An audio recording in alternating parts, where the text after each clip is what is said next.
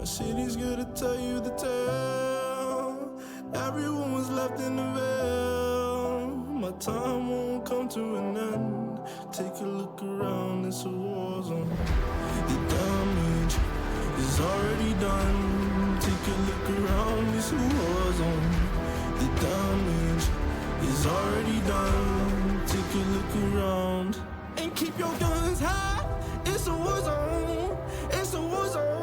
And I'll be fighting for my life, so keep your guns high. It's a war zone. It's a war zone. And I'll be fighting.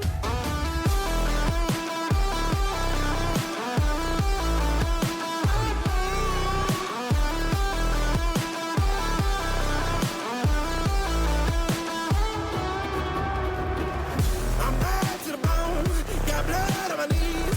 I'm bad for my life, I'm fighting. Yeah, I'm bad to the bone. Got blood on my knees. I'm bad for my life, I'm fighting. The ash keep burning down. No, you won't hear a sound.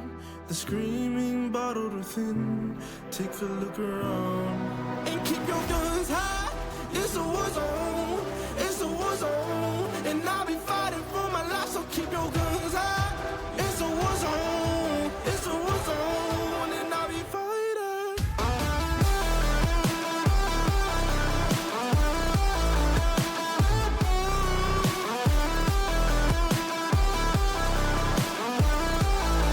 And I'll be fighting for my life, so keep your guns high. It's a war zone. It's a war zone. And I'll be fighting for my life, so keep your guns high. It's a war zone. It's a war zone. And I'll be fighting.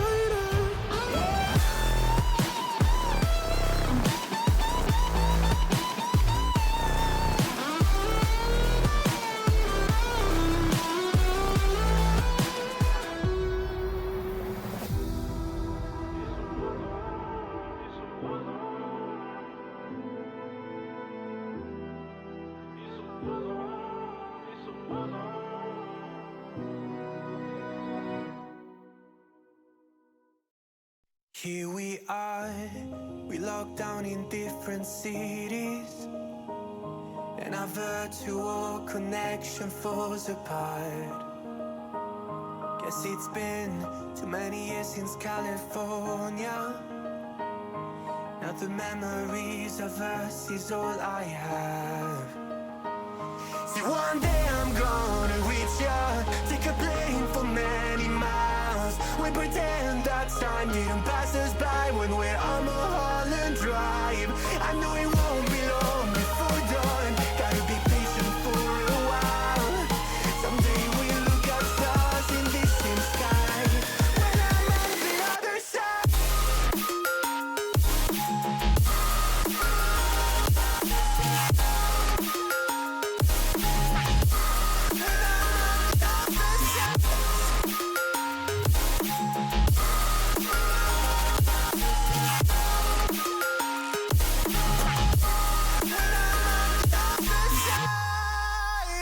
Take me back to the life that we once knew, when the walls weren't closing in like they are now.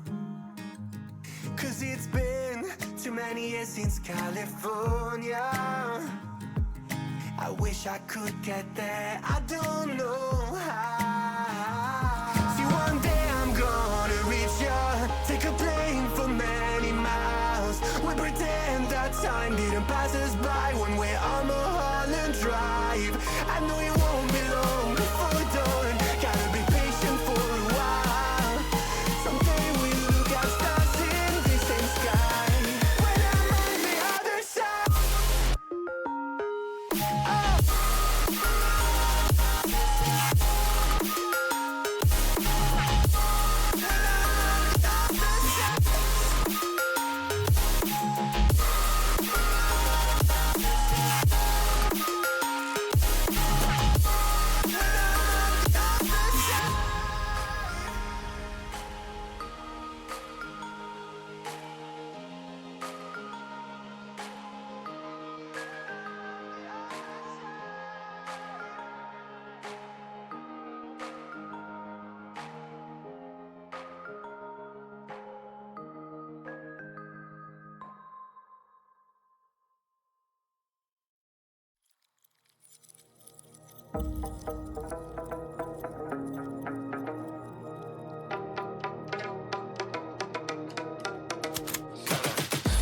I got the juice like a snow cone. Ice in my veins and a cold flow. I'm getting cash overseas by the boatload. You wanna ride my wave? That's a no-go. Senoritas going loco. Make it bounce like a pogo. All my haters see rojo. They big mad cause they coming up short like Frodo. Activate the beast mode. I keep it hot, give your brain a heat stroke. You ain't a big shot, you some basic B-roll. The world is mine, like my name's Pacino. Hey, it's Nico, I guess I'm back. Catch me in the fast lane on the right track. And my shorty is a 10 like a dime bag. Got me feeling like a milli, check the price tag. Got the party jumping like crisscross. Got the gold chain and the wristwatch. Pull up on the scene like a big shot. EDM and hip-hop, ain't no time for pit stops. Got the party jumping like crisscross. Got the gold chain and the wristwatch. Pull up on the scene like a big shot. EDM and hip-hop, cause my style.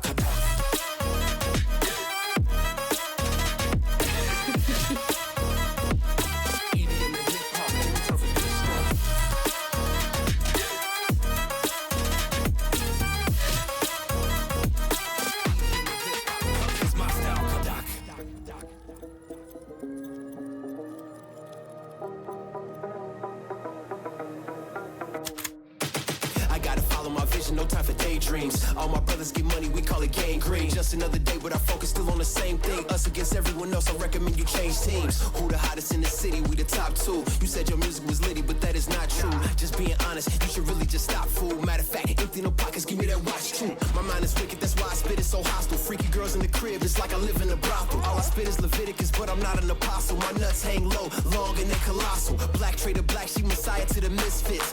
Run circles, run these rappers to my shit splits. You a little late to the party, baby, I've been lit. If you ain't on the friend list, you better mind your business. Got the party jumping like crisscross. Got the gold chain and the wristwatch. Pull up on the scene like a big shot. EDM and hip-hop, ain't no time for pit stops. Got the party jumping like crisscross. Got the gold chain and the wristwatch. Pull up on the scene like a big shot. EDM and hip-hop, cause my style.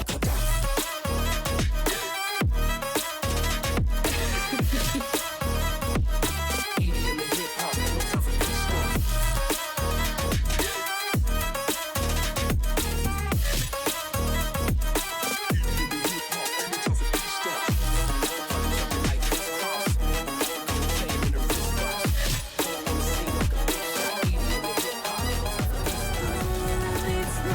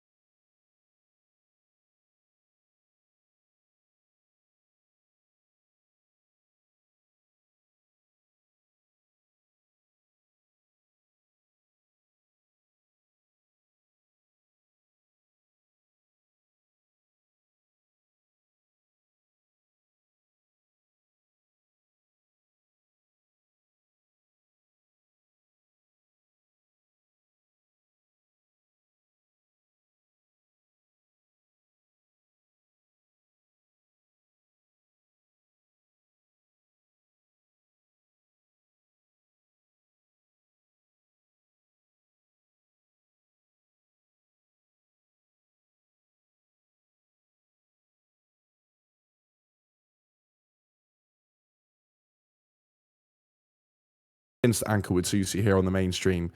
Who do you think will come out on top? It's a tough one as well because, I mean, Impetus on paper are the higher seeded team. 12-0-6 is a pretty good record, but again, you talk about that they are not the ones that are favored in this match in terms of overall record. That's Enkwatusi who has it here. Unfortunately, though, I can't ignore that recency bias. Impetus is 4 in their last 5. That's a very good record and one that's not easy to do. You don't get that kind of record without being a really good team. And Impetus, if they can play like they did in the last couple of weeks with the roster they played in those last couple of weeks, they're in a good spot as well. I do think it's going to be close. I actually think we're going to start with a game 5, so I'm going to go 3-2 in favor of Momentum here. Oh, okay. Okay. Well, I mean, I have to be a bit biased here. Very beautiful people here from the Unitox franchise are here in this chat, and you can see the community that they bring with all those spamming boxes. I can't help to be a little bit biased towards Anchor with Susie here, and I don't even think we're going to go to a game 5. I think it's going to be 3-1 in the favor of Anchor with Susie here, just because they've had a better run. They've looked a bit more prominent, and I mean, they've got Voodoo and Bluegi on that roster as well, so those are two goats that you really cannot undermine.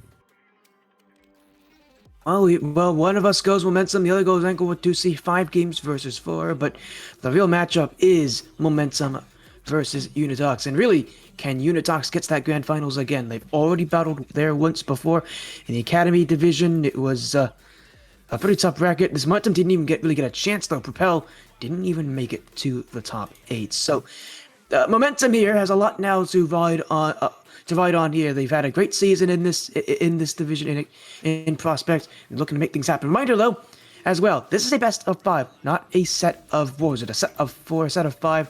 We've got a best of 5 here, so it's win or go to that lower bracket.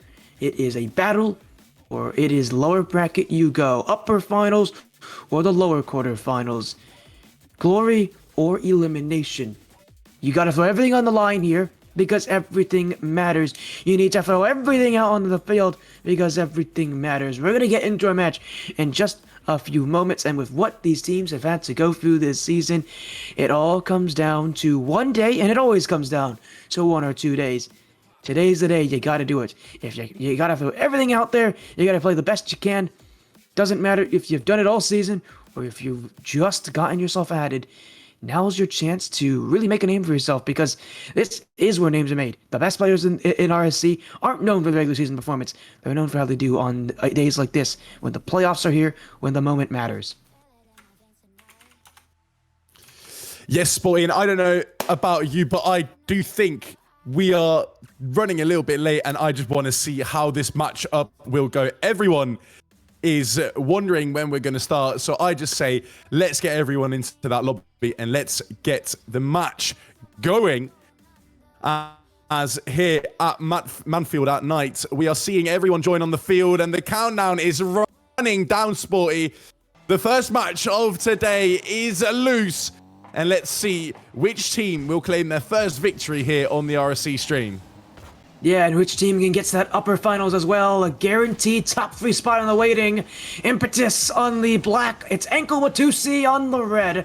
And a best of 5 to determine who will advance further, not only to the top 3, not only to the upper finals, but also to the best of 7s. Those longer matches, generally speaking, feel a little bit safer for teams. Early shot! And it will find its way in. An early goal. Ankle Watusi and Unitox up by 1. Hakon with a lovely pop here over Customs. Dispatch just a bit too late in that third man position. No boost in the tank. Is nowhere near saving that. Enkwatusi putting themselves in the lead. But we need them to hold this strong to keep going, because those first minutes in a Rocket League match are known to be very turbulent. Voodoo with a nice save here, though, as both teams now need to settle in. First minute is about done. And that means both teams will be looking for more passing plays, more attacking opportunities, and a flick there by Customs to make up his mistake for the earlier goal fallen by Ankle Watusi. It is 1-1. Yeah, overcommit there, miscommunication. It was two players, Manko Watusi, challenging Voodoo and Hakon. Hakon must not have ever seen him, but really was just a race to who could get to the ball first, and it will be Momentum who takes this one. One goal for Impetus as back to the way goes Manko Watusi. Hakon off the corner. Will be a pass in field, this one. Saved away by Customs. As Luigi trying to find that back of the net. Dispatch. Luigi. And the offense continues. It's a free shot! And it's kept away by Hakon. Customs cuts it away. Will be Voodoo upfield as a player to follow. Hakon mid. It's Voodoo with not enough boost. And this one kept away. 1-1 tie game. Infield pass will be played ahead by DZY. Off the ceiling. Second touch. DZY! And a 2-1 lead. Where Unitox was really trying to get this passing plays on the way, DZY was just there to intercept. And with a great interception comes a great follow-up after that ball, showing great control, putting Momentum Impetus one ahead. But we do have more than enough time for Unitox to try and make a comeback after this goal. But now it is Impetus again in possession. Lugi now going up, looking for someone in the middle. Those passing plays have been very potent within Manko Watusi, but they haven't really shown their efficiency just yet. Hakon low on boost. Voodoo and Blugi having a little double commit there. But nonetheless, Blugi is still up for it. Tries to get a fake. Voodoo fakes it as well. Don't know if that was meant to. And now both teams still a bit in control, playing a bit of ping pong, but Unitox with the overwhelming pressure. Right now, let's look at the keep it as well. Infield pass. We've seen a couple of those on Manko Watusi. That one unable to hit the back of the net, but if they keep it up, you're sure to find success. Another one now. DZY already with one. Stopped away by Blugi. Custom Zula back wall. Will be cleared away by Voodoo. Has a little bit of time to work with. Will boom this one to the back corner. A little bit of awkward play, but DZY using that time well. Will be Blugi. Customs. Hakon a challenge. Dispatch is waiting ahead. He's got options upfield. Instead, will just opt to clear it. Open corner. Not able to make that touch easily. Still with the pass in front. But that one unable to connect. The play never materialized. And it will be back the other way for Manko Watusi. To the midfield. It's Dispatch to clear. Hakon. Dispatch again. Letting this one have its time. We'll find that corner as Hakon able to shake off at the attacker. Now he's got the 50 as well. Great that 50. net is open. It is Dispatch to the corner. Nothing able to happen there as attack on midfield will be Dispatch. Still offense, but here, Manko Watusi, they've left the net open. And Impetus with a 2-goal lead. Hakon tried to stay behind that ball as close as possible, but not reaching the final straw on that. Lugi getting boost there as well. Not the greatest of position she would have been as Unitox, as Hakon already had the ball, but he was the only one in front. With two men in the back, you need one person to cover that line between the ball and your own goal. But now, with only 1 minute and 45 seconds left, it is time for these players to wake up. Blugi looking for a double tap there, but Dispatch clearing it away. Impetus really looking stronger in defense. Whilst the onslaught of pressure is still going from Manko Watusi, Impetus is just very, very competent in dealing with it. And maybe Manko Watusi after this match needs to have a little chat in that 1 minute that they always get about how they will proceed after an own goal like that as well, Sporty. My goodness. Yeah, absolutely. Just a major panic here from Blugi, who really doesn't have any reason to challenge that one. It's going to the back corner. There's no chance that Momentum can make anything of that play. It's a panic for Manko Watusi, and this first game, I think, has really surprised them here. Just how, how good this Impetus team has been. I talk about recency bias and how important that is, but really it just depends how you play on the day. This is an Impetus team that's here to play. It's an Impetus team that's ready to play. It's an Impetus team that so far is 4 goals closer, trying to make that 5. In goes Dizzy. He's got 2. Impetus has 5, and Manko Watusi is receiving an absolute beatdown. Blugi trying to get that one away, but Dizzy just there to intercept, there to put up some extra pressure, and there to put their nail in the coffin. Last minute with 4 goals down, Manko Watusi is looking at a very, very unfortunate situation, which is just not looking good for them. Now Voodoo finally able to get a catch. Dizzy still performing some pressure on them. Blugi keeping a cool, but it is just not looking like Anko Watusi is playing the attacking game. They're whiffing all over the place, clearing the ball in front of the net. Is also not the most wise choices to make when you're down this much. And I mean, it is do or die in this situation. So you need to try everything you can to get some more information about the playstyle of Impetus. But right now, Dispatch is looking for another 6-1, Sporty. It is done in game 1 here. Oh, it was done moments ago. It was done when that 4th goal went in, but you said it now. Any last hope for Anko Watusi to start the series off favorably has now been completely thrown out the window. Impetus with a dominant start here, 6-1. What a performance this game, and really, as you said, it didn't even feel like it started out that way for them. It didn't feel like they had the momentum early on. It was them who were playing more defensive at the beginning of this game, but look at this. It's a complete turnaround. Dizzy's got a hat trick. Impetus, well, they're on a vacation now, and that vacation's to Rio de Janeiro. 7 seconds left, and going into game 2, Impetus have now forced Anko Watusi to show their hand. They're going to need to make some adjustments. I have not seen a series start off in a way like this in a very, very... But hopefully this is just the warm-up game Anko Watusi needed, because otherwise my prediction's out the window. Impetus with a 7-1 win here at Manfield. My goodness, have they gone out the gate strong. Look at that rotation. Barely any saves needed. Everyone up in the front, everyone back. And Dispatch with those 4 assists, finding all of his teammates and enabling them to score those goals that they... well, not desperately needed, but very much needed to send a message here.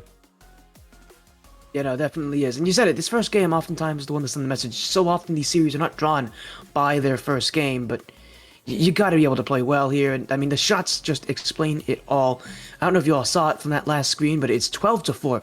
They tripled the shooting output of Anko Watusi here. So Impetus, well, they saw it start. And again, they didn't even win on possession for the first half of that game. It was Anko Watusi who had the early control, mind you, but simply put, Impetus has got some really strong attacking options, got some really strong shooting options. And I think this game got away from Anko Watusi just due to the fact that they kind of got a bit carried away by the end of this thing. They started to take risks, they started to just look for a goal. I think this game was closer than maybe the scoreline shows. It wasn't that close, to be fair, but it's closer, and I don't think this series is exactly going to stay one-sided. Well, let's hope not, because if it will be like this, we are done very, very fast with our first cast here today, Sport. We have got another one lining up together, but it is definitely something that Anko Watusi would not like to start their Sunday evening off with. Definitely with the hour gone back. Maybe a little bit of jet lag that they're feeling here. Nah, I'm kidding. Anyway, match is back underway. First 20 seconds have gone well for both sides. As then usually very messy, very quick after the kickoff. But now, Dizzy looking for a touch there. Dispatch still looking for Dizzy here. 2 players up of Anko Watusi on the back wall. No one touching it. And Dispatch saying thank you very much. We'll take this home and scores the very first opener of this game. Oh, you see players in that position trying to go for some sort of a decoy play. This one's just simple from Dispatch. He's waiting to see if they make a mistake. And a mistake will be had. Anko Watusi were already on very low boost off the kickoff. It didn't help them that they couldn't get out of their half on that first rush either. And now, oh, now they ran into each other. That's a demo spawn that just trapped Dizzy. Customs got removed, and Dizzy landed right on top of him. An unfortunate happenstance there for Impetus. Anko Watusi, though, they won't complain. Whatever happens, happens, and they'll take it.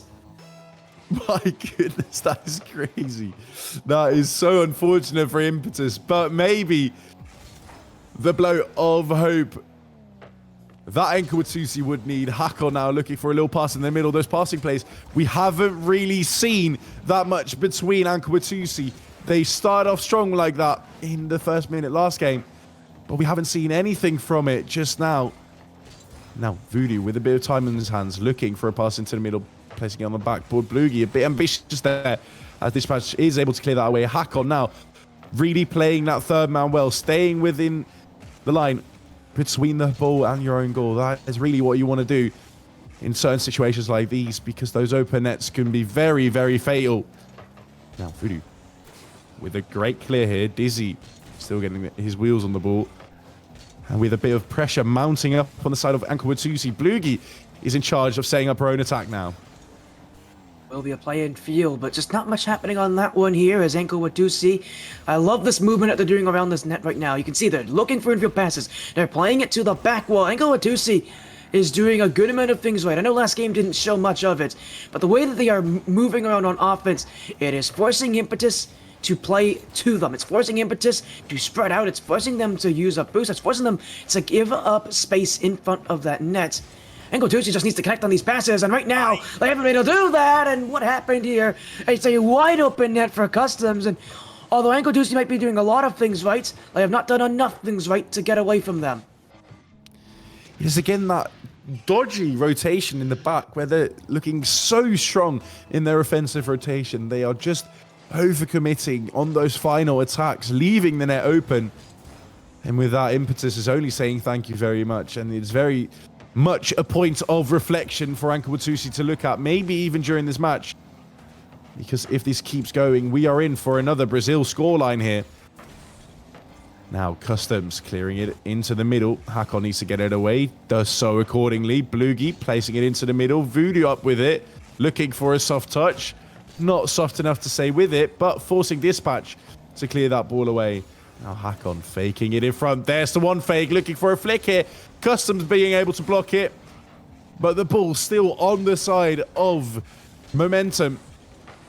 And Blugi looking for that infield pass. Hakon is up as well. No one touching the ball, unfortunately. And now it is the time to rotate back. Now we need Voodoo to pick this up in that third man position. No boost in the tank, however. And this is the first time that Impetus could maybe escape. And it will be a great escape too. And now they're going to look for a shot as well down the field. Offense mounting here as it will be Blugi midfield. Oh, Hakon with the whiff. It's an open chance, but that's one where it will be Impetus the challenge as it's Dizzy. Really the player that they're looking for this game. Had 3 goals last game, looking to keep things going. It was a lot of the offense was really led by Dizzy as well. I mean, we just look at that last game and the performance. Obviously 3 goals as well, but on 5 shots as well. Not only was it a lot of goals, it was a good shooting accuracy. They're going to really rely on getting some plays to Dizzy by the end of this game. As Impetus, man, I need it though. That net's open. Oh. And it will go just wide. 2-1, staying in the lead, but I mean, just look at this. This is the kind of squeeze that you expect from Impetus. This is what allowed them to do so well at the end of game 1. What allowed them to start that dominance was just holding on to offense, squeezing down on this Unitox side of Ankle Watusi. They're just going to continue to do this. Even if Ankle Watusi gets some offense from it, they're going to continue to win the challenges, win the ball, force Ankle Watusi to have to waste boost to just get out of their own half to begin with. Now Blugi in a 1v1 situation. Dizzy on 0 boost though. Oh, it doesn't matter. He still gets through. Beautiful 50. Just not good enough to get it into the net. Hakon now needing to clear that away. Catching Dispatch at a bit of an awkward position. Now Blugi going from the ceiling, looking without a flip for a challenge. And Dispatch able to maneuver his way to the front of the field with great skill. And another open net missed by Impetus. Ankle Watusi getting away with murder here. Passing to the middle. Hakon trying to get a shot off. Blugi as well. No power behind it. Unfortunately, back into the middle. Voodoo stays with last attacking opportunities here for Ankle Watusi. Hakon without any boost. This is going to be Blugi. No! A great whiff. Voodoo now still needs to stay with it. Looking for a pinch upwards into the corner. Blugi unfortunately bumped on the way there. And though the scoreline is 2-1, Impetus takes another very dominant win on the books.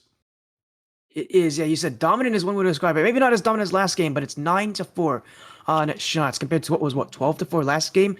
It's not nearly as dominant, but again, you could see Impetus by the end of that game really put in the offense. You did the exact same thing again as the game went on. They kept on pushing. They kept on putting on offense. They kept on putting Ankle Watusi on ice. And really, let's be honest, this game could have easily been 3-1, 4-1. And a few of those shots from Impetus actually hit their net at the end of this game. If they just hit a few more shots, we're talking about a much more dominant victory. Instead, it's 2-1. Ankle Watusi, though, down by 2 in this best of 5. Now they must create a reverse sweep to stay in the upper bracket. I mean, we have seen reverse sweep margins yesterday in the form of Team Serene Yanito, they have managed to reverse sweep not once, not twice, but almost 3 times yesterday. And maybe Anka Watusi is just trying to play from their books. They have got the information now. They know how Impetus played these past 2 matches, and it's not looking like they're going to change up too much. But the only thing Anka Watusi really needs to look at is their defensive rotation, as they've left open so many open nets. It should have been 4-1 in my opinion last game. But they have these 5 last minutes, possible last minutes, as Impetus is on match point to make up for that. And Hakon is looking for an early squeezer right there. Voodoo up on the backboard. Anka Watusi blowing off right out of the gates. And now it is Impetus's way of trying to deal with this pressure. Yeah, and Anka Watusi, considering that timeout off of last game, chose not to take it. They've obviously found something in game 2 that they like to work with and they want to keep going. And it might be these passes, because that has been the thing that has worked the most for them so far in this series. They've connected on a couple of them, but not well enough. If they can find a little more consistency in those passing options, we might see that be what turns things around, as an early shot for Customs blocked away by Voodoo. Dispatch will keep things going, as it is Dizzy waiting up the field, and it's Impetus right now who's got to be careful. Right now, it is Anka Watusi again holding the offense early, again looking for those options, again taking it to the back wall and looking midfield. Hakon clearing the ball away. Playing it into the left corner, looking for a pass into the middle to Voodoo, who is shooting it just about wide. Dispatch now on the counter-attacking opportunity. Hakon missing boost. But we have a much stronger Anka Watusi right now. Still no fruition that has come off of their attacks, but they are looking like they're more in control, looking like they are passing around more, finding each other more as well. Now, in defense, also looking stronger. Already 1.5 minutes played, and usually they've crumbled about now, at least letting a goal through. But it's now still 0-0, and that could be the caster curse for you, ladies and gentlemen. I've done it again. Dispatch, with a lovely slot in the bottom right corner, is putting Impetus on their match point ways, and on a 1-0 lead now as well.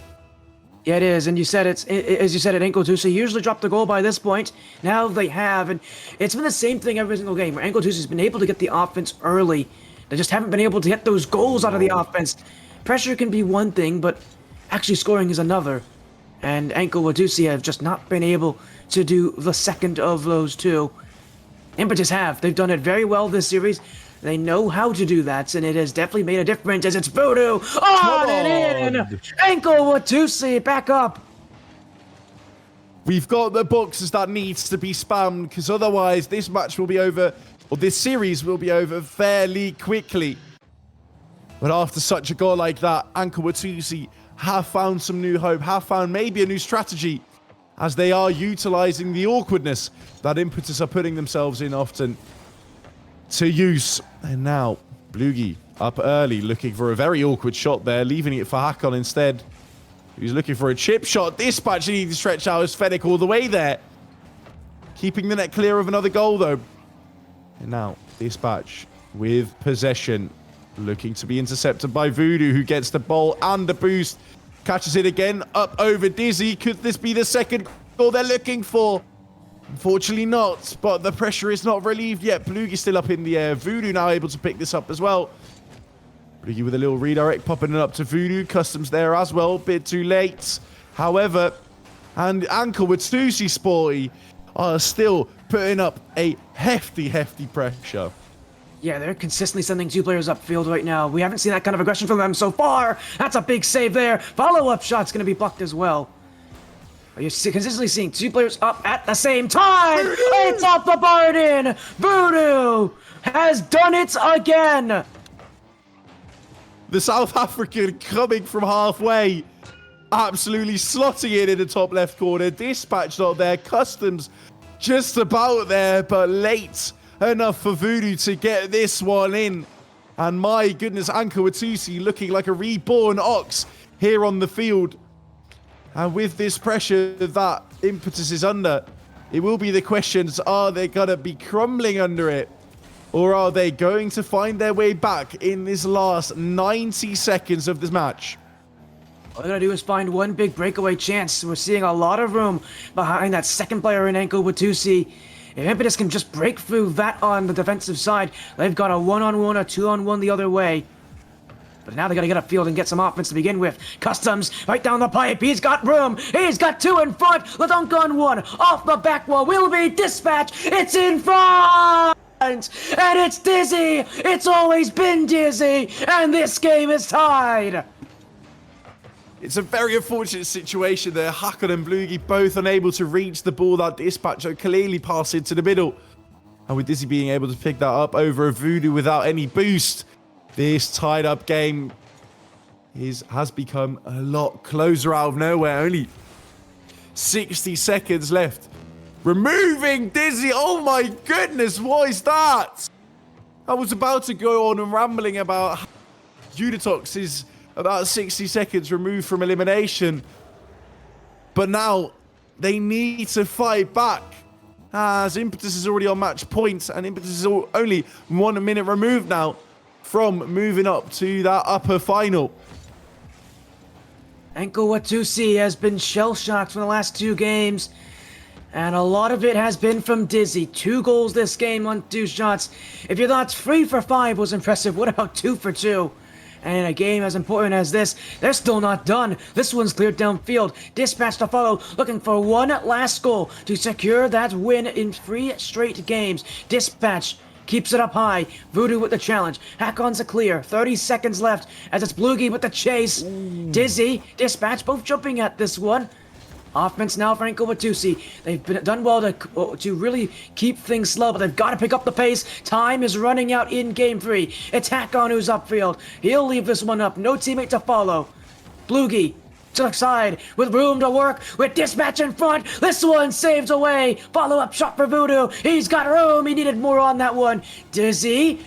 Blugi keeps it up. One last chance, maybe one last shot. Infield pass, Dizzy to clear, and this one is over. Impetus stun Enko Watusi and advance to the winners finals. My goodness, a quick sweep from Impetus, bringing that momentum with them throughout the whole.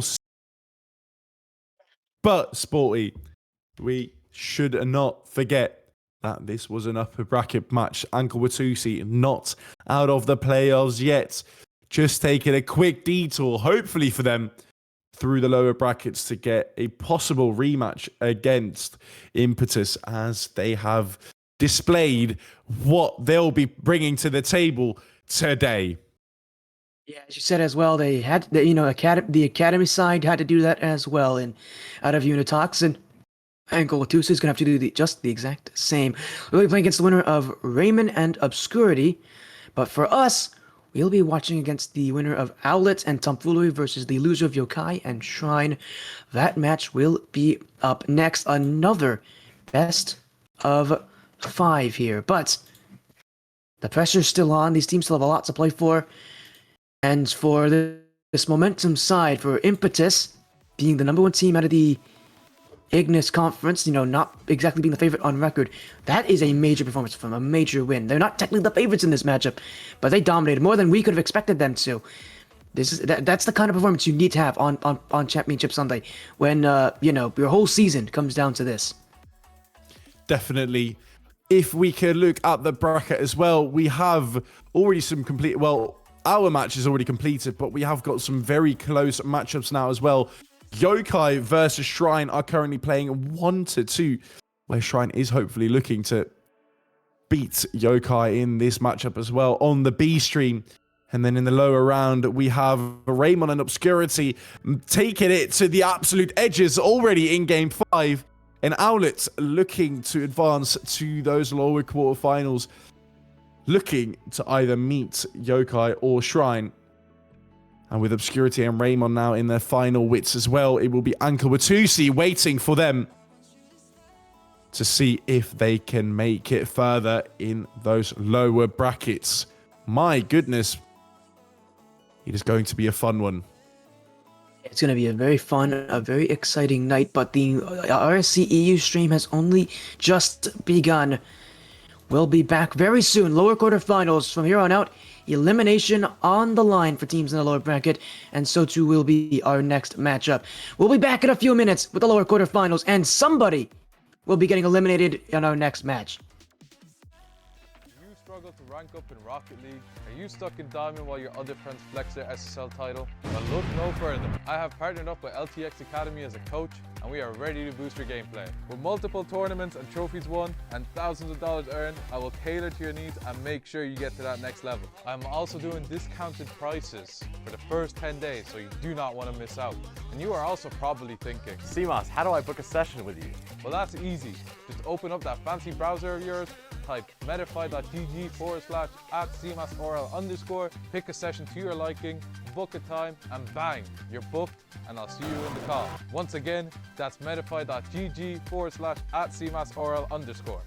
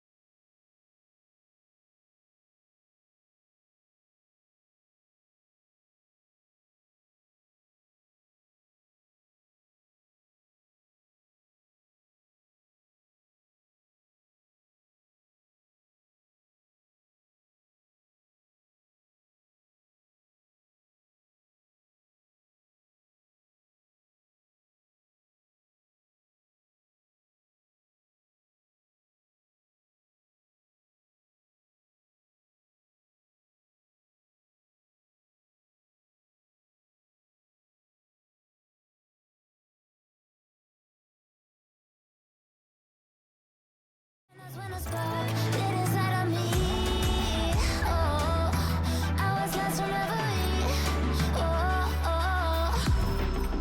one day you will see what you made of me, what's inside of me, oh, one day you will see I found my inner peace, you are to release in the dead of night.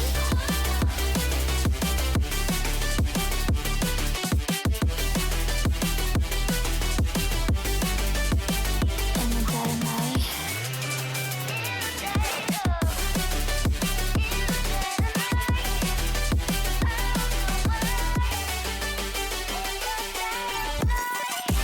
Baby, when you say die, you know it's an eye for eye.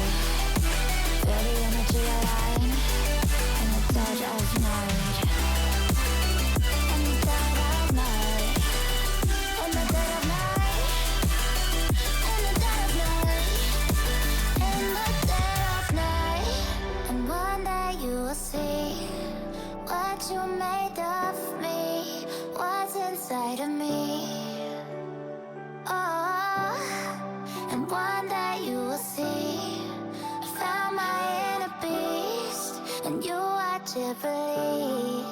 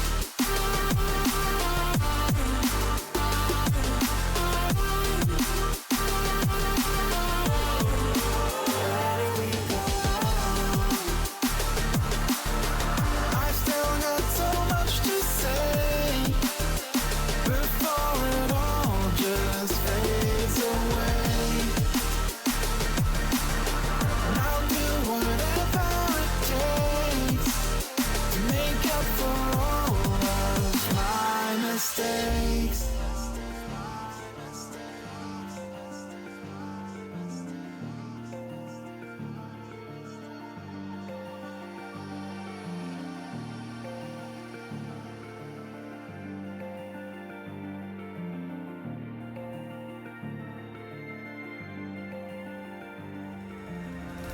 I'm finally tired of all the standing by. Never said that I was perfect, but I'm willing to try. Let me show you what I'm made of. I am so much more than my mistakes. And I'm finally tired of all the standing by. Never said that I was perfect, but I'm willing to try. Let me show you what I'm made of. I am so much more than my mistakes.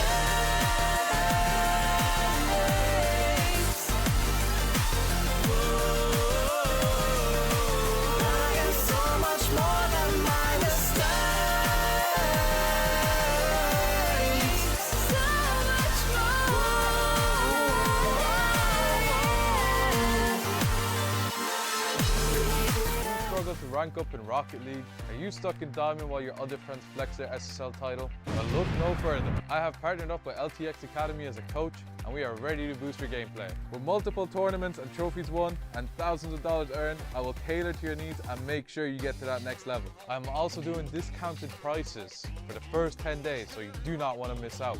And you are also probably thinking, CMOS, how do I book a session with you? well, that's easy. Just open up that fancy browser of yours, type medify.gg/@cmasorl_, pick a session to your liking, book a time, and bang, you're booked, and I'll see you in the call. Once again, that's medify.gg/@cmasorl_.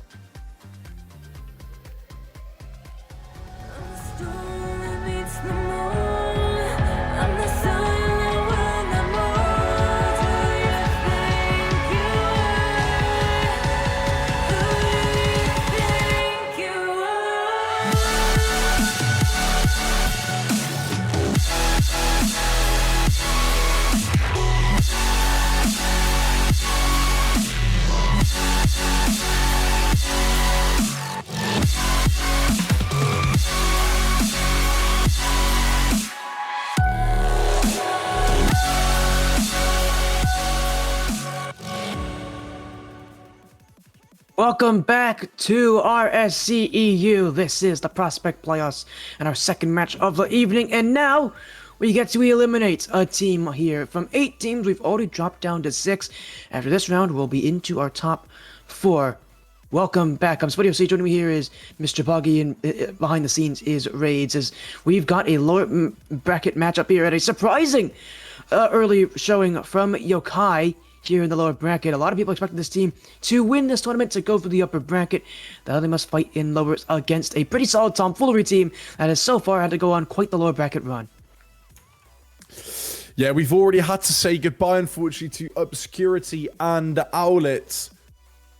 But unfortunately, we have to keep the show running with Tomfoolery and Yokai here on the main channel, which is where we'll be seeing another team, unfortunately, leaving this playoffs bracket.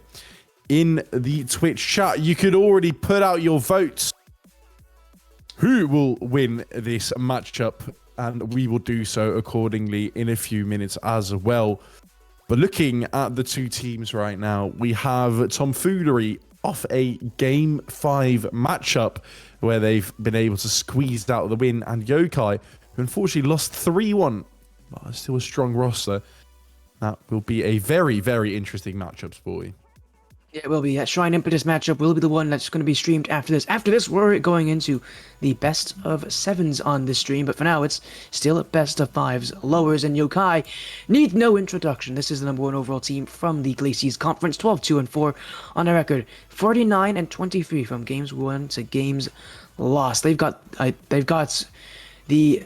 Well, I would say they have the second best record, but they have the best game differential overall out of any of these teams, and they're definitely looking to make that count. On the other side, Tomfoolery, 9-5-4 in Ignis, number 3 out of Ignis. They've had to go. Both these teams have went to lowers a lot earlier than they were expecting. Well, I guess not really earlier for Tomfoolery. They lost Ankle Watusi, but for Yokai, just losing to Shrine, that was a major surprise for a lot of people here. And if we take a look at our prospect talent predictions, you'll see it was a surprise to some and a surprise not to many. If we get a look at that, you'll see a lot of casters right now predicted that this Team Serene side will either win or get second place. Right now, they're battling just to stay out of the top, just to keep themselves within that top 6, just to battle forward as well. A lot of people did have Shrine making it quite far as well, so people aren't surprised as well that this team is that this Shrine side beat them. But in lower bracket, it's so tough for these top seeds to win. Yokai's got a lot of work to do, coming right off of a loss against Tomfoolery.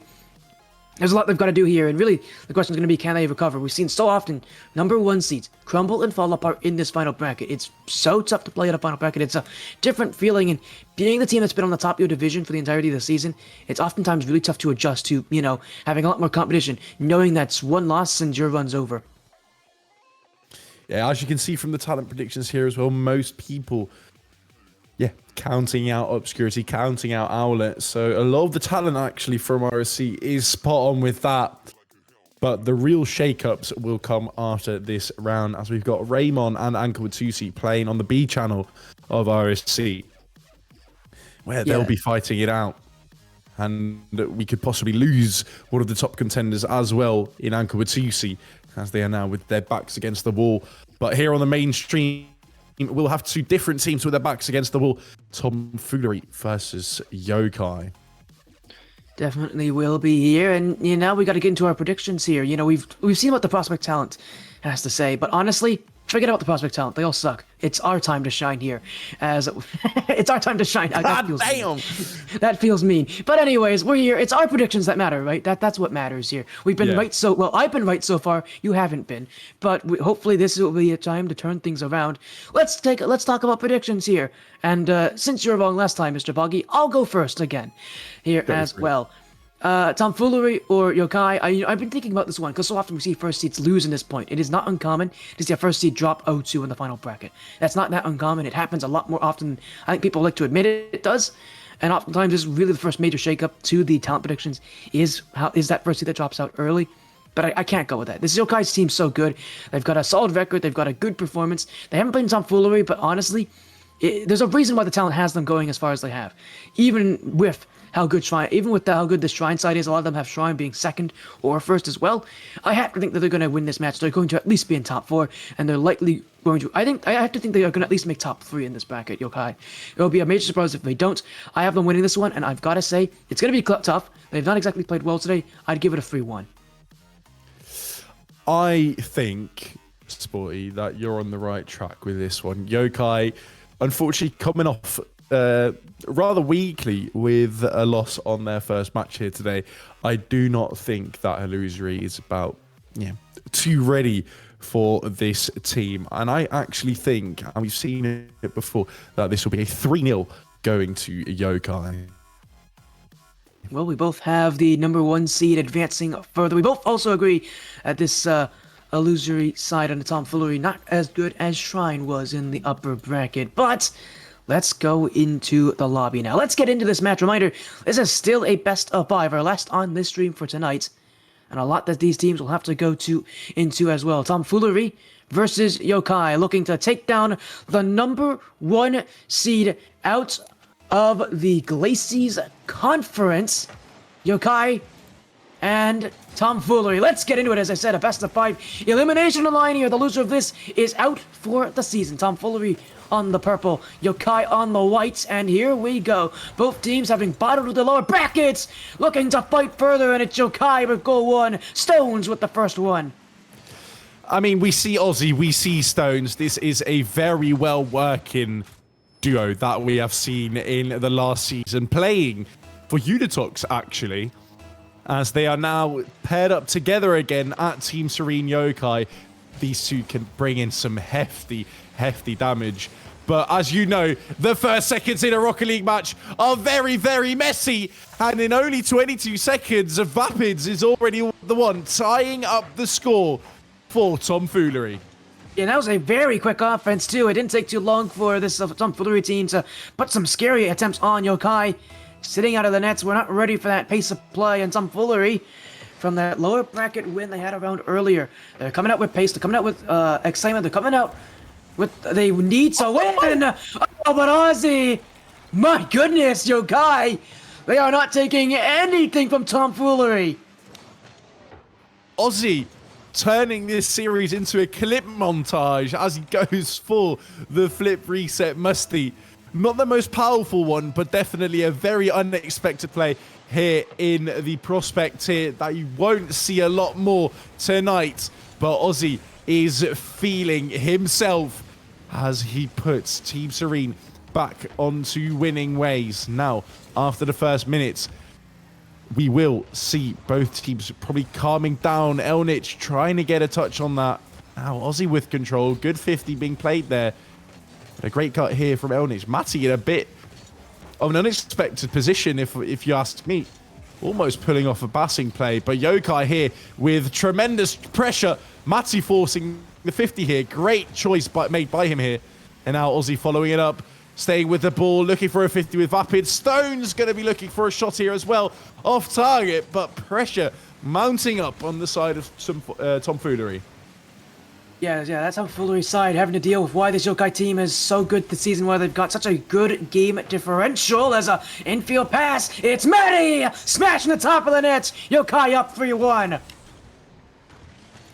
Yeah, Matty taking a good touch. Stone's looking for a shot there as well, and Ibindanoa and Elnich both looking for that save, but just having themselves placed in a very unfortunate position.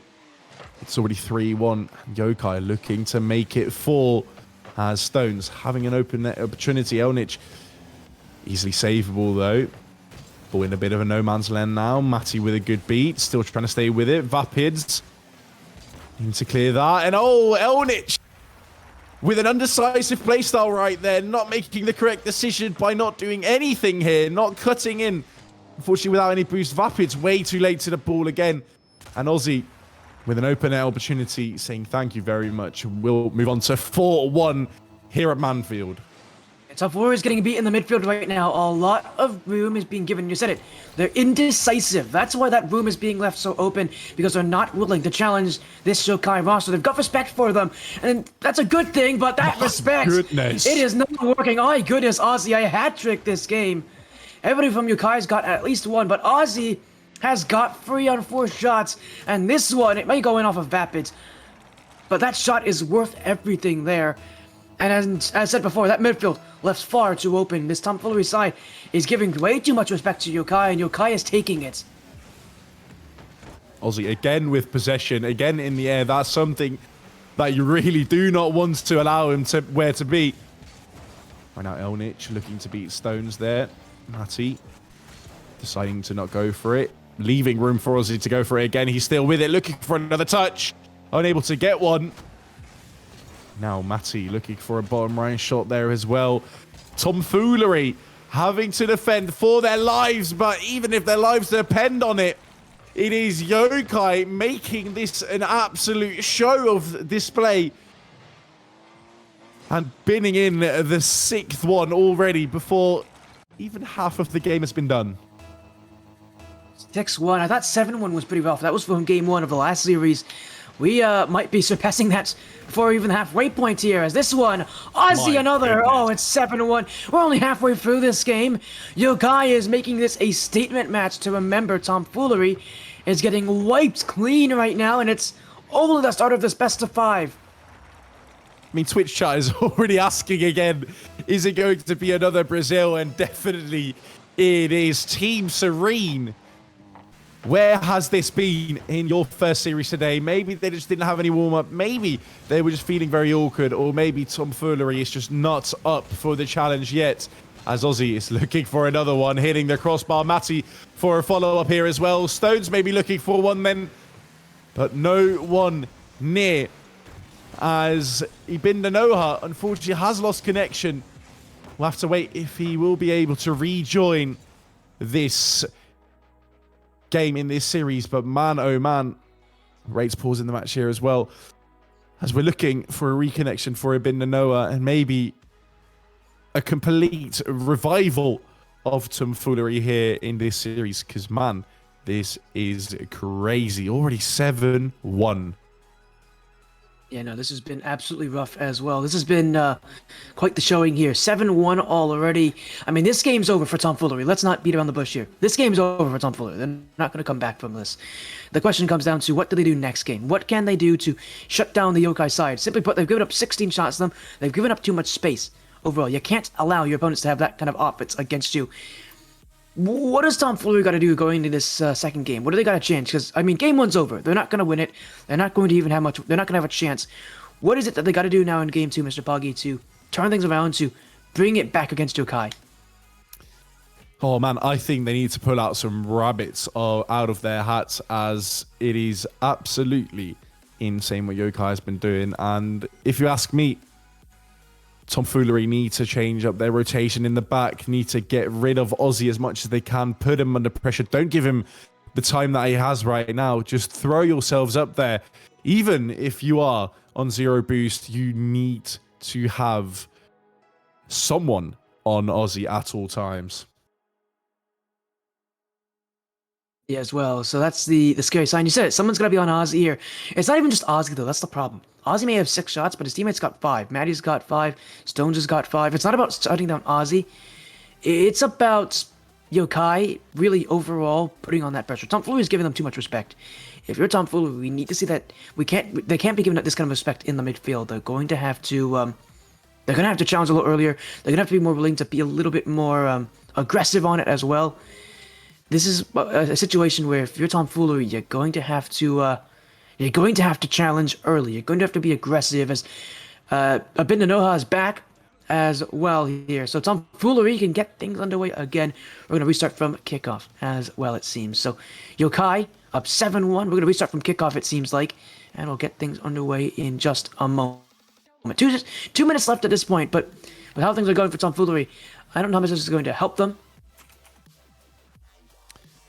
But this is the rest of this game for tomfoolery is all about being able to adjust, about being able to make those adjustments, change things up for game 2, and we got to know what they're going to do next. Tomfoolery's gonna have to make some changes. This is where you got to start getting things going. Yeah, Abinda nowhere to be seen yet. Well, no, excuse me. Are they in the lobby? He is to be seen yet. He is in the lobby finally, and I think we are ready to get this game back underway. As, I mean, it's already 7-1. We are going to resume from kickoff. And with this, we will be kicking off right again. Only 2 left for tomfoolery to get anything back into this match, to get any momentum going. But looking at the scoreline so far and looking at how 2 teams have been playing against each other, Yokai is displaying an absolute difference in skill here. It definitely is. This Yokai team's a lot more confident, a lot more willing to be upfield, a lot more aggressive in the midfield, challenging a lot more on time. tomfoolery is going to have to do the same if they have any chance at winning, as that backfield's left open. Will it be Stones, as Vapid's able to get the clear, but it will be sent all the way back as Ozzy will have it next to the sidewall. Won't have that boost either, but can still throw one on. Vapids won't have it. Cleared away by Abinda Noha. As this one pinched ahead by Maddie. He's got room to work with, and a shot as well. Vapids as well, a block infield. Will be a chance there for somebody from Yokai, but they're not going to challenge. I think they want this game to end as well. I think they're ready to see this game end. I think they're ready just to go to game 2. They'll be a lot more happy about it, though. This is a dominant start for this team. A very good performance reminder for a team that just lost their last series. It's unprecedented to see them oftentimes win that first game, nonetheless look this good in it. Stones able to pick this one up on the midfield, going up in the air, beating Elnich. As Abinda Noha now looking for that clear, but Matty instantly collecting that one. Ozzy now on the wall, and this is where you don't want to be. Elnich on 0 boost. Ozzy up in the air from the ceiling, looking for a reset. Touches all around. Stones faking it, allowing Matty to get this goal on, and it is off the Brazil, and we are just going to keep increasing that scoreline here. As Ozzy with a vital bump here as well. I don't think it would have mattered that much, but making it 8-1. My goodness, are we going to see double digits? That will only be the question that within 20 seconds will be answered. Right now, tomfoolery really need to look at themselves in the middle mirror, as they will also probably have to use a timeout very early into this series. I mean, they're going. I would actually recommend a timeout as well with how bad this game was. Clearly, they're going to need to make some playstyle adjustments. We'll see if they choose to. A lot of teams don't like to use it until they're down to their last life, but you said it as well early on. This is a bad game for Tomfoolery. They lost, and it wasn't even close. The shots here are 20-3. I thought last series was bad. This is shaping up to be worse. And Yokai is making it look easy. That offense, that aggression, they're doing everything they need to beat down Tomfoolery. And Tomfoolery right now looking to not take that time out at all. So that's a huge choice for Tomfoolery. Because I really think they're going to have to make a playstyle change here. Not just an overall team mentality change, a playstyle change. It's not working. They're playing too passively. They are playing too passively, but they're not getting anything through the defense of Yokai here as well. As you saw on that field domination, almost 70% of the time we were at the side of Tomfoolery, and that is just absolutely baffling, especially at this stage of the playoffs bracket. Are Tomfoolery going to switch it up, or are we going to see another massive game score like this, Sporty?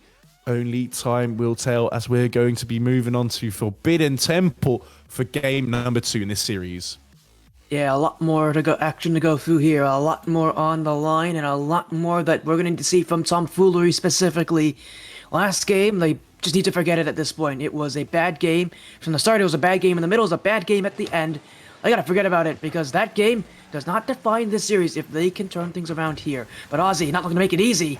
Already trying to put one on target. Elnish will clear as Rapids is up as well. Stones to take the challenge. And right now for Yokai, they'll do the same thing as they did last game and wait for those openings in the midfield. If they can find an opening, if they can find that passivity out of Tomfoolery, that will be where things will work. But right now, Tomfoolery, challenging earlier than they did last game. They need to keep this up, because with the offense that Yokai is bringing, those early challenges are going to be the key to success. Pressure in the back corner here of Tomfoolery. Now Stones looking for a little bump there. Ozzy allowed to get a shot off. Abinanoa there on his PlayStation now as his PC's completely died.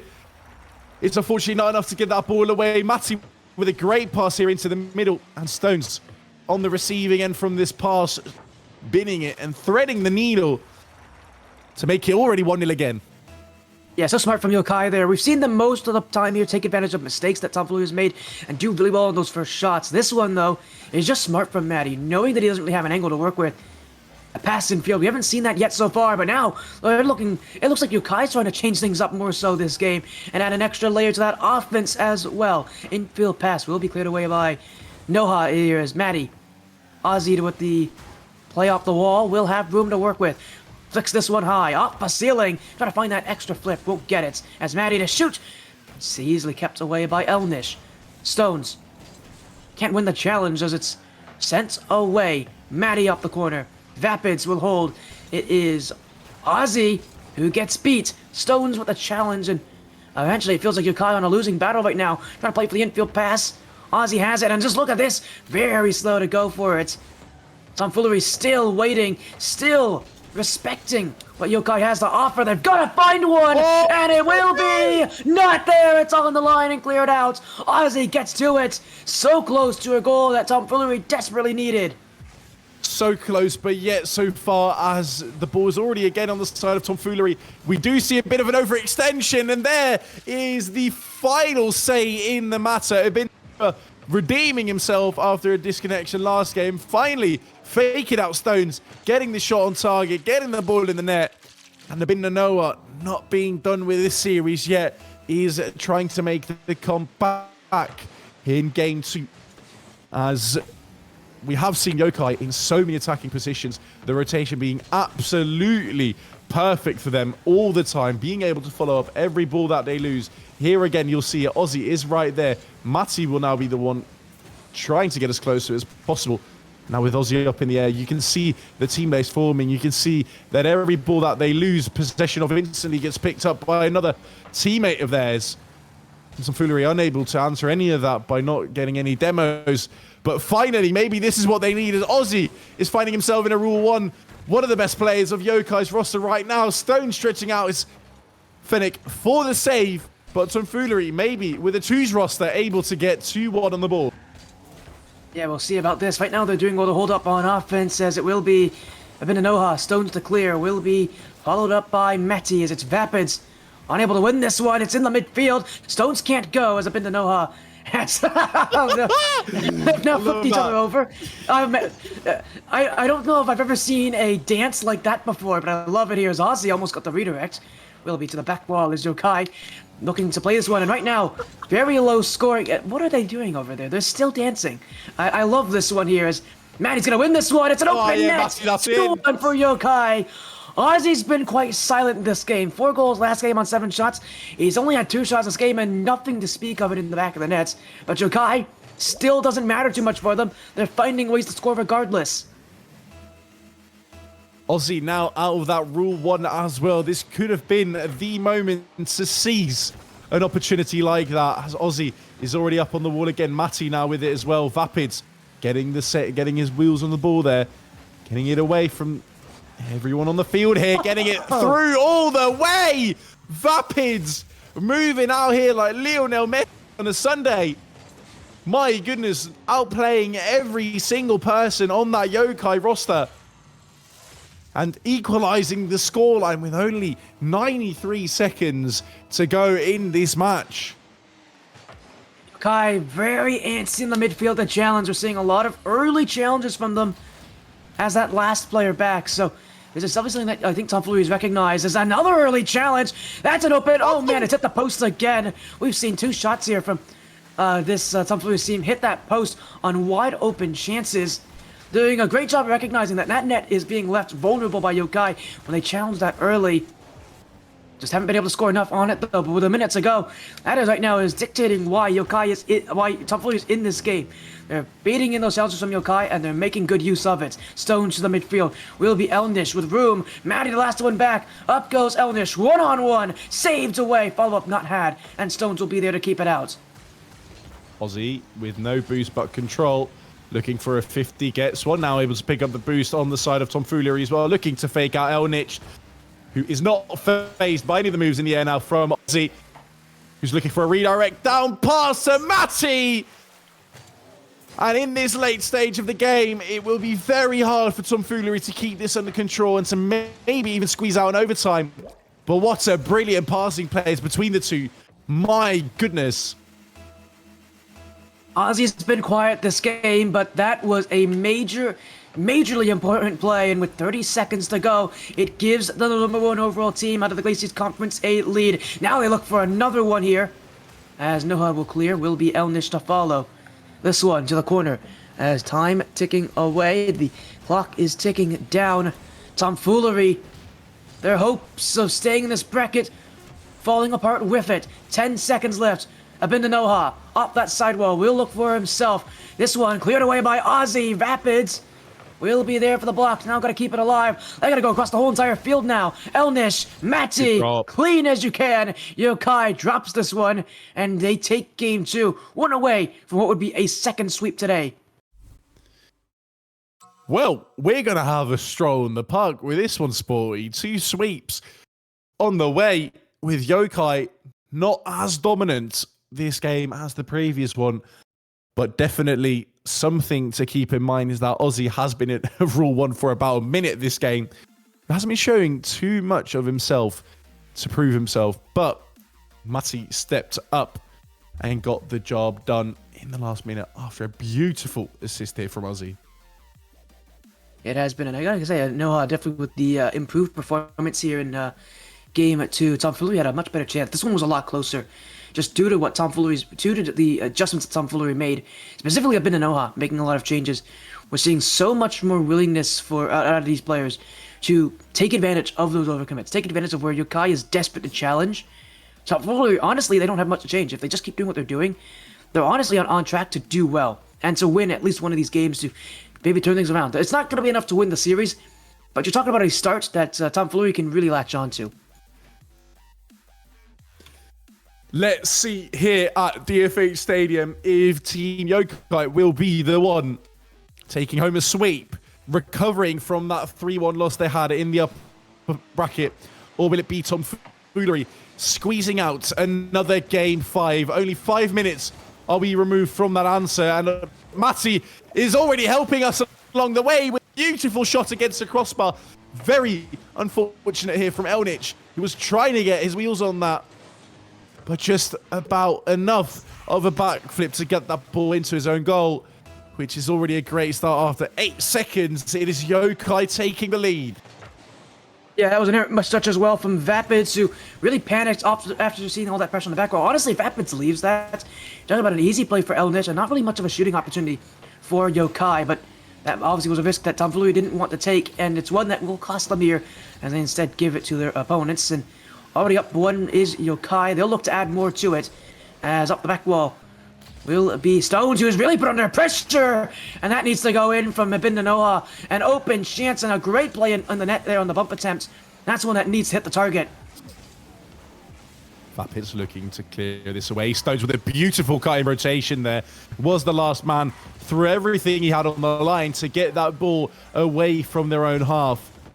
And that could prove vital later on in this match if the scoreline will stay around this, because that was a massive goal scoring opportunity for Tomfoolery. Now, Aussie being bummed. Matty needs to get back in front of Elnich. Aussie cutting well in rotation. Giving the ball away, though. Vapids taking an opportunity here. Playing it up high in the sky. Reaching the ceiling even. But Stones with an easy clear.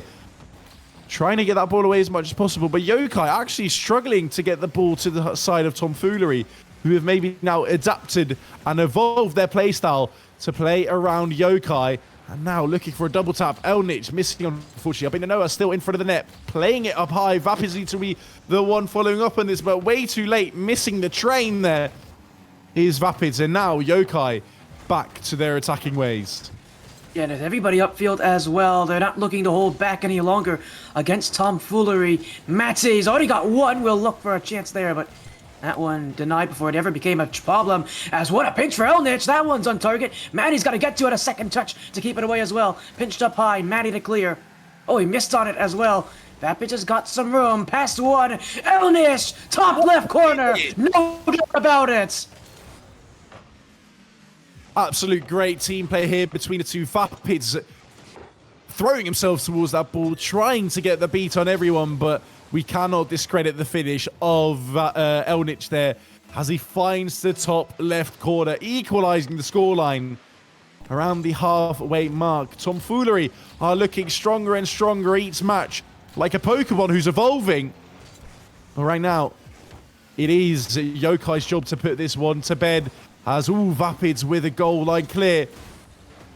It is still Yokai's task to get this game in, because I do not foresee great things for Yokai if they do not bring this home this very match. Yeah, you said every single game's gotten better for Tomfoolery. We've seen different players step up. Really for Yokai, the player that's been stepping up right now has been Matty. Played well in Game 1. Played very well in Game 2. Is still playing well here in Game 3. Really leading that offense for Yokai. But it's not a one-person offense that you can rely on to win these matches. You're going to need more. Ozzy and Stones. Only one shot between both of them. Very lackluster so far from the Yokai offense that had 20 in the very first game.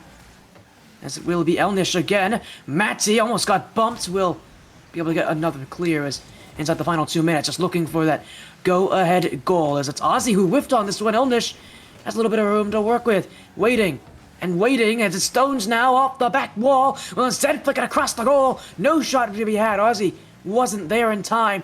Now an infield option. Matty's waiting, but Ozzy might take it himself. The bump on Elnich. Now looking to get around up into Noah. Still no shot. Matty never challenged. Yokai playing nervous in the midfield, and they're not getting shots because they're just waiting when they should be playing. Matty's still able to pick it up. Yokai have been exerting amounts of pressure that you would be very, very scared of if I was playing against this team right now. But Tomfoolery not cracking under the pressure yet, staying hard like a diamond. Vapids clearing it into his own corner, getting the ball away here now as well. Stones should be able to collect, redirecting it to his own net.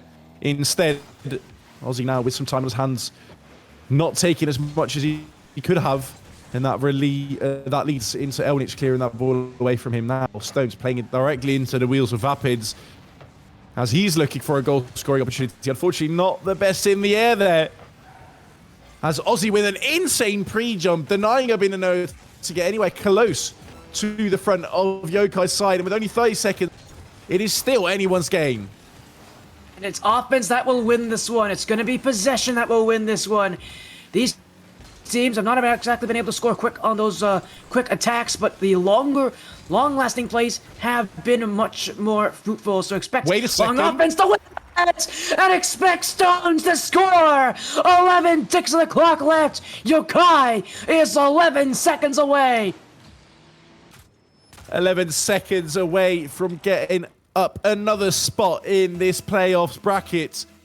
And another spot closer to that grand finale that everyone is waiting for. But with a finish like that, no one could be looking for a top right. It is still not over until the clock is striking 0. And there it is. Tomfoolery now at a deadlock. Stones keeping the net clear. Will the ball be dropped? Vapid's trying to make a last-ditch effort. Abinda is still keeping it up. Will it be Eldritch? Not enough boost. Yokai, the winners of this series, taking it home 3-0. But definitely not portraying the equalness in skill in this last matchup. Only 2-1, where every game Tomfoolery got closer and closer. Stones having the final say in the matter with that last second scoring goal. And man, oh man, look at those stats as well. I mean, only 4 goals for Tomfoolery. They have made it very entertaining to watch for us, at least in the 2 final matches today here.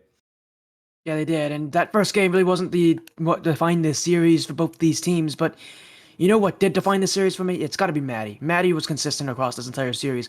When a lot of other players really weren't that consistent, Maddie was. And that's why Yokai, I think, wins this one, is through that work that Maddie has done. I wouldn't be surprised if we see Maddie take that MVP award as well. Had a goal every single game. Actually had, I think, a couple goals every single game. So Maddie himself, I think he had, 5 or 6 goals this series? He was solid. He had 5. He had 5 then. He had 2 in the first 2 games. He had 1 in the last. Simply put, Maddie's the reason why this Yokai team won in a 3-0 sweep and why it wasn't longer. I mean, he's just an all-round player. 5 goals, 6 assists, finding his teammates everywhere, but also 4 saves. This series is what brought home the victory here for Yokai. Absolutely doing amazing. And moving on to that lower semi-final, where they'll have to be waiting on Raymond, who are playing right now on the B stream against Ankle Vatusi. It's currently 1-1, so we are in for a bit of a strap, and that's definitely something I'll be checking out in the upcoming minutes. Right now, Shrine and Impetus having to wait the next half hour still before they are here on the mainstream playing against each other for that first spot in the grand final. Yeah, Shrine and Impetus will be that next match. So from here on out, it's best of 7s only on this stream. And as you said, we're starting with Shrine and Impetus. Before we go to a break, let's just talk about that match, because that is a major match. Oftentimes, the winner's final decides who wins the tournament and who loses it.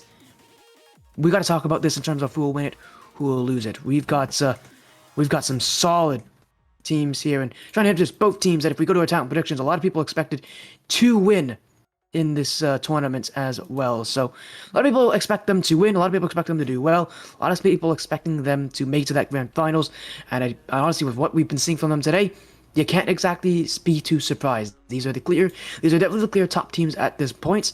There's some good teams and lowers that are going to challenge, but in terms of the upper bracket itself, Shrine and Impetus, no surprise that those are the teams here.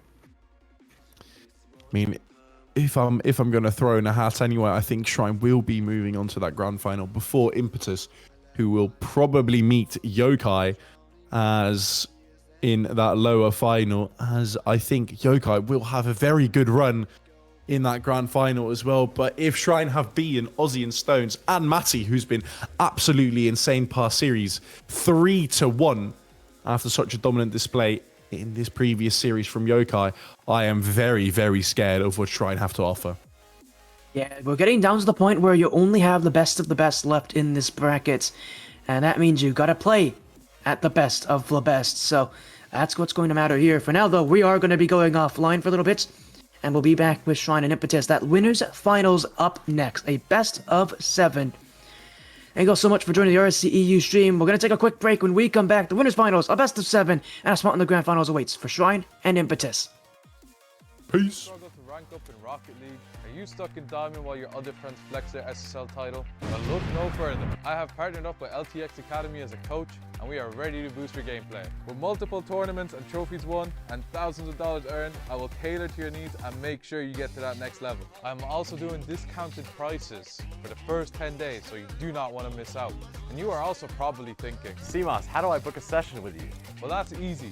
Just open up that fancy browser of yours, type medify.gg/@cmasorl_, pick a session to your liking, book a time, and bang, you're booked, and I'll see you in the call. Once again, that's medify.gg/@cmasorl_.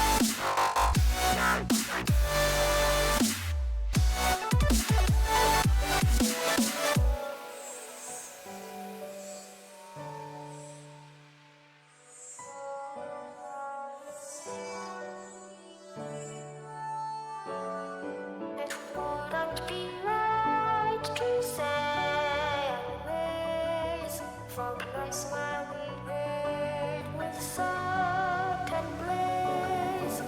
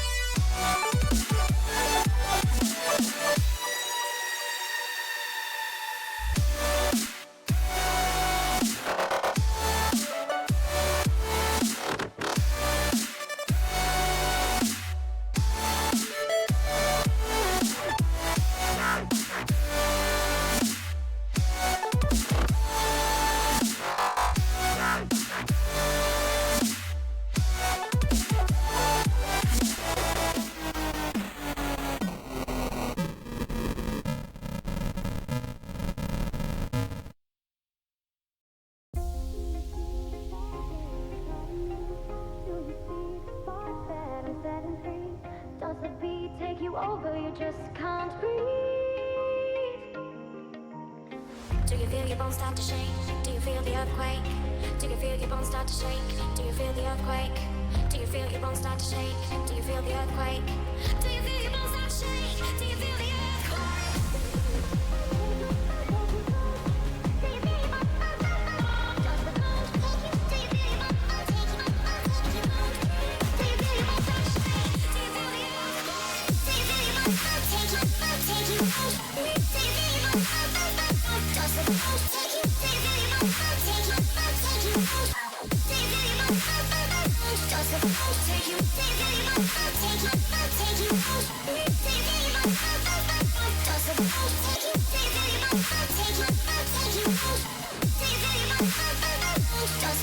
take you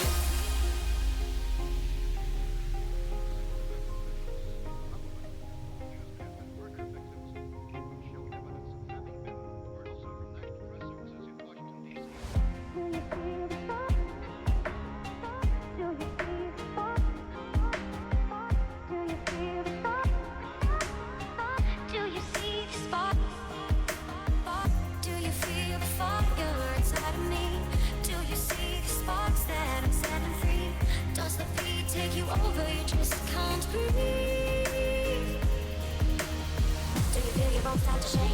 Do you feel the earthquake? Do you feel your bones start to shake? Do you feel the earthquake? Do you feel your bones start to shake? Do you feel the earthquake? Do you feel your bones start to shake? Do you feel the earthquake? Do you feel your bones start to take you out? Do you feel your bones does the bones take you? Do you feel your bones take you out?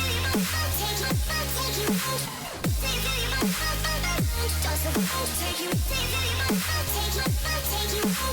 Do you feel your bones does the bones take you? Do you feel your bones take you out? Take you out? Do you feel your bones does the bones take you? Do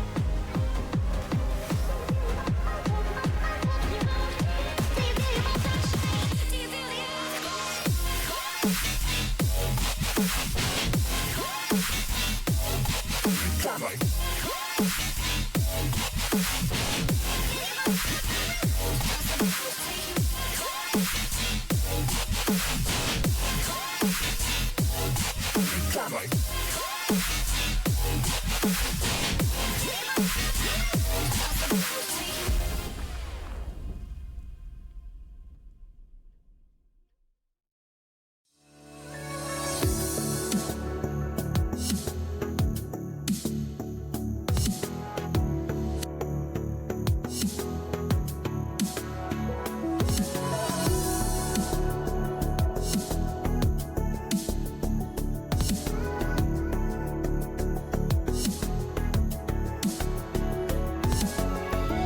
Let me in or let me go.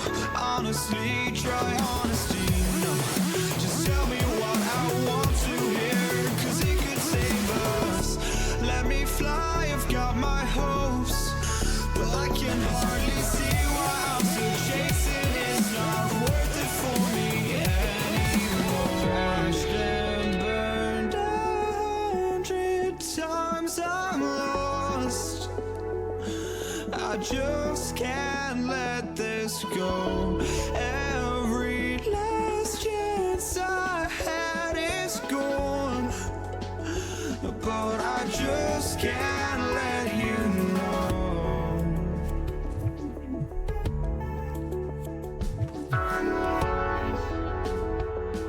I just can't let you know.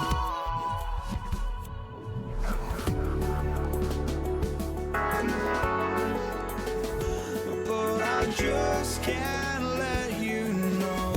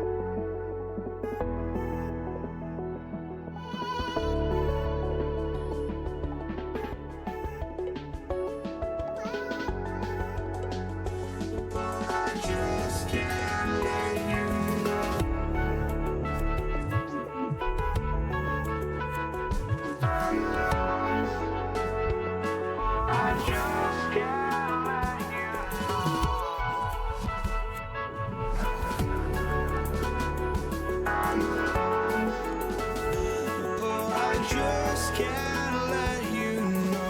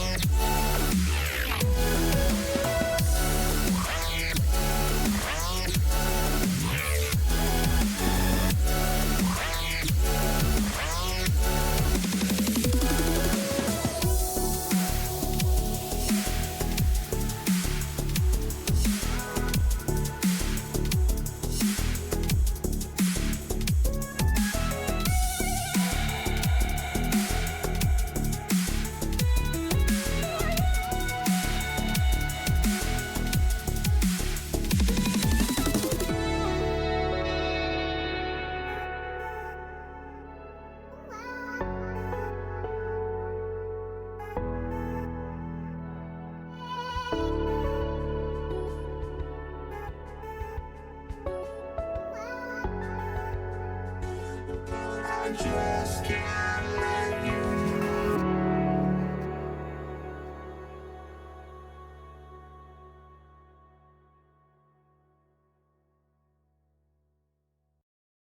Light it up, light it up, light it up.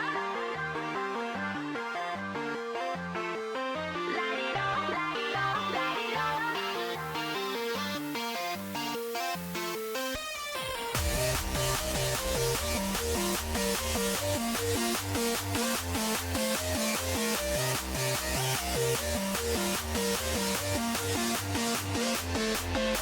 Cause lightning doesn't strike twice for you and I. The sun will rise tomorrow. Cause lightning doesn't strike twice for you and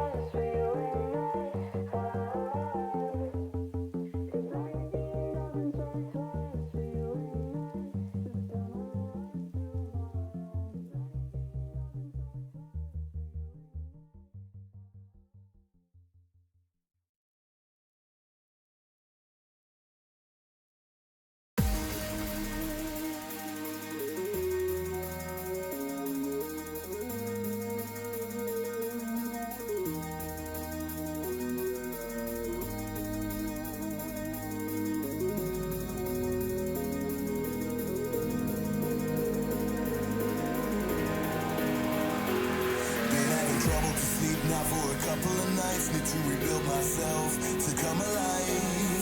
It all makes sense now, now that the lights out. It's a different world to me, it makes me feel down. Wait until the storm comes down, until the sleep comes and makes it alright. Waiting for the morning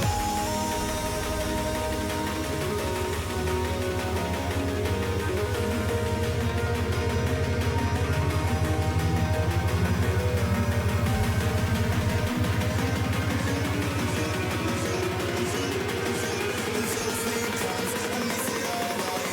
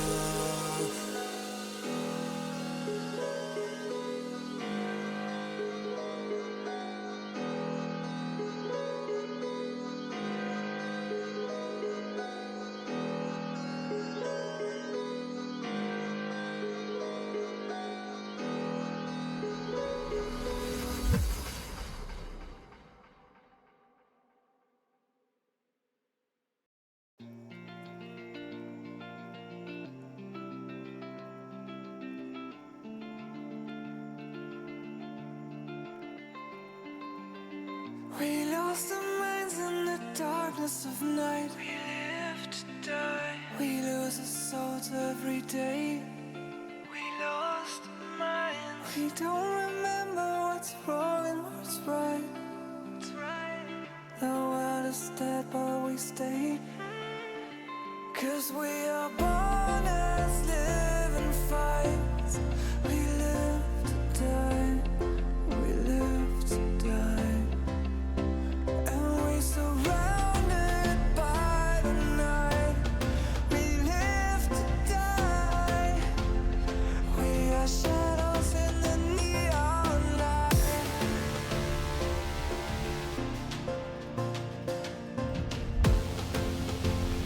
We are shadows in the neon light.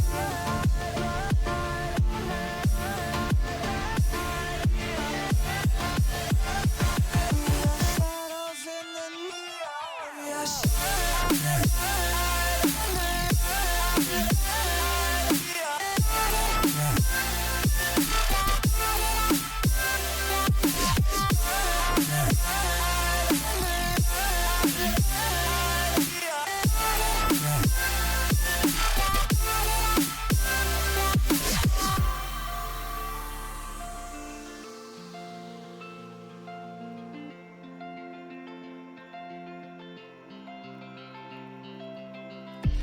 We are just shadows. It's supposed to be that we die. It doesn't matter if there is no light anymore, no light anymore. 'Cause we are born as living fights. We live to die. We live to die. And we surrounded by the night. We live to die. We are Rank up in Rocket League? Are you stuck in Diamond while your other friends flex their SSL title? Well, look no further. I have partnered up with LTXAcademy as a coach, and we are ready to boost your gameplay. With multiple tournaments and trophies won and thousands of dollars earned, I will cater to your needs and make sure you get to that next level. I'm also doing discounted prices for the first 10 days, so you do not want to miss out. And you are also probably thinking, CMOS, how do I book a session with you? well, that's easy. Just open up that fancy browser of yours, type medify.gg/@cmasorl_, pick a session to your liking, book a time, and bang, you're booked, and I'll see you in the call. Once again, that's medify.gg/@cmasorl_. I'm the storm that meets the moon. I'm the sun that will not move. Who you think you are? Who you think you are?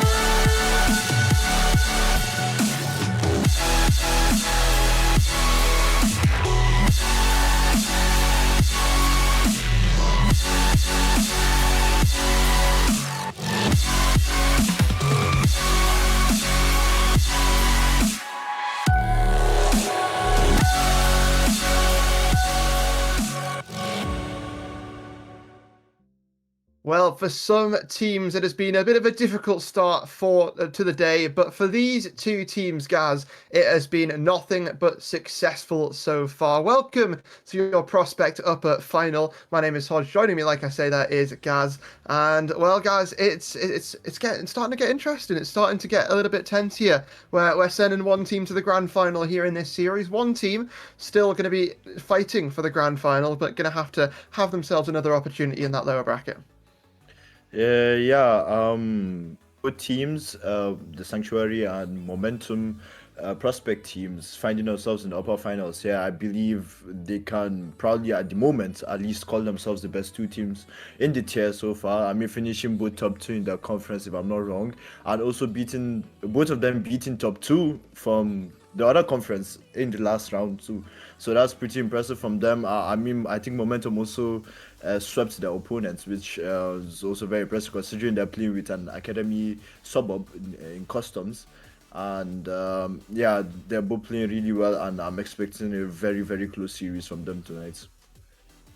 Yeah, it is going to be great for sure. That is our bracket. That is all the teams that have made their mark known here today. The top 4 currently stands as Sanctuary, Momentum, KDJ, and Team Serene. 2 of those in the upper bracket, 2 of those in the lower bracket, and, well, it will make that number 3 by the end of this series, guys.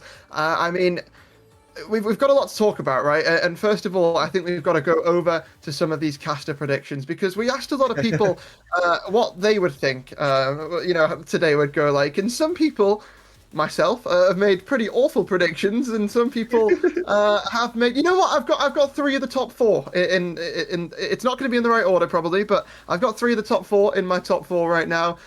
So I'm happy about that. But some people have made some pretty good predictions. Some people have not made the best predictions. Who stands out as someone who he thinks made the worst predictions here? Worst prediction. I think it's the person that had Shadow in third.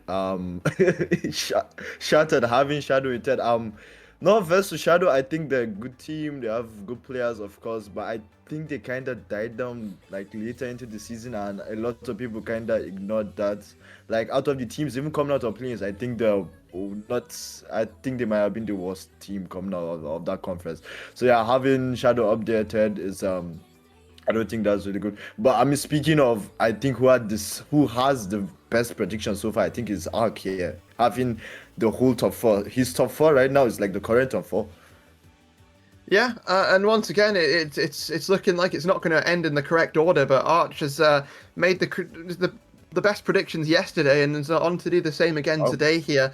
Can we just take a moment to acknowledge Char there? I mean, what kind of a prediction is that? Having Momentum finishing 5th and 6th is certainly a choice compared to everybody else's predictions. But, I mean, you know what? I'll get to personally talk to him later on, and we'll find out a little bit behind why he chose that. However, we've got to move forward. We've got to get moving in this little pre-show segment that we've got. And we've got to take a look at some of these team stats, guys, because these are 2 teams who have performed throughout the season, performed against each other because they're from the same conference, both coming from the Ignis conference. And, I mean, tell us a little bit about these 2 teams and how they really compare against each other. Yeah, I mean, it's been back and forth. I think Sank started the season very, very strongly. I think individually, they're all solid players. I mean, I don't think they're great players individually, but as a team, they're so good. It's really hard to break them down, the defense, and they really couching on counter-attacks a lot. I've screamed against them. Momentum making changes during the season, bringing in Dizzy, I think that really unlocked Dispatch a lot and allowed him to play a bit more freely in offense. And yeah, if you just put in a solid player in between them, in this case it's Customs, they're going to play so well. As you can see, them first and second having similar wins, even the goals for is very similar. That shows how offensive both teams are. It really does. And, you know, we've talked about certain players that made the impact there, right? You mentioned, for example, the likes of Dizzy being able to help out players like Dispatch there for Momentum. And, you know, why don't we take a look at some of the player stats here and really see who's making the impact in the statistics side of things? Because we've always got to take a look to talk about statistics and you know, really see who's been making that individual impact. But I've just been added in live comms, and I've been told to hurry things up. So we're not going to do that. We're going to get straight on to predictions, guys. That's, you know what, we'll just get straight onto it. We've not got a lot of time. We've got to make our predictions. Who have you got? Is it best of 7 or best of 5? Best of 7. I think it's the best of 7. Come on, the caster should know this. It's a best of 7. Yeah, my bad. You know, it's a new format and they're changing things. So, personally, I think Momentum are just very, very good at the moment. They're feeling it, and Customs are slotting very well. I think I'll go with a classic Game 7 here. Game 7 win for Momentum. Game 7 win for Momentum. Well, I'm going to go for Sanctuary here. I think they've had the upper hand against Momentum so far in both the series. I'm not sure, obviously, what the rosters look like, but both times that they've played against each other, it has gone the way of Sanctuary. And obviously, Momentum do have that Academy sub up as well. So massive props to Customs if they're able to get this over the line here. But I'm going to give this one to Sanctuary, and I'm going to give it in a 4-2 to Sanctuary. So, I mean, let us know what you think in chat. Let us know which way you think this one's going to be going. But that is our predictions. And, well, I mean, Guys, there's only one thing we've got left to do, right? It is get this match underway. It is kick this one off. And, well, we're getting towards crunch time here in the playoffs. We're down to our top 4, but these two teams are fighting for more than that. One team about to go to the grand finals. Let's kick things off and get these players down onto the pitch. Yeah, I mean, I think I'm very excited to see how Customs does, because last time that they played against Sanctuary, they definitely didn't play with Customs. So now there's definitely a change in What the are these momentum cards? side. Yeah. Oh, what? Have you looked at the cards? We've got a Scarab. We've got just a breakout. We've got a Scarab, a breakout. We've got a Merc. It's all kicking off here in the lower tiers already, guys. And you know what? Analysis aside, I think we should just get rid of the analysis because, you know, when you've got a Scarab, I mean, just get rid of it. It could go anywhere, let's be honest. And I don't know if you tuned into the Academy playoffs yesterday, but we actually had a Scarab win the tier, but this time it is the breakout of Cyanic to put the first goal in. Yeah, wait, we had a Scarab win the tier? Yeah, Ottercart brand the Scarab for the whole of playoffs and won Academy. Oh my god. I mean, we have 2 Scarabs on both sides, so definitely one of them is definitely going to win this match true. and go to the grand finals. So yeah, we'll have to see as Dispatch now, maybe not the control was expecting for with the Scarab, of course. Well, let's see what impact it can be found here. Oh, he's got a little birthday cake topper on as well. And momentum. Going to try and get themselves some early momentum here in this series. First goal gone the way of Shrine, and going to be looking to try and keep that one up. Dizzy going to pop that up, and no one there quite challenging for momentum. There's going to be a free ball over to Customs, who, when you give this guy space, he does sort of get this going. Not on this occasion, and it will ricochet back over. I think right now it's just looking to set the pace right, looking to really sort of come alive here in the early game. When you look at both of these teams, they handled their last series pretty well. They've had a little bit of a break. Both of these teams need a little bit of time to warm up into the series, right? And really have that game number 1 just to sort of get things back together, because like we mentioned, they've had that little break, they've had that little chance to go a little bit cold, and I mean, with the way that Sanctuary are playing right now, you wouldn't think so. Yeah, but yeah, while you're missing out on the side roll, just Dizzy trying to challenge this, not giving them any space here. Dispatch now, nice pinch from him, is into the middle for Customs, cleared by Cyanic off the side roll. Now will be Dizzy as he does be one defender, cannot follow his clear though, but now Cyanic picks up the 100, has some boost to do something here, might try and flick it, just go for the backboard clear instead, trying to pass the middle. Wally will be there to try and continue the attack, but not the control he was looking for. Customs though will continue to chase the Cyanic, doesn't get beat here, but this is there for the rebounds. Actually a pass off the backboard for Dispatch to get the equalizer. Lower right corner for him there. Excellent, great shot from him. Yeah, onto that back wall from Dizzy, and then Dispatch puts it bottom right. Momentum connecting and looking to get themselves the early momentum in this series. A great start for both of these teams, and maybe a little bit of an idea into how competitive this series could potentially be as we look to try and send one team to the grand final. Right now, it's a little bit of pushback that Sanctuary are having to find themselves with, as they did get that first goal, but now momentum is starting to pick up the pace a little bit, starting to make those passing plays, connect those touches, and really come alive here. But it is still that first goal only, and nothing to give for either side for each team. And it's just going to be about getting themselves into this one, like we say. Dispatch over to that side wall. They'll be hit over back by Cyanic, who's already up for this one, by the way. Is he going to get that over the top of Dizzy? Not quite, Gaz. Yeah, not quite. I think he kind of fumbled the double there, especially that it was a bit free for him. But now while you're on defense here, we're trying to get to clear, not the touch he was looking for. Customs has the chance to pass his middle off the back, but Cyanic just taking it to the side wall. Great control from him. Krezas too, a bit of a slow play from him, trying to hold possession. It does go middle off a pinch as Wally tries to continue the offense here into the corner, but now Cyanic up, does get the intercept. Krezas will be there for the follow-up, but Dizzy, nice save coming up from Dizzy. Yeah, both defenses have been solid so far, but both teams are struggling. I feel they're struggling to find a break on yeah, the defenses are great, but the offenses haven't been great. At least that's what I'm trying to say. Yeah, no, I sort of get what you mean, right? It feels like it has a lot of the time been a bit of a defensive series so far in the first game at Dispatch. I mean, you know what? Forget defense when you've got a Scarab charging you down. Customs, a great 50 there to pass it back to Dispatch. And maybe all you need is the ball on the front of that moon buggy.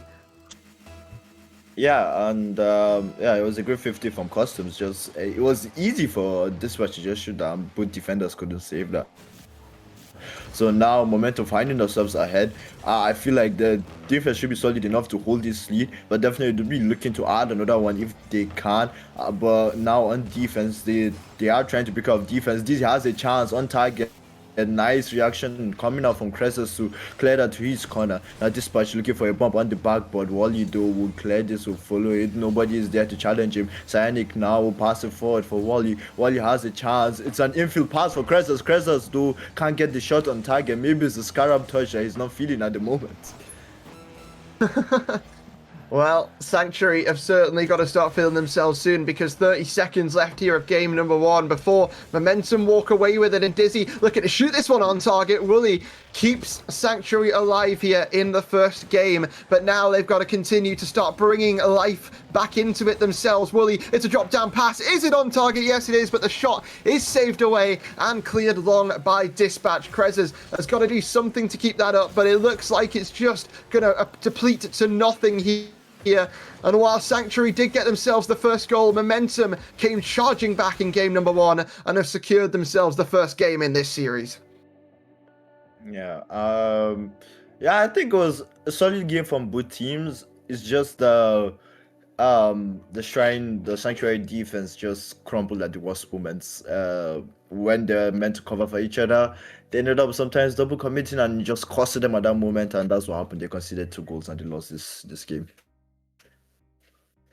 Yeah, we have a look at the post-match stats there from game number 1 to see maybe who is doing a lot of the heavy lifting here and who often needs to step up. But I think what I've noticed across the board here is it looks quite even across every single player on every single team, right? It shows you that both of these teams are very teamy teams. They love to help each other out, and there's not really that one star player. And I think a lot of the time, guys, especially in these lower tiers, that's what you need, right? It's consistency across the team rather than having that one standout player who, when they're on, it's absolutely great that they're flying, but when maybe they have a bit of an off day, things can collapse. And I think we saw that with a couple of teams in Academy yesterday, and I think you've seen it with a couple of teams here today as well in Prospect. But it's not that isn't these teams here today, and well, that is what's found them so much success here, not just this season but today as well. But we get ourselves into game number 2, and we will see if Shrine are going to be able to maybe bounce back a little bit, or if Momentum are going to continue to rack up more games on the scoreboard. Yeah, I think towards the end of the last game, Sanctuary were definitely doing better on offense, trying to get those passes in field. But you know, when you have Dizzy who's always there, like Dizzy off attack is going straight back to net immediately after, you know, you have to find a way to get him out of the game. Yeah, well, already off to a good start here. Sanctuary on the attack, excuse me, but not going to find themselves a goal just yet. It will ricochet downfield back over to Wooly, who trying a free collection of this ball and looks to try and have an express delivery as well, but it will be taken out of his grasp here.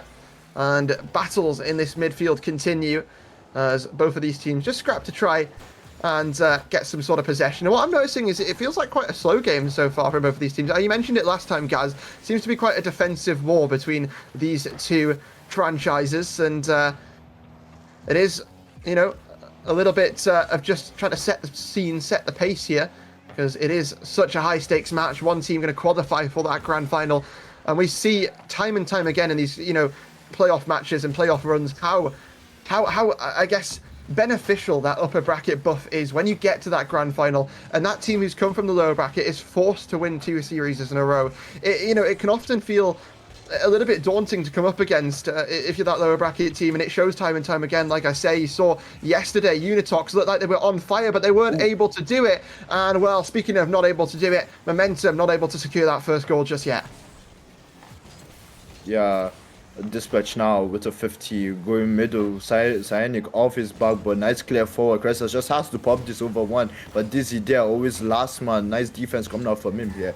As Wally now trying to continue this offense, trying to hold possession. Cyanic now trying to please a bit slow, gets a shot. Dispatch will block him. Cressers now popping this. Dispatch off the back, but nice clear coming out from him. Cyanic now passing to the side. Cressers has a chance to play back middle, also picks up the 100, but Dispatch, nice touch, an important touch for him here as Customs now trying to get the 50. Dizzy, Zerubus trying to play middle, or just clear it away, give his teammates some time to recover as Dispatch now will pick this up. Has a lot of boost to do something, but maybe the Scarab feels him there, I think.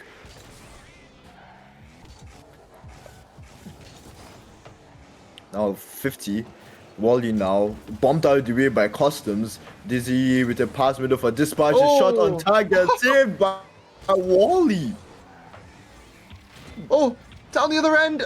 Cyanic trying to slot that one, but it will go back over to Wally, who secures the first here for Shrine. And I mean, it's gone back and forth so much this game already here, Gaz, but maybe all you need is that second man to be ready and waiting for that ball to ricochet out. And there might be a lot of chaos on the field here today, but there is certainly no denying Shrine on that first goal. We'll see if they're able to continue to add to it, though, or if Momentum are going to do what they did last time. I think one thing that's important to note to mention here, and I was going to before I realized my mic was muted the last time I tried to speak, was that we also have the reigning and defending champion of the prospect here in this lobby, Customs, winning RSC16 on DSQ in prospect last season, and now wants to try and do it again, and it will be a rocket from Dispatch, his teammate, but a great pop-up from Customs as well. I mean, this is what you get from Momentum, right? When they come alive, they just feel like they're impossible to stop.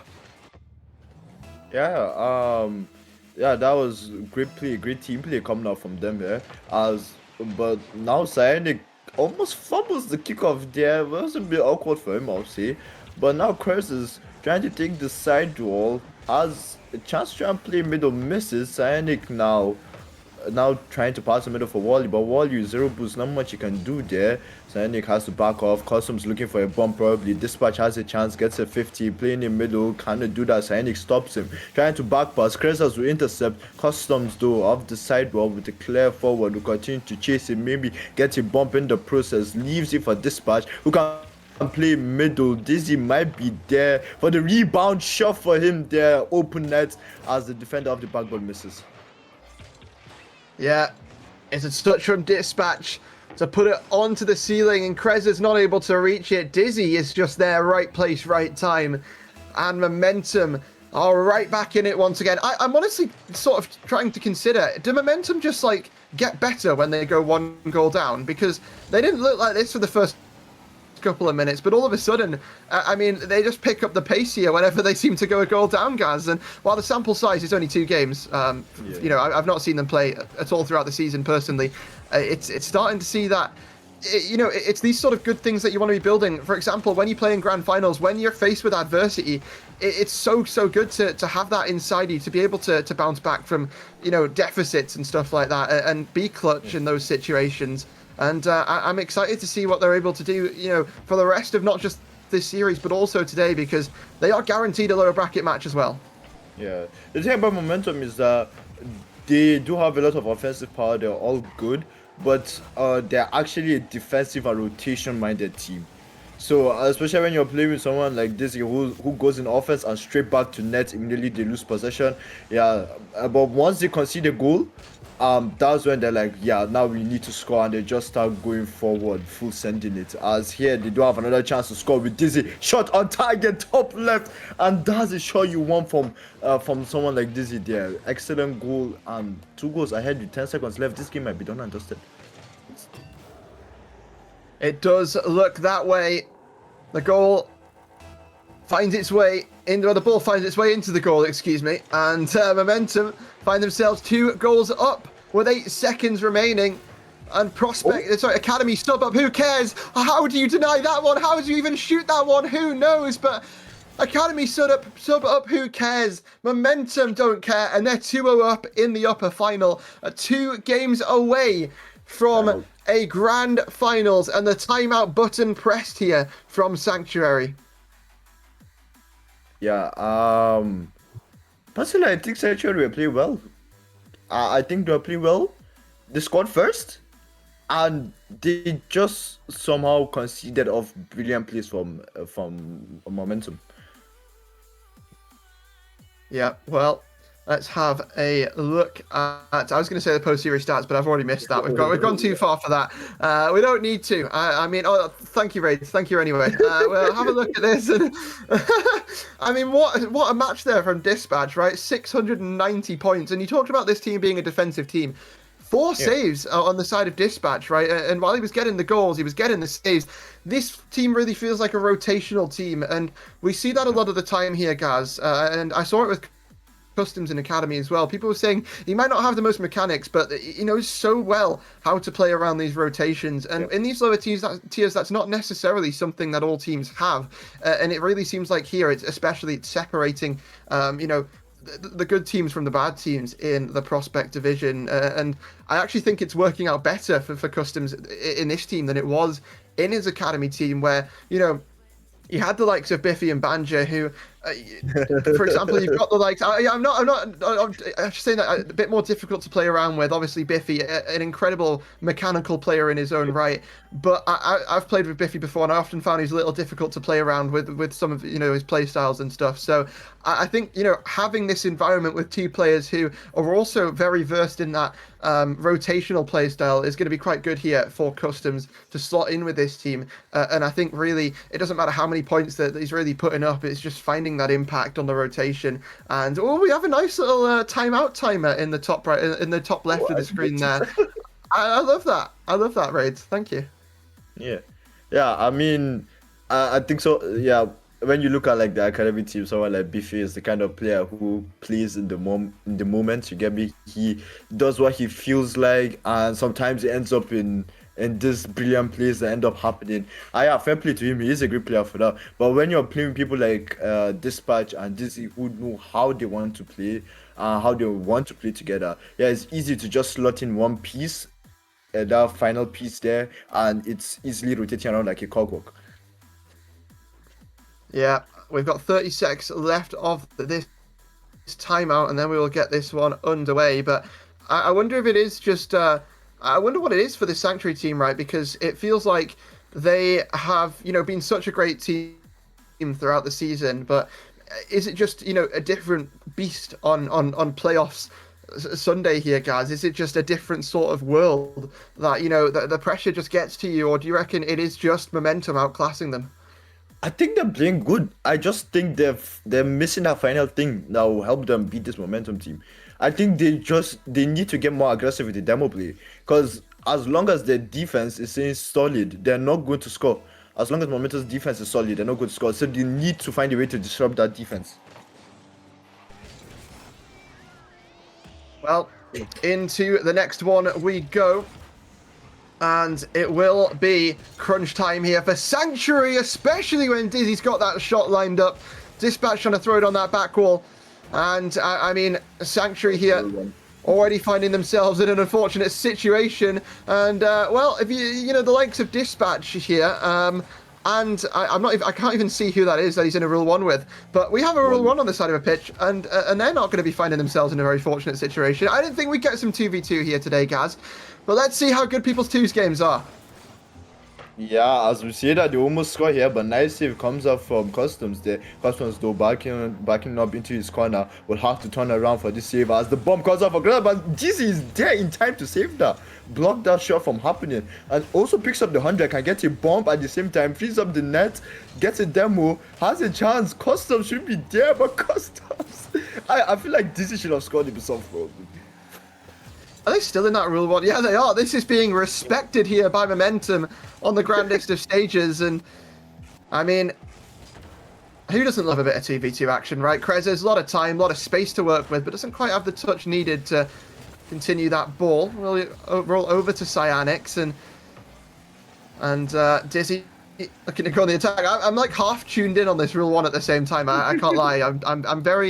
I'm very all about looking at this, but Cyanic's all about looking to try go high or low with the flow. It's over both of them, and Dizzy trying to run it down the other side here. And I mean, it's just a bit of back and forth, but now the backlines are blown open, and the duo of Customs and Dizzy is able to get the first goal on the board here. Not great signs for the likes of Shrine. Yeah, I mean, it's the demo plays, man. I told you before we started. Both teams are great as teams. They are great defensively. And it depends on who breaks the opponent's defense first. And we can see what Momentum are doing here, getting bombs, getting these demos, and just getting those risky passes that really help their team. And it makes it awkward for the opponent's defense here. But nice important demo comes up from Cyanic, as now Crest is leaving it for Wally. Wally won't miss that. Dispatch taking control. Yeah, has some boost to try and do something. Actually wasted all to get to the ball, but now with the clear Cyanic following this, has one to be beats Customs. It's awkward for Dizzy. Dizzy might get bumped, and nobody goes to bump him. Well, nobody does.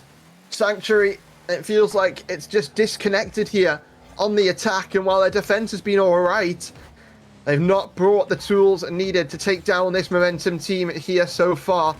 Will that change in the next 2.5 minutes? It has to, and Cyanic's just not able to get that one over the top of the last couple of defenders.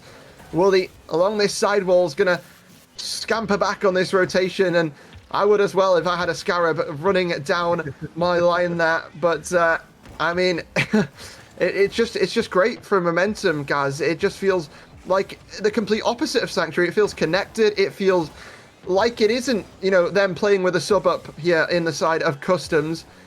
And, you know, when you look at Sanctuary, you've got to look at them and think, you know, they need something now. They need something here. And they should be able to do it when you've got such a low CMV player on the team in Customs compared to this Sanctuary side.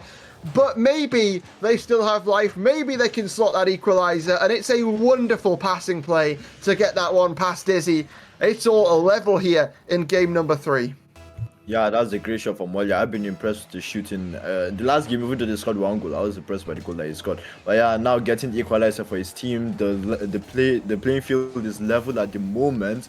But now Wally, he clearing this to the side where Customs will go for the challenge. The 50 doesn't work his way, though, but now Dizzy has a chance to go air dribble, actually pops it up, cannot follow his own ball. Cyanic will win that. Might leave it for Wally. Maybe shouldn't have done that. I feel like that was a bit of a waste of the offense there. But now Dispatch back in the office corner beats his own teammate. Crescent has a chance to score that, and it's off the crossbar. Rebound, and he doesn't connect there. Yeah, I mean, it's all over the place here, guys. It has to be said. It's chaos here on DFH. But Wooly looking to try and get this one down. It's a great setup, but it's not quite in the right place, and no one quite there at the right time here for Sanctuary. Wooly, though, looking to play that 50. Customs should have a free touch, or at least a 50, but no, we just get beat to that by Cyanic, who's looking to try and get that infield for a teammate, but doesn't quite get the right side of that breakout on the ball. Back over to Dispatch, who wants to try and get it over to his teammate. They're starting to sync up here, Gaz, and we've seen what happens when Momentum start to sync up. It usually doesn't end well in this storyline for Sanctuary, but 30 seconds left, and maybe Sanctuary can add a little bit of a different ending to this story. Yeah, hopefully they can here. But now Dizzy, 60 boost, playing his time, taking it back to the corner, you know, just wasting time as well as he can. Maybe a bit confident, beats one defender. What happened there, Wally? Yeah, they almost conceded there. Luckily, they do not. But now Dispatch has to back off, fearing for the counter attack. Wally trying to play middle. It's not a great touch for him. Cyanic has his shot. Almost, but not quite. And that's what we stand with as we go into overtime. A very crucial game here for Sanctuary. Momentum, it would all but seal it if they're able to slot this goal right here. But it will be kept out. It will be brought back into a Sanctuary attack. Maybe not. Maybe Momentum are looking to get cooking, as it feels like Sanctuary a lot of the time are just throwing this ball away way too easily here, Gaz. And you control this a little bit more. Wooly trying to get that down. The bump almost found onto Dispatch, but it will not be. And it will be back into the attacking side. Krezis needs to get on the end of that, but it's such a powerful shot, and the players are out of position. Momentum 3-0 up in the series. 1 game from grand finals. Crassus, no. No, you don't want to concede like that. You never want to concede like that. And now, yeah, Momentum find themselves one game away from the grand finals. They have 3 lives at the moment. I think they can lose 3 more games if they want to. I think it's 4 lives. I think that's how they say. Yeah, they have 4 lives now, and they can play as as easy as they want to. Considering Dispatch is on his Scarab, he doesn't even play Scarab. Yeah. Who cares? It's working. It's working. And I mean, if it's going to happen, it's going to happen in one of the 2 lower tiers, let's be honest. So this is the weekend of entertainment when it comes to different car choices before the Chally and the rival players get a little bit more boring next weekend. But I mean, yeah, 3-0 in the series here for Momentum. It has been an incredible showing from them. And I doubted this in this customs, I guess sub up, but they're proving me wrong. And I also didn't watch the series they played against Unitox earlier. I believe it was Unitox earlier on. So, I mean, maybe I was just not quite tapped in there, guys. But, I mean, so far, if Momentum are able to win this match, they will have gone to the grand finals, and they will have gone to the grand finals without dropping a game here in playoffs. Perfection is on the line for the side of this Momentum team, but we will have to take a quick pause because one of the players has DC'd, so we will wait for him to get back in, and we're not waiting that long, right? We're back in already. We're not wasting that much time because we've got to decide a winner of this series. And maybe, you know what? It doesn't matter if we brought in best of 7s. The teams want to go back to a series of 4. Yeah, but yeah, let's see how Sanctuary come back here. With Wally just getting a clear, throwing that ball away. Miss comes out from this uncharacteristic of him. Yeah, and Customs too a bit awkward for him. It's looking a bit awkward as Crassus also didn't find a good pass for Wally in the middle there. But now Dizzy also misses. I'm gonna stop talking. Sometimes that's what you need to just do, right? And sometimes Momentum have to worry about the defense. Not a lot this series, to be fair to them, but occasions have struck, and Sanctuary have been looking to break out of the defense throughout the series. This might be their opportunity, as they've already shown that they can get things going. And Momentum are quite happy to take their time in the defense, quite happy to really just slow things down when Sanctuary want to speed things up. Customs trying to fake that low. Psionic's a little bit awkward, and there's no follow-up, so should be able to recover quite nicely and get his team into a decent position. But the shots are just a little bit weak, right? Everything feels a little bit rushed here from Sanctuary. Not only Sanctuary, I think even Momentum, this game just looks wrong. But no, Dispatch has it. If that went in, I would have flamed you so hard for that caster curse. Yeah, but yeah, both teams just looking a bit awkward. I think is maybe Sanctuary beating their heads. They're one game away from losing this, and also Momentum being in their heads, being like, we're just one game away and we can lose 3 more. I mean that kind of happened to me too, but yeah, we won't get into that. You know all too well about that one. But yeah, moving forward from that, just so we don't have any depressed casters on the stream, we will see what sort of attack Momentum are going to be able to put together.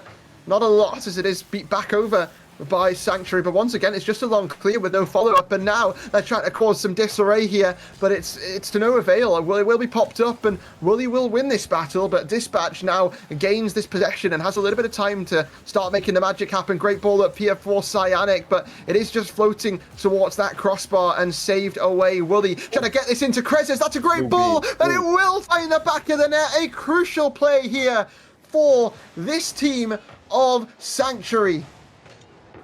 Yeah, I will. That almost didn't go in, but at least we went in for them. And finally, even though like they kept throwing the ball away, I feel, but they still end up getting a goal, and this might be a wake-up call for both teams. Like, a goal has been scored. Sanctuary now will be thinking that we have to add or we have to defend, and Momentum should be thinking like, oh, we can lose this game. Yeah, certainly. And Momentum certainly got to get their shooting boots on here on the attack.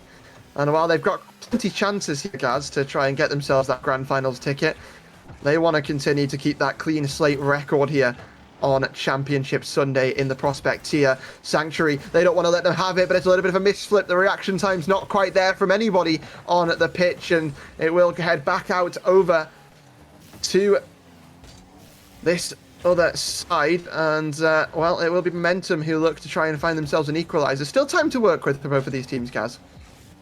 Yeah, so still some time. I mean, a minute and a half. Yeah, Dizzy gets the clear. Wally takes the shot. Cressus is there for the rebound. A great shot comes out from him, but it's a double commit to try and save that. Now Dizzy trying to clear that away. Cyanek misses that, has to back off. He gets beat by Dizzy. Dispatch will go for the challenge. Wally though clears into his corner, the safe space. And now Cressus off the side will try and pass in middle for Cyanek, who's waiting, cleared away to the other corner. As now Dispatch 100 boost. Will try and play it a bit slow. Misses that his follow up. Cyanek now will also miss that. Cressus though will clear forward. It's off the corner. Might go for a follow up to try and pass in middle. It's off the back, but almost scores that. But he just couldn't find the angle there. Here's the chance for Dispatch. The bump trying to be found there by Dizzy, but it won't be. And another Momentum attack goes to nothing almost instantly, and it's right back down the other end. Somebody needs to get cooking here. Maybe it's Dispatch with the demos, but it is not good enough as Sanctuary have this three-pronged defense ready to go at any time that they need it. And, I mean, looking to try and get themselves a lifeline in the series to try and stop the sweep from happening and get on the road to redemption. But that's a drop down. It's a great ball for Dispatch, who looks to try and double it in. Dizzy for the follow-up. Momentum bringing things level here in game number 4 and looking to try and get their perfect sweep. At least Dizzy was there for the follow-up, you know. I mean, that would have looked very, very bad for Dispatch had they not scored from that chance. But yeah, the game has been equalized right now. 70 seconds, still some time to go as Wally has a chance to score here, get the lead. Cressus there for the rebound, saved by Dispatch. It's off the corner. It's a bit awkward for Dizzy. Dizzy gets beat. Cressus has a simple touch. His teammate is up. Sandy can score. Oh my god, he gets it. That is beautiful from Sanctuary. Cressus, a great pop-up. Cyanek had one chance, one mission, one goal, and it will get them one game here in the series, unless Momentum can claw it back in 4 seconds. Good kickoff over to the right side, but nobody's waiting there, and it will be a grounded ball here at the last second. Sanctuary deny the perfect sweep and keep themselves alive. Yeah, I think I don't know if I want to say that was a better game from Sanctuary, but it worked. No, it was. It worked. I think it was. I think there's still areas of improvement here, guys. I think, there's a lot of panic touches, it feels like, where the ball's just getting boomed away. But overall, it felt like a little bit of a better game in general, and I hope they can continue to bring the momentum forward. I'm actually just going to switch to talking about the other stream here quickly, because right now, KDJ are about to bring Serene to game 5 in an attempt of a reverse sweep, but never mind, Aussie has just pulled out a great shot, pulled out the mechanics, and has just brought them back within one goal with 15 seconds left. So we're getting some radio commentary of the other stream as well. And you know what? When you need someone on Serene to step up, of course it's going to be Aussie, who've actually just been able to tie the game up. It's 3-3 in game number 4 on the other stream. So if you want to go and check out that one as well, make sure you get both up on both of your screens. If you have one screen, get them split down the middle. I think we've got a link where you can watch both together somewhere. But, I mean, Serene, they're not done yet, and neither are Sanctuary here on this stream. As we go to game number 5, we go to try and see what's going to happen. And Serene look to try and secure the series in the last couple of seconds. I'm going mental. We're not even watching it, but I have to go mental because what have I just seen on that other stream? Yeah, wow, I don't know how KGJ can fumble that, but yeah, let's focus on the game we have at hand at the moment. We have momentum about to win the series here. They still have one more game to win, and they still have 3 more lives. But now Dizzy has a chance to score that goes low instead of going high, I feel. They just scored there, but now Cressus, it's a great clear for him. As he still tries to chase this, Dizzy though will instead bump him somehow. It's a target. What? Oh, well, already, Cyanic able to get the first goal here for Sanctuary. It's a great touch from Krezes in that 50. Cyanic gets it over to Dispatch and Customs, and, well, neither of them are able to make the touch. Great opening here for Sanctuary as they are on a road to redemption. Will they be able to get any further than one game as they take the first goal? I mean, we've seen the first goal before, right? It's about seeing the second and the third and seeing them denying these opportunities for momentum, which they were able to do in the last game, guys. But I want to see it more consistently because we can't be scoring own goals, and they won't.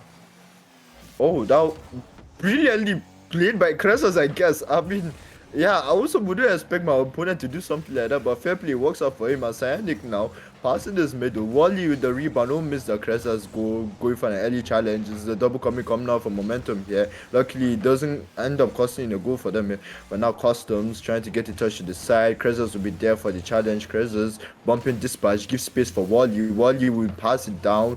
Maybe Cyanic has to back up, might get bumped here, dodges the bump also. Great control from him here as he clears the away, but he does get them out of the play. Now Wally beats Krezes at the back again, pops forward. Dizzy has a chance to play middle. There's one more person to beat here. We'll go for the bump instead. Dispatch has a chance.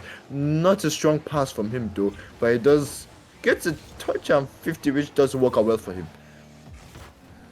Yeah, it's so good. So far, so good for Sanctuary. They look to try and stall out this timer as much as they can. Wally trying to take things cross court. He's already got it downfield and will just look to get it out to his teammate in Krezes, who's got it middle for Cyanic, who connects again. It is a three-man play from Sanctuary, who are starting to believe in themselves and starting to get cooking. Customs not able to make that touch. And it is beautiful from Cyanic. Yeah, might be time for Dispatch to get off the Scarab, I think. Are you getting flashbacks, Gaz? Are you getting flashbacks? I have to say, from your POV of someone who has been reverse swept, I'm going to ask you, and I hate to ask you, what is the mental feel like in this situation? Like, describe it to me a little bit. You know, at first, it doesn't look real. At first. But then it slowly starts, you know, like here and I just consider a third goal, and it's still like they still need to win 2 more games after this, and it still doesn't look real until you're in game 7 and you're like, oh, we might get reverse swept, you know? Yeah. Would you be in favor of a timeout being taken after this game by Momentum? Yes, Momentum do need to take a timeout. I think they're rushing it a bit too much. I don't even think maybe it's the Scarab's fault. I think the rotations have gone off. They're double committing at times at the moment, and the touches are just not working out well for them. But now they're trying to rectify it at the moment, launching attack here. They do lose the offense, but Customs there at the back will try and get it clear. A miss comes out from Cyanic. Customs in the 1v1 gets the 50. Could have probably done better to try and play middle, but now Dizzy going for the challenge cannot block Cyanic. That kind of looks like it might have been an on goal. Maybe it will be a passing play. That's a great ball for Cyanic if he can get on the end of it, but I don't think he's able to. Dispatch just able to get back in time there, and Sanctuary are finding plays from the weirdest of opportunities, and able to keep themselves alive here. 3-goal lead, 1.5 minutes remaining. I mean, you'd have to back them to take this game here, Gaz, and take us to Neo Tokyo. And I think is this got to be where Momentum start to get a little bit concerned, right? Yeah, a touch like that, I think you should be concerned. Yeah, as this doesn't get what you want. But now Customs, the 50 doesn't go his way. It's a bit awkward for the defense here as Krezes has a chance to play it down for his teammate. Dispatch though clearing away. Cyanic is there waiting. He's back into the middle. It's a good pass. Wally though not enough boost for him to get there in time. Now has to beat Dizzy. Dizzy was a bit awkward. It's a shot from Cyanic down corner, the lower right, and yeah, that goes in. It's an excellent pass from Wally. It is. It's just another one here for Cyanic.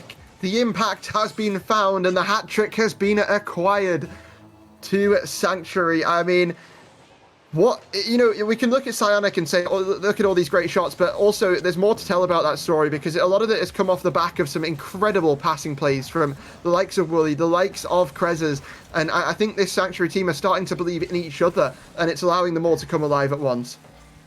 Oh yeah, definitely. Now they are playing 3-4s, but a double demo will kind of kill our offense at the moment. But with like 4 goals you need to score here with 40 seconds left, it looks like this game might be done and dusted as they are panicking a bit. Psionic has a chance to pass it to Krezers. Actually, Krezers will just score. It's an open net for him.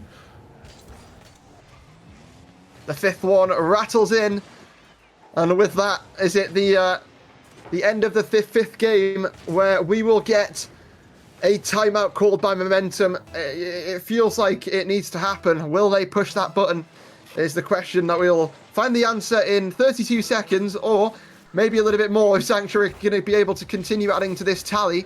But it feels like nothing's been working for Momentum in the past couple of games, especially.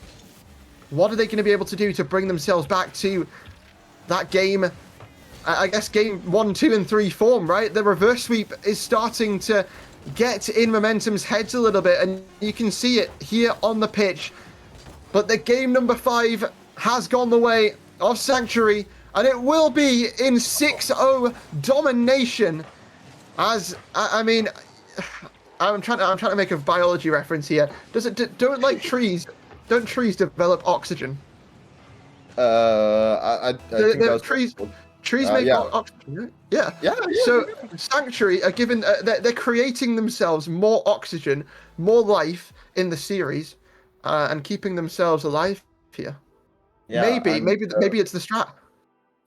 Yeah, I think that last game was a bit rough, but this game they played excellent and issues. I mean, 6-0, they just need to win 2 more games. It's looking good for them at the moment. I mean, even the stats, you can see the full domination, and I mean, bro, like the shots on target, the amount of shots they have, and look at it, it's 9 compared to 2. They're playing so well. Yeah, they are indeed, right? And I think it really felt like it was a one-team show. It honestly, sounds a bit mean, but it really felt like Sanctuary were just in free play in that game. I can't lie. Like, Momentum, they didn't really have much pressure at all. They didn't have the pressure and the aggression that we saw from them in the early stages. But no timeout has been called, and I wonder if it's going to come through. I'm not seeing anything. And no one's readied up, so it looks like they are just happy to head into the next game and see what sort of impact they can find here on the pitch, what sort of redemption that they can find here on the pitch, right, Gaz? Because it's not looked good so far. And what can they do to turn things around? Sanctuary looking to push us to game number 7 on their road to a reverse sweep here in the upper final, if you're just joining us. Momentum trying to fend off the Momentum. Yeah, yes. I mean, I don't know. Momentum just have to play like how they were playing earlier, as we do find a good demo coming up on this part. It's another demo. It's an open probably, but this is now. We try and play sidewall, beats Wally, but Psionic now wins the ball, pops it forward. We'll go for a low 50 probably, but this is a nice clear coming up from him. Krezers will beat him. Dispatch waiting on the backboard. Wally is there, can pass the middle, takes a shot instead. It's a bit too wide. As now Dizzy, not the touch you're looking for. It's a bit awkward for him. Psionic though will get the challenge on him. This he will leave it for Customs. Wally now has a chance to drop it down. Customs, great clear from him, but Krezers is waiting there. Krezers will miss. It's a missed opportunity. Actually, a great pass from him to Psionic, but Psionic now 50. Dizzy on the backboard. It's not a great clear. It's an open net. Awkward as Krezers Customs there, and at the right time. Yeah, I thought they would have conceded there. They should have. Well, it is Momentum versus Momentum here on Neo Tokyo. One team looking to try and bring themselves back, and they have all the momentum they need to try and do it coming into game number 6. But the actual team of Momentum trying to show that They didn't go away. They didn't go anywhere. They can still bring the fight to the pitch. And, well, Wooly's missed that. Someone's got to get back here for Sanctuary. And maybe it's going to be Wooly to try and play that 50. It's getting a little bit awkward as Cyanic touches it over to Krez's. 50's played here. And a good escape by Sanctuary as they now look to go down the other end. It's going to drop down. And it's going to be Cyanic to keep this one going. Oh, it's a bit awkward for Dispatch. Wally will leave it though, fake it out. Krez's now has the back of his him versus Dispatch. The touch doesn't work out well for him. This he has an open net to shoot at. And Momentum finally find the lead here. Great patience from them. They do. It's great patience for Dispatch not to necessarily dive in for that one, and just knowing his teammate was behind, let himself get domed in the 50 essentially. You know, fake it almost, and let his teammate take the shot. It's great discipline and momentum. That's what's needed to try and get them over the line here. But Sanctuary, I'd be willing to bet they've still got some fight left in them. And let's see what they're able to do. We'll head back over to this side wall. As it will head over to Cyanic, who has been such an instrumental player in the comeback and has been started, but it doesn't matter how quickly you start it unless it is finished as well. Cyanic getting that demo, popping it up for Wooly is Krez's, but it won't be able to be found in the back of the net. Will that one come back to haunt them a little bit? Now, clear from Wally, this haven't conceded so far, but they do have to find a goal here. As Krezas who chased the Cyanic looking for a bump on the last man there. Now Krezas has a chance, Customs will declare. Wally has the back of picks up 100, will look for the bump, cannot get that. Customs has a chance to play in middle, but Wally will be there. It's an awkward clear for him, as everyone is missing at the moment. Dispatch who cut his teammate Dizzy, as now he does play it middle for the Sanctuary players, but now it's a free ball for Customs. I don't know why nobody challenged, but Cyanic will miss that. It's off the back, but Wally is awkward. Oh no! Oh, what? Yeah, I don't know. It just didn't go in. Plain and simple. That's all we're going to say about it. It didn't go in. Let's not worry about it. Instead, let's worry about this oncoming attack that Sanctuary are starting to put together, but they can't find the finishing piece to this puzzle, and it will be cleared away for only a moment by Momentum. I mean, this is just getting tense, more tense and more tense. It is mistake or magic on either side, and Dizzy wants to be the magician. Yeah. But now it's a free clear for Dispatch here, as Dizzy is waiting there. Dispatch will go for it instead, takes the shot on target, saved by Cyanic. Cyanic now chasing this 100 boost, has to be Customs, beats him, one more person to beat, cannot beat Dizzy though. Krezas was a bit too far forward. Dizzy now has a chance to play middle, gets a simple touch, but Wally will read that very well. Wally with 100 boost. Dispatch now clearing the middle for his teammates, probably will go again for another challenge, gets beat by Krezas. Krezas flicks it forward, Wally will chase this. Krezas will look for the bump, probably Wally has a chance to play middle, maybe Cyanic is up, Cyanic can't touch that on target, but now Dispatch, nice save coming out from Dispatch, and yeah, the defense is looking solid right now. Oh no, Customs. Well, Krez's free ball to work with, although only for a minute, lost control. It was ricocheting over to Cyanic, and Momentum, they only need to survive for 45 more seconds, and then they will have a grand finals position here in the Prospect Division. Let's see if they can do it though. And the last charge here by Sanctuary being made. A touch over into the middle. Krez has got to get on the end of this one, but he's just not able to make that touch. Dizzy, quite happy to waste as much time as possible. Quite happy to try and take that shot, but Cyanic denies and keeps Sanctuary alive here with 25 seconds remaining. I mean, it's coming down to the wire here, guys. Customs popping that one up, and we'll be over to Sanctuary. They have 15 seconds to put the pieces together. 15 seconds to get Wooly on the end of this ball. Drop it down. Look for that third man. It's Cyanic player to do it. Sanctuary in the final dying seconds on Neo Tokyo breathe themselves new life. Breathe themselves an opportunity. Will overtime be needed to decide this, or will someone find something in 7 seconds? Yeah, I mean 7 seconds, a lot can happen. Dizzy now chasing this, will actually go for the boost instead. With 1 second left, this ball has to touch the ground. Cyanic will keep it alive, will flicking forward. Dispatch will be up, gets a simple touch, but Wally is there, but Dispatch again following his own clear, will continue to follow. He picks up the 100, plays the middle. Cyanic though will just kill the ball, and we do head into overtime. And yeah, this is going to be a very tense overtime. This is the first overtime of the series, and a very important one. It is indeed. Wooly reset, looking to try and go the whole way, but it's just instantly domed there by Dizzy.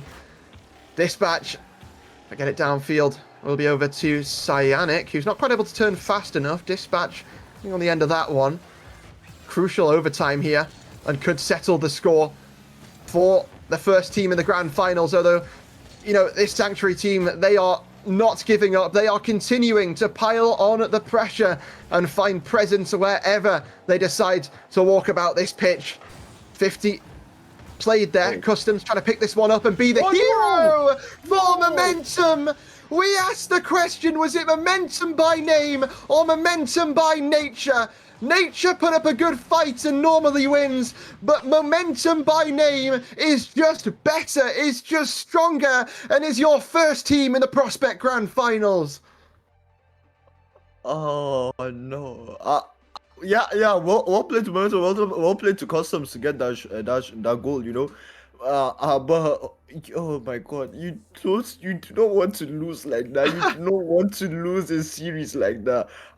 We do have Wally saying see you guys in the grand final, so he's still a bit confident heading into the lower bracket. But Serene are going to be a tough team to beat. But yeah, you never want to lose like that. Yeah, I mean, it is an incredible moment here for this squad of Momentum. I don't know about you guys, but if Sanctuary had scored that overtime goal, I think it would have absolutely rattled Momentum, and I would have backed Sanctuary to win that game 7. You know, they denied the reverse sweep on the final stop before game 7, and I mean, looking at that series MVP, Dispatch was such a crucial player in that Scarab to be able to try and make the difference happen. 16 shots, 14 saves. I mean, it really was a clash of the defensive side. And, you know, when we look at this team of Momentum, the storyline is set right. They are looking to try and run this upper bracket. They are looking to try and do it with an Academy sub up here in Customs, who, you know, couldn't get it done in his own tier and is now up here in Prospect, looking to defend his crown from last season when he won it with, you know, his teammates on DSQ. It may have gotten a little bit more difficult, but he's still trying to do it nonetheless. And, well, you've got to back them to do it. If we have a look at this playoffs bracket, it is this team. I mean, I know the graphics not quite perfect here, but it is this team of Momentum who go to that grand final versus this team of either Team Serene or it is going to be against, I believe the scores are just the wrong way around. I think it was a game. Wait, then it's not. No, that wouldn't even be correct. So something needs to be done to this playoffs bracket, all right? But we'll get there. We'll get it sorted. We'll get it sorted. But anyway, it will be either Team Serene or Sanctuary joining this Momentum team in the grand finals. I mean, going into this next match, guys, who would you have favored? I gotta believe in Stones, Ozzy, and Matthew. I think they're very good players. I think Sanctuary they play very well, but I think the clutch genes in Serene, even though they kind of lost against Sanctuary earlier, I think they're going to come back with revenge. And yeah, they're a very clutch team. They're definitely going to play very well, and they have the hunger to do that. So I believe in them to be in the grand finals. We got the bracket fixed. Not quite well. On the way to getting the bracket fixed, but we do have our upper final match sorted. There we go, almost there. Just waiting for that one for KDJ to pop up, and then it will be sorted. This is really annoying me now. I'm going to sit here and wait until it happens. Yeah, but regardless, guys, we do have our grand finalist in Momentum. We do have our lower finalists in Team Serene and Sanctuary. And it is going to be one hell of a match down there in that lower bracket to see who faces Momentum for a chance at this title. And Momentum is a franchise, right? They've taken a little bit of a hiatus away from RSC. They were here, you know, a couple of seasons ago. I forgot when they last played. I'd like to see it was RSC 11 or 12, maybe. That was before my time. So I'm not in the best position to comment on it, but looking to try and, you know, get themselves back in here and restore glory for this franchise, and we'll see if they're going to be able to do it. But honestly, what a playoff this has been so far, and I can't wait to see how it ends. But we've got one more stop, guys, before we get to that point. It is our lower final, and it will be coming up in about 10 minutes or so. So we'll see you all very, very shortly. But when we come back, it will be that lower final. It will be Team Serene taking on Sanctuary. We'll see you in about 10 minutes. you struggle to rank up in Rocket League? Are you stuck in Diamond while your other friends flex their SSL title? Well, look no further. I have partnered up with LTXAcademy as a coach, and we are ready to boost your gameplay. With multiple tournaments and trophies won and thousands of dollars earned, I will tailor to your needs and make sure you get to that next level. I'm also doing discounted prices for the first 10 days, so you do not want to miss out. And you are also probably thinking, CMOS, how do I book a session with you? well, that's easy. Just open up that fancy browser of yours, type medify.gg/@cmasorl_, pick a session to your liking, book a time, and bang, you're booked, and I'll see you in the call. Once again, that's medify.gg/@cmasorl_.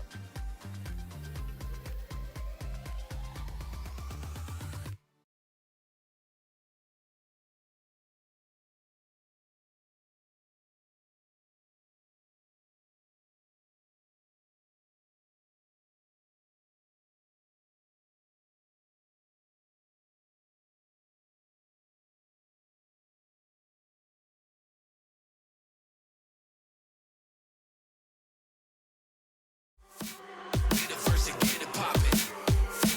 Gotta keep the party rockin'. The vibe is dope, the beats are knockin'. We bout to see some panties droppin'.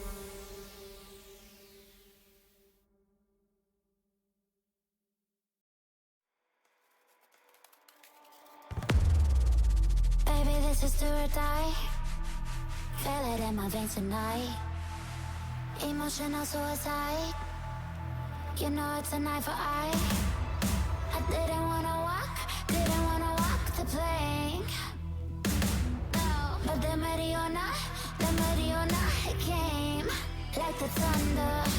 I was on my way to going under. Swimming in the pain, yeah, I was covered in a tidal wave, But I'm a fighter. Try to take me down, I'm going higher. Baby, you've been playing with some fire. You've been playing with fire. One day you will see what you made of me. Found my inner peace. You are release in the dead of night. In the dead of night.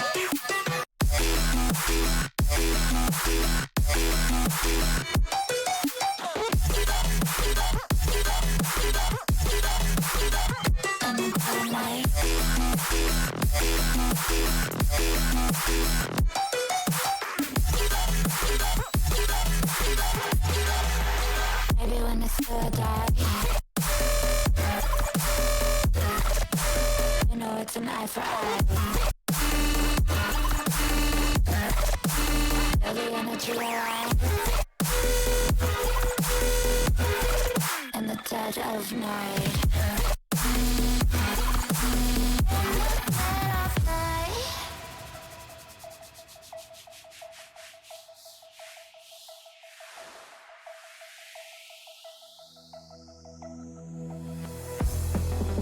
You can save your alibi. I already know you lied. Oh no, no, don't even try. Watch the flame in me ignite. You didn't wanna walk the plank. But the Mariona, it came. Baby, you were stuck, it was hard to see. And that's when the spark lit inside of me.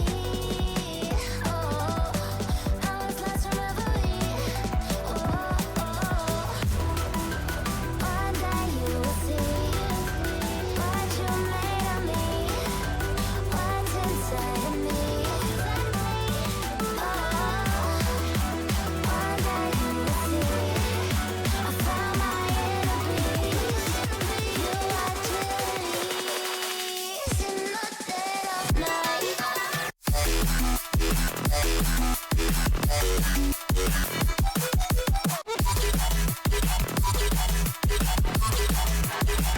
In the dead of night.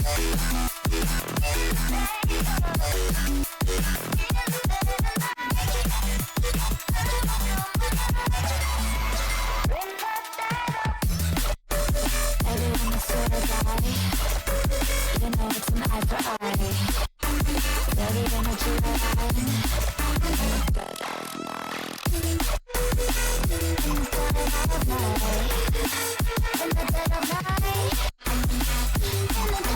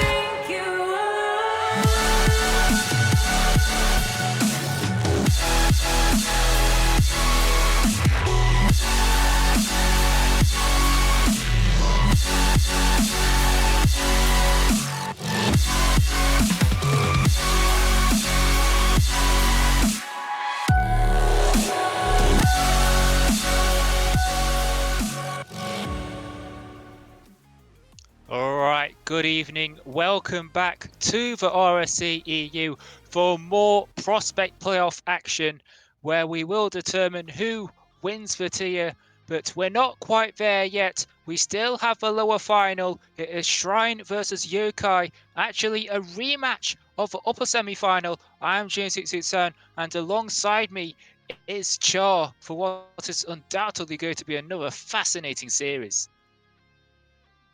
100%. If we take a quick look back at the bracket, we'll see the game before this, the upper final, an absolute roller coaster. Impetus going 3-0 up in that series. Then Shrine almost managing to fight back and get that reverse sweep, but stopped in a Game 6 overtime. And Impetus waiting in the grand final for the winner of this series. Yokai on a bit of a run of their own in the lower bracket. Both of these teams looking to meet Impetus in that grand final. Shrine, they want their revenge. Yokai, they want a shot at the crown. Either way, it'll be a very interesting series to watch. Yeah, and well, there's been a lot of action. We've also had Raymond continuing their lower bracket, but their lower bracket, or their own, was shut down by Yokai, and Ankol Watusi crashed out early. Tomfoolery, they had their win against Owlet, but that was as good as it got for them. So it's now, as we said, we've only got those 3 teams left, and the winner of this will play Impetus in the grand finals. And the players are in the lobbies, so let's not waste that much time. Let's just go straight into predictions. The last time these 2 teams met, it was earlier today. Shrine won 3-1. I'm going to go for more of the same. I'm going to say Shrine win the series 4-2. I do have to agree with you on the side of Shrine. I think they're a very solid team and they will repeat the win, but I'm going to give it in a Game 7. We all want to see a Game 7. It's very exciting, so I'm going to give it 4-3 to the side of Shrine. Yeah, and well, let's not waste any more time. Let's get these players in, and I'm sure they've been waiting for long enough, as we are about to get Game 1 underway. It is a rematch from the series a few hours ago. Will Yokai have learnt their lessons, or will Shrine repeat the trick? Yeah, off the start immediately. Kreser's coming forward, 50'd by Stones. That ball's going high. Oh, Matty can clear that one away. Wally now trying to collect it, just leaves it out for Kreser's very smartly. Aussie keeping that pressure on, gets it to the backboard. Who's there to follow? It's Aussie, can't get the shot on net though. Some early pressure on the side of Yokai. Cyanic, a really good read off the backboard to relieve that pressure. And now Wally coming down the other end. Kreser's now needs to get a touch. Aussie beats him out though, into the corner, can't get the double. But that one falls down. Nice Cyanic. Can he beat Stones? No. That was the last man commit from Stones, but a good one. He manages to stop Cyanic in his tracks. Now Matty, bit of a weak bang forward, and Wally can respond with a big bang of his own. Stones beat out by Cyanic. Matty can collect here. No real pressure on him here. A demo coming through from Stones. This ball's bouncing high. Who's there to follow it? Cyanic does win the race against Aussie. And now Wally trying to race Stones to that ball. Neither of them get a touch. Matty, a big clear, and neither team are really having anything too concrete. It's a bit end-to-end so far, GM. Yeah, I mean, at least from what I saw in the previous series when these 2 teams met, I think Sanctuary, I think they are the personification of work smarter, not harder. They have this tendency to not force the issue when they don't have to, and it's been working well for them so far. Maybe not so well against Impetus, as that one crashes against the post, leaves it for Kreser's, but Aussie saves it on the line as Cyanic got bumped away before he got his chances. Wally completely misses, and could it open up for A1? No one's there to challenge, but Krez does eventually get on the dirt. Aussie makes the save, and I feel like both teams have started to settle down a bit. They know that they don't have to go for balls that makes them uncomfortable. They don't want to give up any open opportunities, it seems like. Yeah, and if we do just look back at that earlier series in the best of 5 rather than a best of 7, so that might play an impact. But Yokai started off very strong with that game 1, but ever since their game 1 win, they couldn't really get much going. But they had more shots in that series, but they still lost it 3-1. Sanctuary just sat back and bided their time until it was the right time to strike and really take advantage of those opportunities much better than Yokai did. So I think if Yokai are going to turn the tables and turn the result, they're going to need to be a bit more clinical, but they have been doing that in their lower bracket run since then, and they have been doing it right here with Matty opening the score. Well, it's just a rare lapse in concentration. I think Wally just not quite able to get there. It just opened up nicely for Matty. Rest of the Shrine players just weren't accounting for that possibility, and they've just been caught out there. But maybe something for a counter-attack, but instead that gets blocked. But I think that's a warning sign that they can't let up, otherwise they will go behind. But 2 minutes left, plenty of time for themselves to get back on track as Krez's towards the backboard, but Stones able to get it away. But the net's open. Aussie maybe didn't realise that. I think that's something Shrine have to work on. We just need to be that bit more careful with rotations, as again no one's directly guarding the goal. Maybe they just want to always have someone close to the ball, always someone there to challenge. Stones completely misses, so another loose ball, but Wally maybe doesn't send it where he wants it to, and it feels like it isn't going Shrine's way right now. Yeah, Shrine just can't really get anything going. Yokai having a lot of that pressure, but Shrine, they have had their chances. There's a few little overcommits on the side of Yokai that I've been seeing that haven't really been capitalized on. And if in this last minute Shrine could capitalize on one of those, they can equal this game up. But right now they're just throwing the ball away straight into Yokai hands like Wally did just there to Stones, give up some pressure, and now Yokai coming right back at them. Matty off the corner, can't get it mid to Aussie now. Who's going to be first to that ball? It's Aussie. Over one. Wally, big high touch, but only as far as Matty. Krezer's beat out by Matty. Ionic can touch it to the side. Stone's a really nice beat there, no, and now this is dangerous, but Aussie fakes out his own teammate there.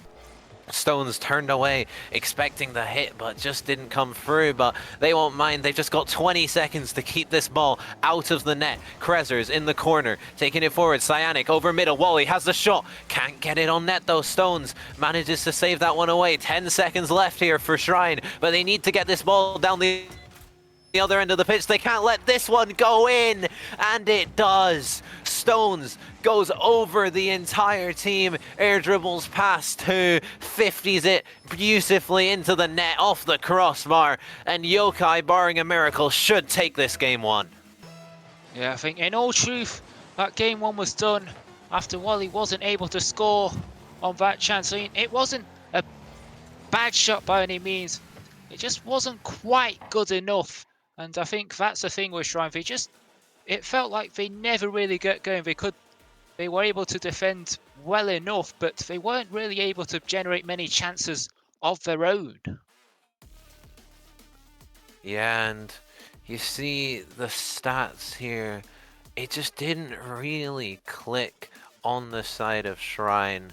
The shots, only 4 of them came through to Yokai's 6, so neither team really putting that many shots on the net, but Yokai were the ones who managed to convert, and getting shut out completely in game 1 for Shrine is not a good sign. You wanted to get at least 1 on the board, even if you do lose the game, to just get into this series, and a shutout in game 1 is never a good sign, but it is just game 1, and we do have a long best of 7 ahead of us. Yokai, they still need 3 more replicates of that game 1, and Shrine, they will not let that happen easily. Yeah, certainly in terms of result, whether the manner of the game is still the same across those 3 games remains to be seen, but Shrine, they need to change the dynamic. I think they just need to get on the front foot a bit more. I said about them working smarter, not harder. I think now they need to work smart work harder as well. They need to be quicker to those loose balls. They just need to be that bit more aggressive and try to catch him out off the backboard. And Wally with a follow-up. And just like that, it's almost like Shrine are listening. They get a goal after only 5 seconds. They heard your call, GM, and they answered. A brilliant speed from Krezers to get that beat onto the backboard, and then Wally is right there to follow it up and rifle it into the net for a quick lead for Shrine. Krezers maybe looking to add another, goes up, but blocked out by Stones on to the sidewall. Cyanic doesn't get a touch, and now a bit of an overcommit maybe from Wally. Can someone get this? No, it is not the bounce that Yokai would have been looking for. Goes straight up, and a chance gone begging there, and now they get another one here maybe, but Krezers is right there, taken out of the pitch for his efforts. Aussie, low boost, 50'd by Wally, also low boost. Going forward though, Matty, a high touch. Krezers right there to meet it, onto the backboard. Aussie can clear this one away. Stones downfield, Wally manages to block that one out. Stones into the middle, Matty's there, but met by Cyanic nicely. Now Cyanic into the corner. Aussie, good control, good 50. Can he keep on this one? But Wally's right there. Aussie, a demo on the back line on the side of Cyanic, and it feels like Yokai are just starting that trend again, starting that pressure again. Shrine, they cannot let Yokai get a real foothold in their side of the field. No, and well, and apart from that early goal, it hasn't really been that much happening. Maybe a chance of Wally if the bounce goes his way, but it doesn't. And Matty was there ahead of him anyway. But now Krez, it's on target, but saved by Stones. And our Shrine started to get another spur pressure here. It bounces dangerously in front of a Yokai goal, still not properly cleared, as Wally trying to get a chance in for Cyanic, but back onto the backboard it goes, and now Krez's turn into middle. But now Wally is there. Stones is the last player back, has to make a wise choice, whatever that may be, and is able to get his team out of immediate danger, but well, they could be right back in it any time. Cyanic now in the corner trying to get something off this onto the backboard. Aussie air dribbling that one out over one to Stones, but both of them get beat by that touch, and now this is dangerous. Stones puts it in his own net. A great slot into the top corner, but Stones just maybe got a bit distracted by Cyanic on the to his side. I don't really know what's happened there, but all we know is Shrine get a second goal on the scoreline. Yeah, I think it. I will. It was definitely a forced own goal. I think that there might have been like a slightest bump by Cyanic that just put him off a little bit, and there's another Shrine player almost sandwiching him in a way, but he gets one back. He makes up for that own goal. He cancels it out, but Yokai, they're still behind. Nice top corner slot there from Stones. Cyanic can't quite reach it, and making up for that earlier mistake, as you said, and bringing Yokai back within one. Cyanic looking to make it back to two, but can't quite find the net. Krezers into the corner, onto the backboard. Who's there? It is Stones. Now back downfield to Cyanic. Bang off the wall. Who's there to follow? Matty can get that one away, but only as far as Krezers. The shot onto the net is fairly comfortable for Aussie. Gets the flip reset onto the wall as well. Matty there to follow it up. Gets a nice 50. Cyanic only as far as Stones. Another 50 goes into the middle. Krezers another 50. Yokai not letting Shrine have those free clears in defense. Always being there for the 50. Always keeping the pressure on. A miss coming through, and the miss from Krezers. Aussie is right there for it, and Yokai are back level. Well, I think there's only. Well, I think we all know what happened there. We all know why that goal went in. Krezers it's just one of those moments where if you don't get the touch, it is pretty much a guaranteed goal for the opposition. That's exactly what happened.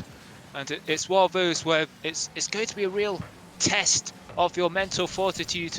Can you put it behind you? Can you keep your head up and try and rally back? Or does your head drop And does it just keep getting to you, just keep eating away for the rest of the series? And I think this is where we find out, as still level. Cynic has a good pinch forwards. Where's it going to go? As Wally falls up, it's off the bar. And that could have been a way for Shrine to get their lead back, but instead they still have to hold on for a draw. They still have to, like, at least not concede again. So that one into middle. Ozzy getting a beating of Prezes, but Sonic is behind. Ozzy trying to get there ahead of him, and still, it looks like Shrine, they've almost been rattled by conceding those couple of goals. It feels like they've been thrown off their rhythm in a way. They've got 30 seconds to try and find it. Shrine on the offense at the moment, can't quite get that though. Cyanic a miss off the sidewall, that could prove costly. Matty going forward, but a 50 comes out. Who wins this race? It is Stones to Matty, gets the shot onto the net, but Cyanix is right there and gets another touch as well. And now Yokai have to scramble back with 7 seconds on the clock. A big boom forward. Cyanic off the back wall. Stones up high, one last chance for Yokai to maybe get a 0-second goal. But it will not come to pass. The ball hits the ground and we have overtime. Indeed, we do, and I think Shrine maybe a little bit of a let-off, but I mean, it is too different. I think they'll be going through mixed emotions right now. I think on one hand they'll be glad that they didn't let game 2 get away from them after surrendering that lead, but on the other hand they'll be thinking that they shouldn't have let the lead go, and Cynic is trying to restore it, but saved onto the backboard by Stones as Ozzy gets it further away, and Yokai tries to start a bit of a counter-attack, but Krez looking to shut it down. So it's into the corner, picked up by Stones, drops it to middle, but Wally, it's a good first touch, showing good level composure there. That's all players in these playoffs, in these high-stakes matches, need to show if they are to be successful. As it goes into middle again, Wally picks up the loose ball, trying to race Matty to it, but Matty gets there first, and Yokai trying to get another attack going. Cyanix and Krez miss, and Stones, it's blocked. It's a last-ditch block there, and now it's off the bar. What can Cyanix muster up a 0 boost? He can't, and Yokai win the second game as well. Shrine, the architects of their own downfall there. A double whiff almost led to a goal, and then a really unfortunate touch onto the crossbar. And we do see a timeout called from the side of Shrine, and I think that's probably wise. After losing that game in that fashion, they'll have a few minutes to just step back, take a breath, and talk things over about how they are going to get back into this series, because at 2-0 down, whilst it is a best of 7, you don't want to go 2-0 down in a best of 7 GM. No, it means that it means that you have to get the 4 games. It's you're at a huge disadvantage, and it means that there's so much less margin for error, and I think if the timeout being called as exit decision, then for many different reasons, not just the fact that they get to talk things over, but the fact it's the way that they lost in overtime. It looked like they were starting to lose their composure, so I think the timeout, not only is it to try and come up with a different strategy, a different approach, but also just to calm themselves down. I think in a way, I think that's definitely what they need right now. Yeah, 100%. Just a chance to take a breath, be like, right, we played this matchup earlier and we won this matchup earlier. We've got to start playing like that again. It's been a long night of Rocket League, but we've got to go back to what we were earlier, and they're not really playing like what I saw from that earlier series, albeit that was a good few hours ago now, but they're not really assuring me on the defense. During that series, they seemed more comfortable on the pitch. Right now, they just seem a bit shaky, a little bit nervy. Even when they went 2-0 up in that game, just a few little errors gave Yokai that opportunity to steal back that lead, and they did that. And then in the overtime, they could not find that clutch factor to keep it out of their net. So they just need a little bit more composure in this game, I think, to really get back in this series. Yeah, they do, and I think that's the whole reason why they call the timed out, is because, well, not only because of that, but also because of maybe that's what they're trying to do. They're just trying to like figure out what went so well for them in game one, why it's so different this time around, why it's so different compared to a series earlier on in the day. Just trying to and also just trying to figure out what they need to do differently, or where they need to go with a different approach, where they can do what worked for them earlier, where they just need something different. They're just talking through all the different possibilities, and just, I think also, as I go back to earlier, I think just to try and calm themselves down, just to try and just banish the demons, as it were, as we go in to game 3. Will we see a new shrine, or will we see Yokai continuing their low bracket run to set up the grand final? But again, we see a shot very early. It doesn't go in this time, but Krezers misses. Aussie has an open net, and Yokai score. Only 11 seconds gone. Krezers, another whiff, really unfortunate, and another shrine mistake that leads to a goal. And 11 seconds in off of the timeout, that is not what you want to see if you are this shrine side. Really unfortunate, not great for the momentum and the mental, and looking to make it to maybe Cyanic. Cuts that off really nicely. Now Krez taking it forward. Can't quite get the 50 onto Aussie. Cyanic gets that 50 though. And another one off the corner. Wally puts it towards the net. Matty has to clear it out. Aussie and Krezers get the 50. Now Stones should have this. Not much boost to play with though. Opts to just bang it away. The miss on the backboard from Cyanic coming out. Another miss from the side of Shrine. Matty on the sidewall looking to control it. Gets 50 though. Stones has time here. Krez makes me look like a liar. Cyanic can't quite get that, and Wally saves it out from Stones.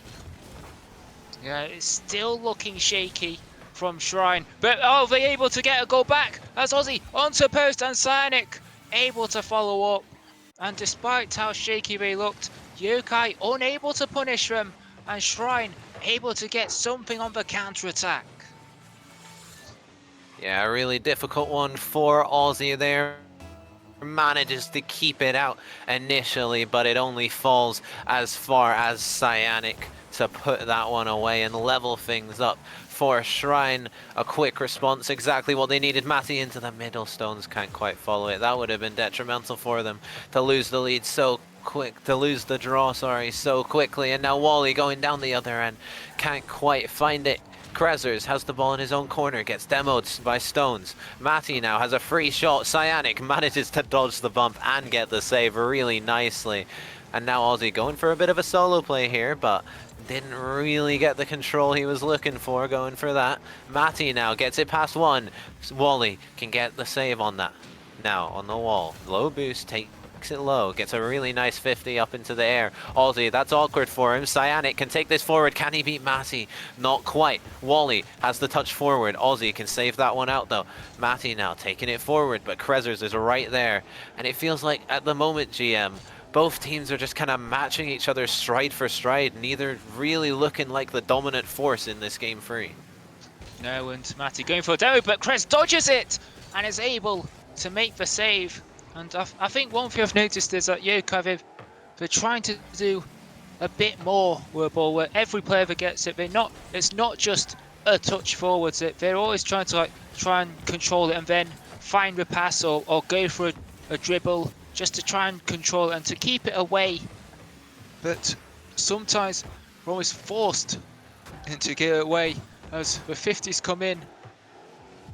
Our Shrine starting to find their rhythm again as Stones completely misses. Matty is smothered. The net is open if Wally can get there as Cyanic on the follow-up, but it's wide, and there aren't any teammates there behind him to help him out.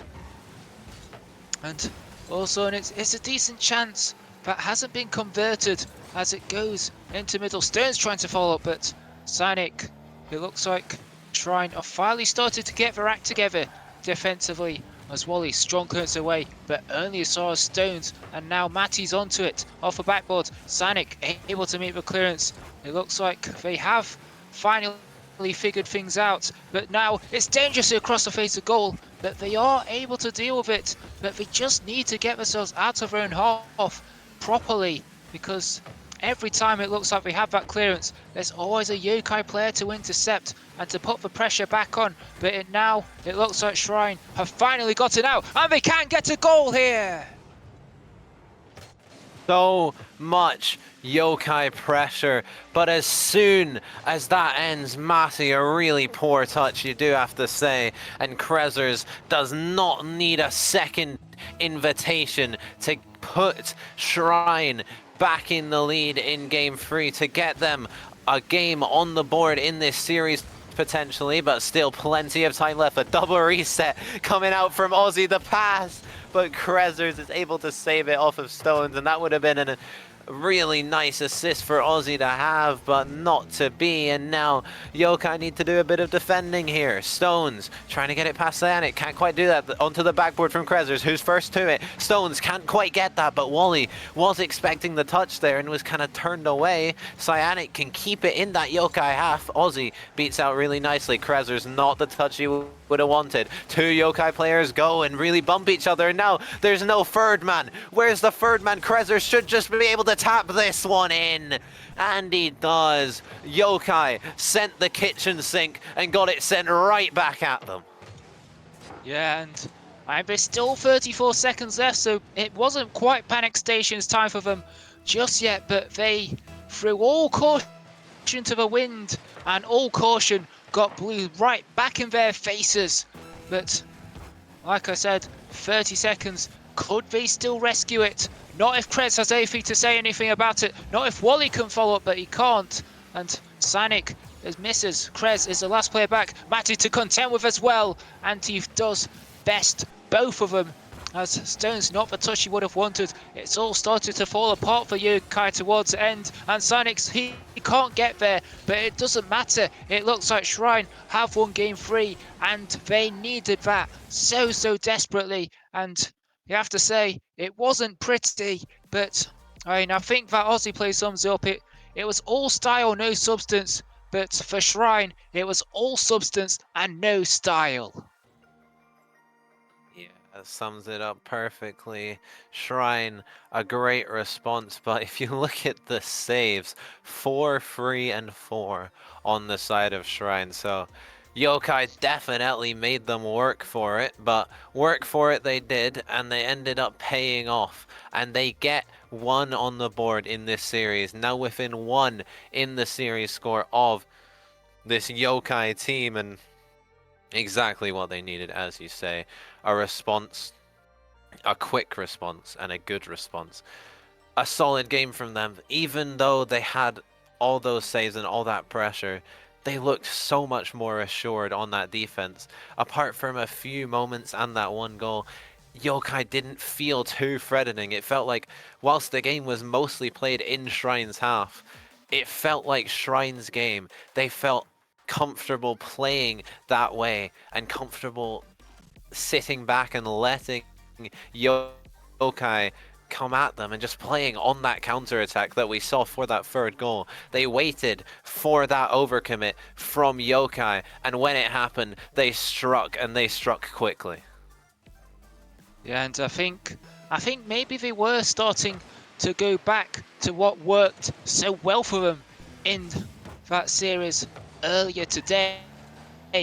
But game 4 could be a whole different kettle of fish, but Wally able to make the clearance, a strong clearance as well, and the 1-2 with Krezers, but Sonic, as the last player back, had to dodge a demo as well. He's 1v3, but he still comes out on top as it's into middle, but strong clearance away by Krezers, onto Sonic, off the backboard, but Stones contests it with Wally, but Sonic does recycle possession. He gets bumped, and so it leads, it doesn't really go anywhere for Shrine, but Yokai now trying to get an attack of their own. As Stones shot on target, and they do get the early goal just like they did the previous game. Yeah, Stone's a really nice shot. Wally on the backboard. Aussie's just up, just forcing him to make a touch, and he makes not a great one, and Stone's right there to clean that one up and put Yokai once again in the lead. And this time they need to hold it, maybe add another one with Aussie off the ceiling, gets that one onto the net. Can anyone get back to it? No, they can't. Aussie, a ceiling shot from the heavens straight into the net. And beyond Sonic and Krezers just had zero boost, he just couldn't get there. And Yokai, they did what they couldn't do in the previous game. They went up by 2 goals. Now that they have something tangible to hold on to, surely they won't let it go this time. But now 2 players have missed. Surely it opens up, but no Shrine players are there. That was a glorious chance to pull one back, but there's just none of them really committed to it. And now all of a sudden, Shrine, I'm not quite sure what's happened to them, but it could get even worse from here. But that one's off the post. But the fault from Matty off the bar, and the fault from Stones goes wide. And Shrine, they got off easily there. They could quite easily concede, and they do. Aussie getting the 3rd goal for Yokai. So much pressure, so many crossbar and post hits, but it finally finds its way in for the side of Yokai, and 3-0 within a minute and a half. There's positives and negatives to take from the fact that it is so quick. It gives you time to come back, but also conceding that many in that short amount of time is never good for the mental. So Shrine, they really want to get back into this one quickly. Cyanic onto the corner. Aussie can take this one away. Gets beat out by Wally though, but it's just as far as Matty. Cyanic maybe could have turned on that one. That one almost goes in, but it just seems like Shrine right now, they're so hesitant. Like Cyanic, it looked like it was just a completely free ball for him if he just turned his car, but he just didn't go for it. They're so hesitant. They're playing scared of this Yokai team, and that's credit for Yokai. Credit to Yokai, because right now they are giving Shrine a reason to be afraid. Yeah, and I think it's down to them just being that much more aggressive, just really trying to get into their face, not giving them a moment's rest. And it's worked so well for them so far. It's already got them 3 goals. They are yet to concede. They're yet to even let a shot on target go on. And try. They really need to get their act together. They really need to shrug it off. They really need to find a way through. But that one gets blocked as Wally into middle. Krezers does find the angle. Could that be what Shrine were looking for? A lovely angle from Krezers there. Finds the top corner perfectly. No Yokai defenders getting anywhere near that one. And manages to pull one back here with just over 2 minutes left to play. And if you're Shrine, you've got to feel that there is an inkling in this game. There is a way you can get back into it. You have to go at it. You cannot play scared. You've got to go for it. This is here now. Only one defender back, tries to get it on net, but Aussie just manages to tip that one around the post. Now Krezers going forward, looks for the 50. It's bouncing high. Cyanic is first to it, but Aussie can block the shot in the nick of time to keep it out of his net. Now Wally, no boost. Krezers off the wall. Who's there to follow it? Cyanic. A wise decision there not to go for that one as the 3rd man, because that would have been a completely open net if he did get beat to it. Krezers taking it forward. Aussie touch forward now. Wally forward to Krezers, tries to get this off the backboard, but Stones can get that one out, only as far as Cyanic. Stones now again taking it forward to the backboard. Can Krezers get the touch? No, he can't, but Cyanic is there to bail him out and stop a Yokai follow through.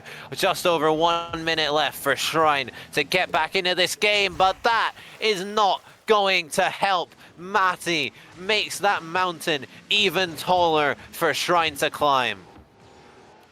Oh, Sonic, I think just any touch there would have taken her away and just maybe given Shrine a chance to get out. But he just couldn't, and I think Shrine is just it's just never really got going for them.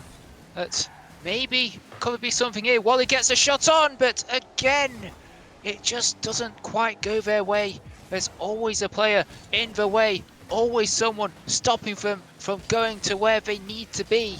And I think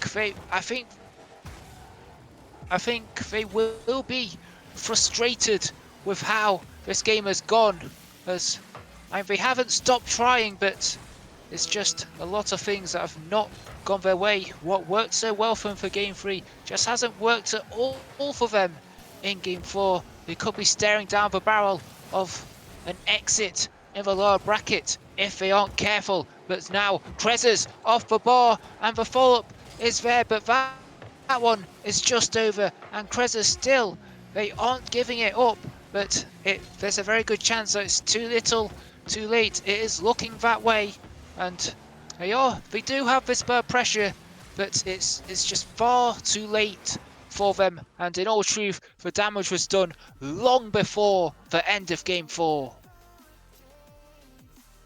Yeah, Yokai moved to match point. One more game to get to the grand finals to face that Impetus team. And on the side of Shrine, you cannot question their mentality. You saw in that upper final just an hour ago, they went 3 games down against that momentum side, but they never stopped fighting until the very end. They kept fighting. They got those 2 games back and got so close to getting that 3rd game to send them to Champions Field. So the mental is something that cannot be questioned from Shrine, but also it's going to be difficult. And we do see, I believe, a mid-series substitution coming in from the side of Shrine. Well, I'm not quite sure what that is about, but I mean, desperate times call for desperate measures. Maybe a change in personnel could be what Shrine need to wrestle themselves back in to the series. But Rekislaw enters the fray, otherwise known as Mr. Ericsson 123, and that's how many games they need in order to save their playoff run, to still keep themselves going. As now it's Wally into the corner again, but it's just too high, but he does still get something on it, but maybe Wally still keeps it going as Sonic, the bounce just didn't go his way, still able to get the 50, but it goes straight to Matty. That's a really nice bit of control there, as it does find its way to Aussie, and no goals yet, no shots yet from either team. So I think this will definitely suit Shrine, but there's a double commit, so early signs of trouble for them. Yeah. The player that you want to see something from is Rekislaw in this series. That's a big call from Krezers, the GM, opting to sub himself out in this series for Rekislaw. There has to be a reason for that. There has to be something that Rekislaw can offer to pull Shrine back in this series. Maybe a change of personnel, a bit of a tactical switch might catch Yokai off guard. Maybe that's what they're hoping with that. We'll see if it works. But for now, they are having to deal with some offensive pressure. Wally into his own corner. Has the ball here. Matty's pressuring that though. Into the middle. No one from Shrine there to follow it up. Now Aussie's up. Aussie shoots. Cyanic saves it away. Rekislaw as well getting involved. Shrine managed to keep that one out, but just barely. Stones now keeping that pressure on, but a huge clear from Rekislaw all the way down the pitch will relieve that pressure for now, but it just seems like there's so much of that. Cyanic gets bumped on the pop-up, maybe could have followed that one up, but Aussie manages to uncontestedly save that and now bring it down the other end. Yeah, I think Cyanic is just a bit too nonchalant there. Just thought he could just knock it over casually. But Yokai, they just weren't going to let that slide. Still 0-0 though, and maybe this could suit Shrine. You never know when they're going to find a goal. It's always even when they seem to be most up against it, sometimes they're just able to find a way through. There is a double commit, but it's actually helped them in that case, as they haven't yet conceded. The pressure is still on Cynic. It's a decent enough clearance, and Wally able to follow up, but Stones, has he been caught on the wrong side? He has, and Wally gives Shrine the lead, arguably against a run of play.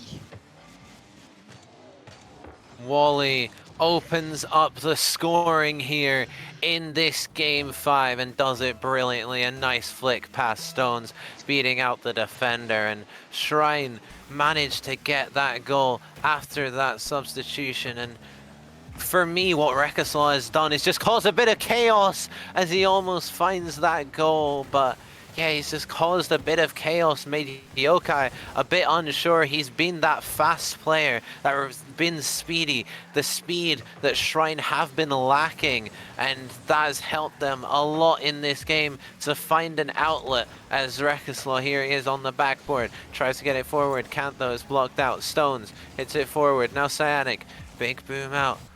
Stones can't quite get there. Matty now can't get there either. Beat out by Wally. Stones hits it out to the sidewall. Aussie should collect this one. Bangs it middle. Is Matty there for the follow-up? He's up, he shoots, he scores! Well, he mentioned about what Rekislaw can bring to a team, how he can change the dynamic of the game and the series, and Shrine will be hoping that change isn't short-lived, that it can bring some real substantial change. But they have been pegged back, and now they have to think about things a little bit differently. They can't just hold on. They don't have anything to hold on to anymore. As now, that one onto the backboard. Cynic just wants to make sure, as Wally able to follow up. Does he get the second touch? Not quite, as it goes straight to the path of Stones. As Cynic able to make the 50. It's a loose touch by Matty, but Aussie able to pick it up, and Rekislaw does recover in time to make the challenge. And now Shrine, they're just having to withstand the pressure, just having to make those last-ditch challenges, as Stones has to hit it against his own bar to avoid the shot from Cyanic. And now Wally on his own, he can't get back, but Cyanic can. And how much longer can Shrine hold on for? Yeah, Wally manages to dodge that bump there and get that one out, and now the shot onto the net. That one just rolls all the way into the net. Yokai leave their net completely exposed. Another overcommit from them. No one's back. And Wally takes full advantage and puts Shrine back in the lead with 30 seconds left. They just need to hold this. They need to keep their composure to hold this, but a double commit there will not help. Aussie cuts off Stones there, gets the flick over one. Wally gets that touch. Just under 15, just over 15 seconds left here. Stones taking it forward, can't get the shot on net though. Who's there to follow it? It is Aussie, it is a shot, and Stones clears out the net, gets the demo onto Wally, and Aussie can find the goal to tie things up. Yeah, I think there's a team bump in there as well, and this, not only that, it felt like the first ball into the middle just wasn't properly dealt with. It should have been cleared away earlier, but it just wasn't. And Shrine, they have shot themselves in the foot at arguably the worst possible time. They could have held on for a priceless game 4 win, but instead they're forced to overtime, where one goal could end their unexpected playoff run. Remember, at the start of the power rankings, they had them in 9th, not even getting close to even getting play-ins, let alone playoffs. And they're still looking to keep their hopes alive of pulling off one of the most improbable upsets of the season, as Wally looking to spearhead the charge, as Aussie forced to play it into a dangerous situation, and he does it all himself. Aussie finishes it off here for Yokai and sends Yokai into the grand finals, and Shrine out of the tournament. A great shot from him. and a great performance from Yokai here, and we will see them in the grand final just in a moment. And you look at the stats from that game alone. Aussie dragging his team over the finish line. 727 points, 2 goals, 1 assist and 4 saves. A brilliant performance from him that game. And Yokai, they managed to clutch up that series in the end. Yeah, and despite Shrine, they had that timeout. They had that one game they won, but then it just never really built anything more significant. After that, Yokai, they just proved too much. They proved to be too aggressive for them. And Shrine, they just weren't it felt like at times they just weren't able to cope. Yes, they could hold down the fort, but then at times Yokai, they were always able to find a gap. And even when Shrine hit them on the counter-attack, it still wasn't enough, as it looks like the series MVP will be Aussie. It's a brilliant all-round display. Very aggressive on the front foot. 13 demos, 7 goals, 18 shots. Really shoving himself left, right and centre. And also a real protector at the back with 13 saves as well. Yeah, a brilliant performance from Aussie and a brilliant performance from all of Yokai. And they take down Shrine 4-1, but you have to give huge props to Shrine. Had a brilliant season, ending up as the 2nd seed from the Ignis Conference and making it all the way to the top 3. But we do have our top 2 teams locked in for this prospect season in RSC. The grand final will be Impetus versus Yokai, the 1st seed from Ignis. The 1st seed from Glacies will prove to be an amazing match, so make sure you don't go anywhere, as we will come right back at you in about 10 minutes or so with the grand final for the prospect tier. Do you struggle to rank up in Rocket League? Are you stuck in Diamond while your other friends flex their SSL title? Well, look no further. I have partnered up with LTXAcademy as a coach, and we are ready to boost your gameplay. With multiple tournaments and trophies won and thousands of dollars earned, I will tailor to your needs and make sure you get to that next level. I'm also doing discounted prices for the first 10 days, so you do not want to miss out. And you are also probably thinking, CMOS, how do I book a session with you? well, that's easy. Just open up that fancy browser of yours, type metafy.gg/@cmasorl_, pick a session to your liking, book a time, and bang, you're booked, and I'll see you in the call. Once again, that's metafy.gg/@cmasorl_.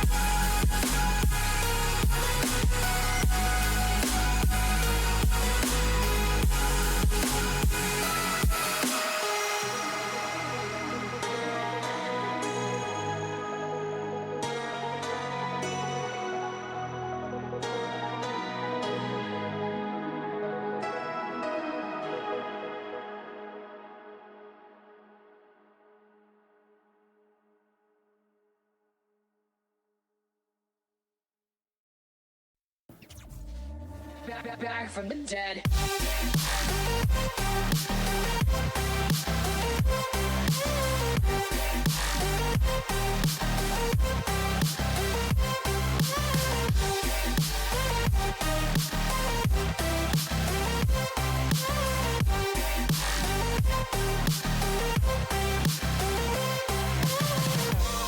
Ladies and gentlemen, you're all invited to go fucking mental on this motherfucking drop. The countdown has just begun. Are you ready?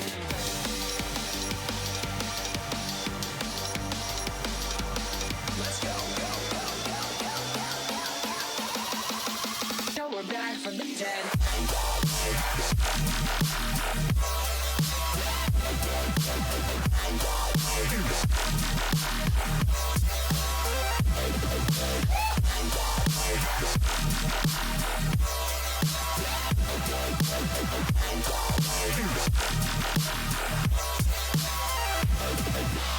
We're back from the dead.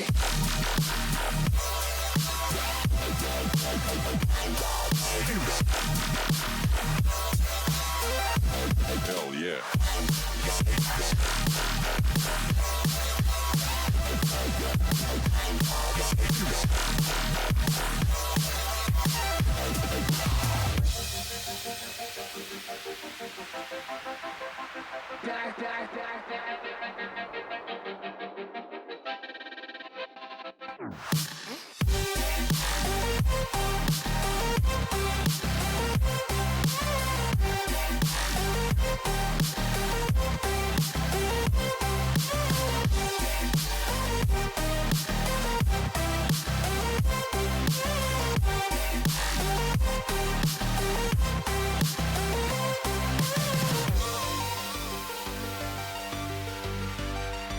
We're back from the dead. Are you ready?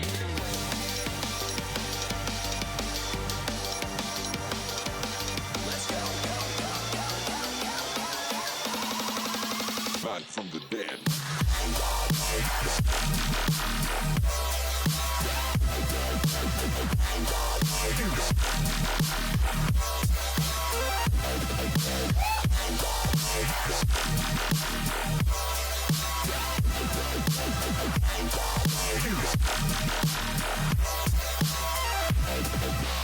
We're back from the dead.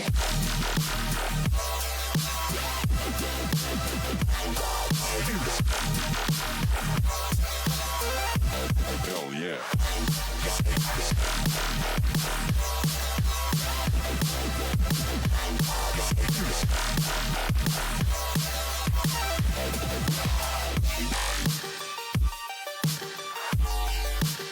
We're back from the dead.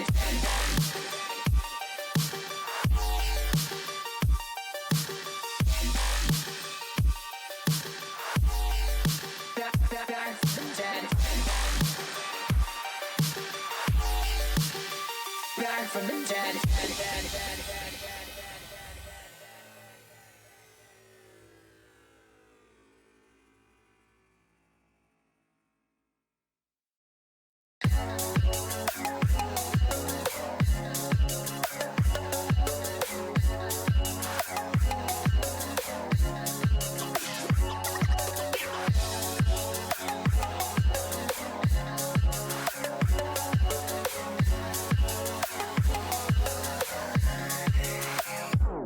I'm gonna throw my memories away.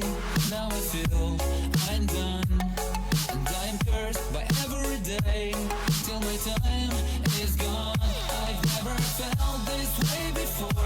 You struggle to rank up in Rocket League? Are you stuck in Diamond while your other friends flex their SSL title? Well, look no further. I have partnered up with LTXAcademy as a coach, and we are ready to boost your gameplay. With multiple tournaments and trophies won and thousands of dollars earned, I will cater to your needs and make sure you get to that next level. I'm also doing discounted prices for the first 10 days, so you do not want to miss out.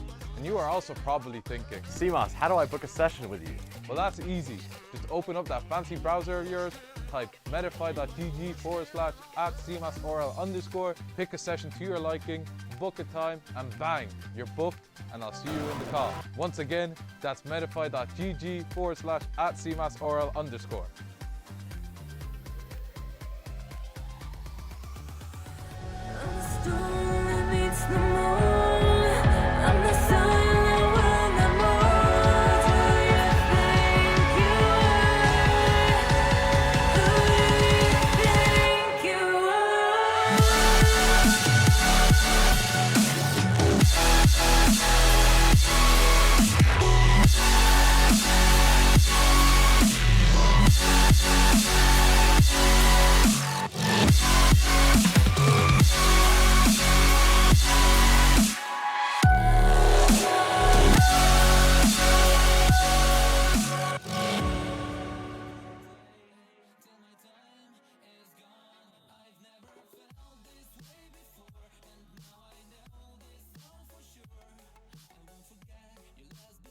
Great night of the playoffs, and we are here at the final series of it all to crown a champion. I'm Char, alongside me is Hodge. Hodge, how's tonight been? How's tonight gone?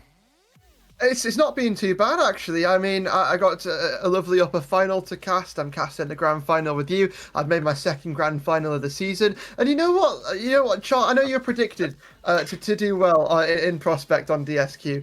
You didn't do so well, but you made it here anyway. Congratulations. And, well, we will be getting the players on the pitch very, very shortly and getting this grand final started promptly. But, Char, we've got a couple of things to run over first, right? We've got a couple of housework to do, a little bit of housework to do before we can get this grand final started, and it all starts with the bracket. How have we got here, and well, what sort of journey have we followed throughout today? Well, you see, the two teams in that grand final are Impetus and Yokai, but all the teams today have played some amazing Rocket League. Raymond doing a really impressive lower bracket run there, all the way from the start of play-ins. Owlet and Tomfoolery as well in that lower round one, going the distance. Quite a few game fives here, 3 of them in the first 4 series in that lower bracket, and Kole Watusi and Tomfoolery being those teams to fall in that 5th to 6th. And then we see Yokai beating out Raymond and Shrine in that lower bracket to make it here. Actually a rematch in that lower final of the upper semi that Yokai managed to flip the script on to earn a place here, but Impetus have been so strong with their initial sweep over Ankole Watuse and then a 4-2 in the upper final against Shrine. So both these teams have had some amazing results today, and they're going to need to play their best if they want to take home the crown. Yeah, and it is the day of number 1 seeds here in the playoffs as well. Both the number 1 seeds from both conferences making their way to the grand final. Both of them having very different roads to get here.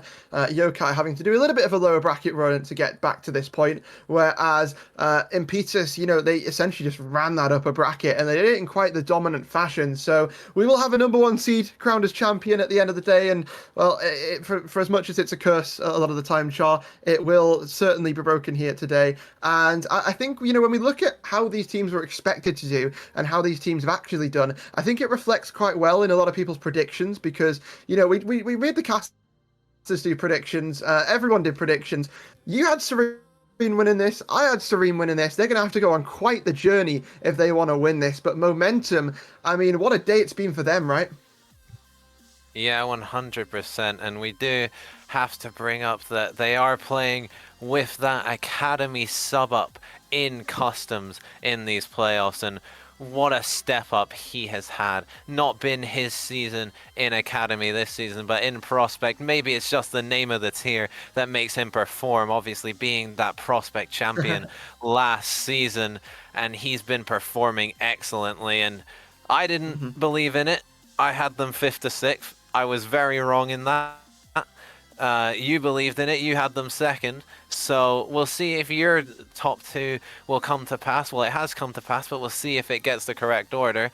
And for my predictions, I am hoping Serene wins this, but I can see it really going either way. Yeah, well, I've just got a little stat check from Archeon here, and he said that he believes that this would be the first time a sub-up would win playoffs. So, I mean, it's something that the stats people and, well, the man himself, Archeon, doesn't believe has happened before, but Customs is going to try and make it happen here on the pitch either way. Now, we want to get these players on the pitch as quickly as possible, so we're going to skip the whole team stats thing, because let's be honest, at this point in the tournament, it is completely irrelevant. It is Championship Sunday form here for both of these teams, and it is all about just who shows up better in this match. Instead, we'll go straight into predictions, and Charles, I'm coming to you first. What do you reckon? This is just for the first series. Who's taking the first series? If you know, we might not get a second series, but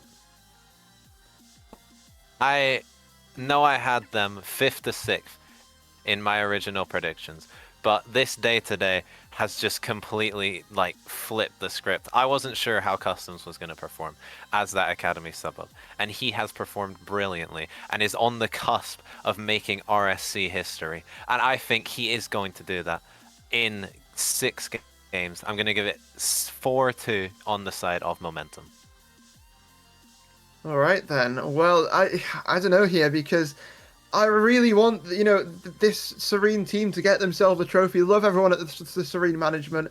You know, love the players on this team. Ozzy, Stones, Matty, great people. And you know what? I would love it to happen. But Customs DM'd me before this one and said he's doing it for Academy. So Customs, I'm going to have to back you. Game 7, 4-3.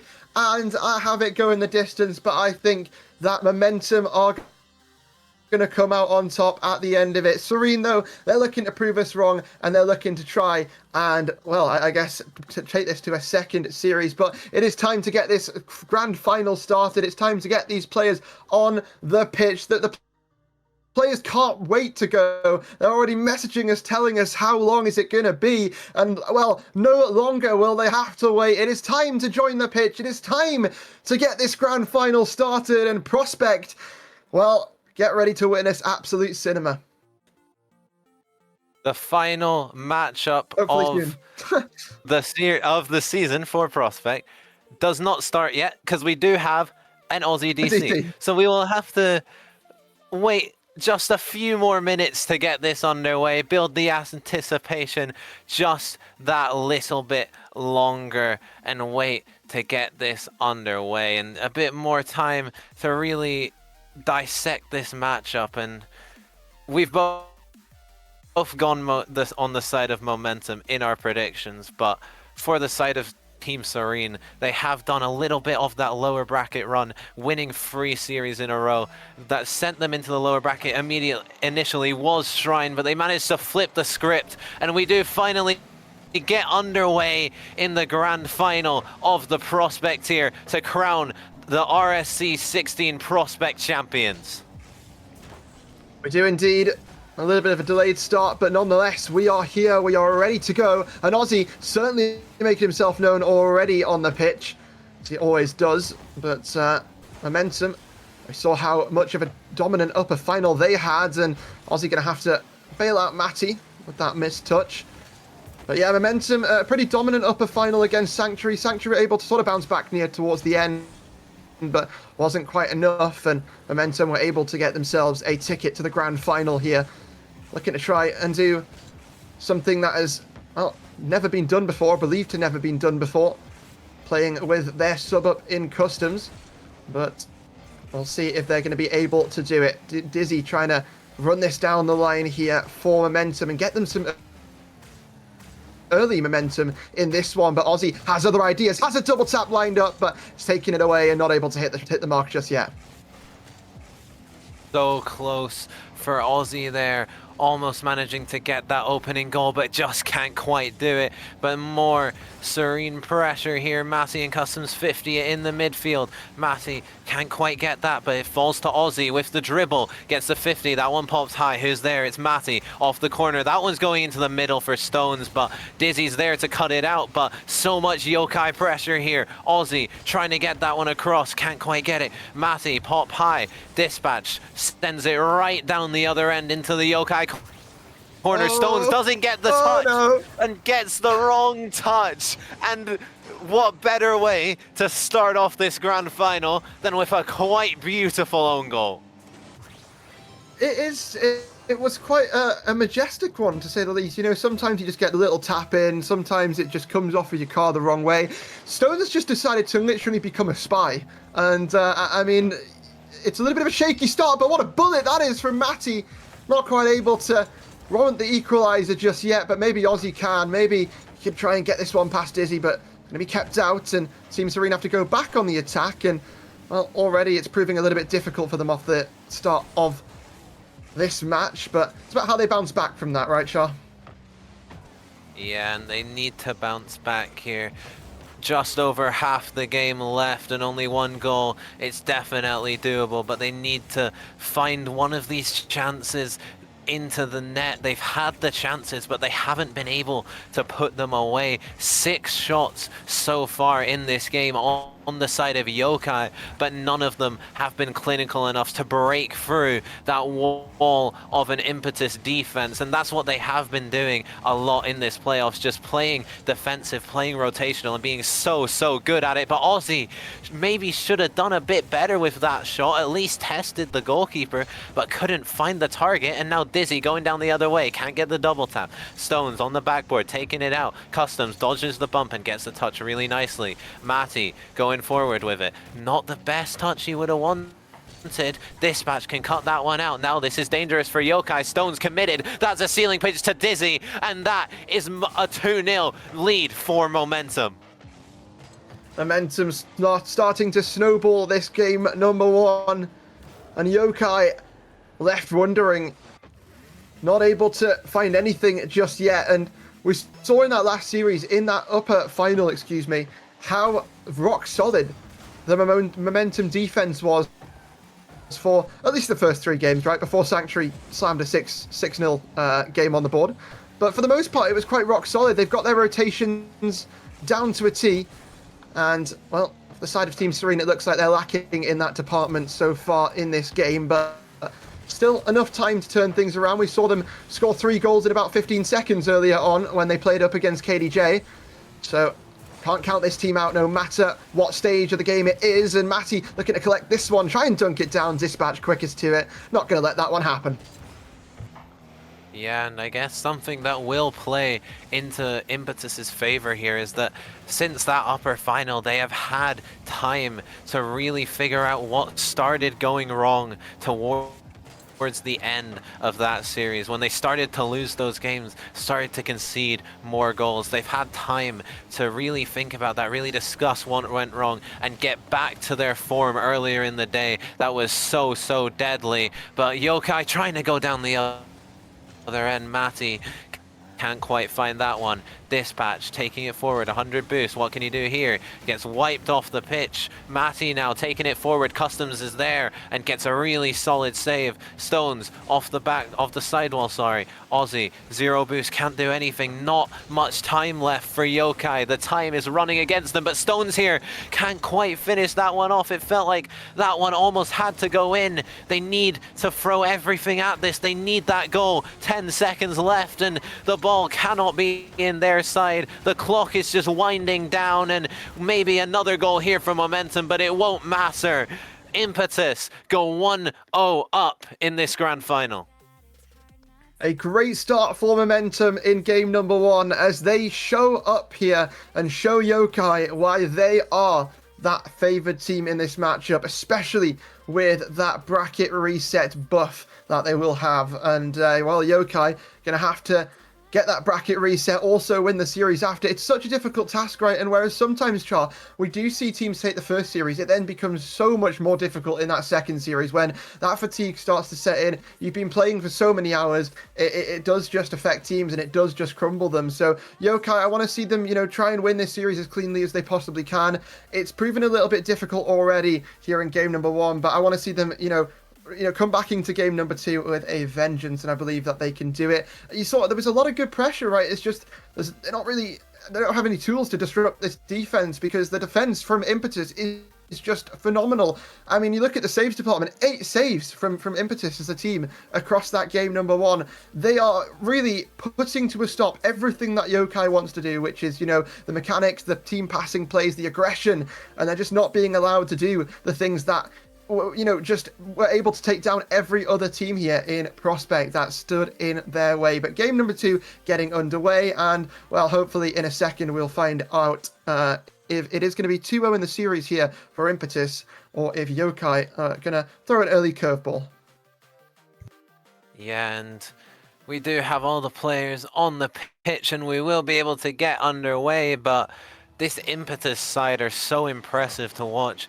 At this level, I have not seen a team that is this solid defensively and rotationally in a very, very long time, and it's so hard for Yokai to break them down, and they need to find a way to do that, and they need to find a way soon, because they're just going to keep losing games if they keep on like this with no real way to break down that defense. Maybe this could be it, but it just goes right back. Dispatch has the shot, but that one's just off target. Stones can send it away. Now Aussie, a big boom forward. Matty was not expecting that much power, can't quite reach it, but that's a miss. Who's there? It's Matty, and the solid rock defense of Momentum lets one slip by.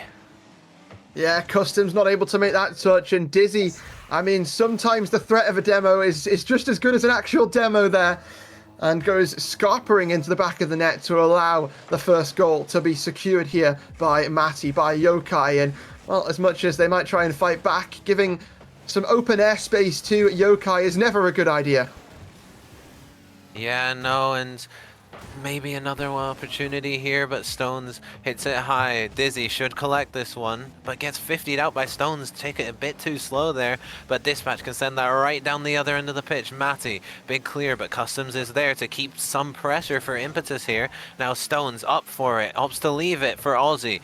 Gets control, looking for a 50 maybe, but no one's there to challenge him. Dizzy coming in very late, and it ended up working wonders for him. Now into the middle, who's there? Dispatch can't quite find that, but some signs that Impetus are looking for this equalizer, Hodge. Definitely. Gonna roll over to this sidewall demo picked up here. Aussie's got some space to work with and see what he can do. Matty gonna take that shot and take it off of his teammate.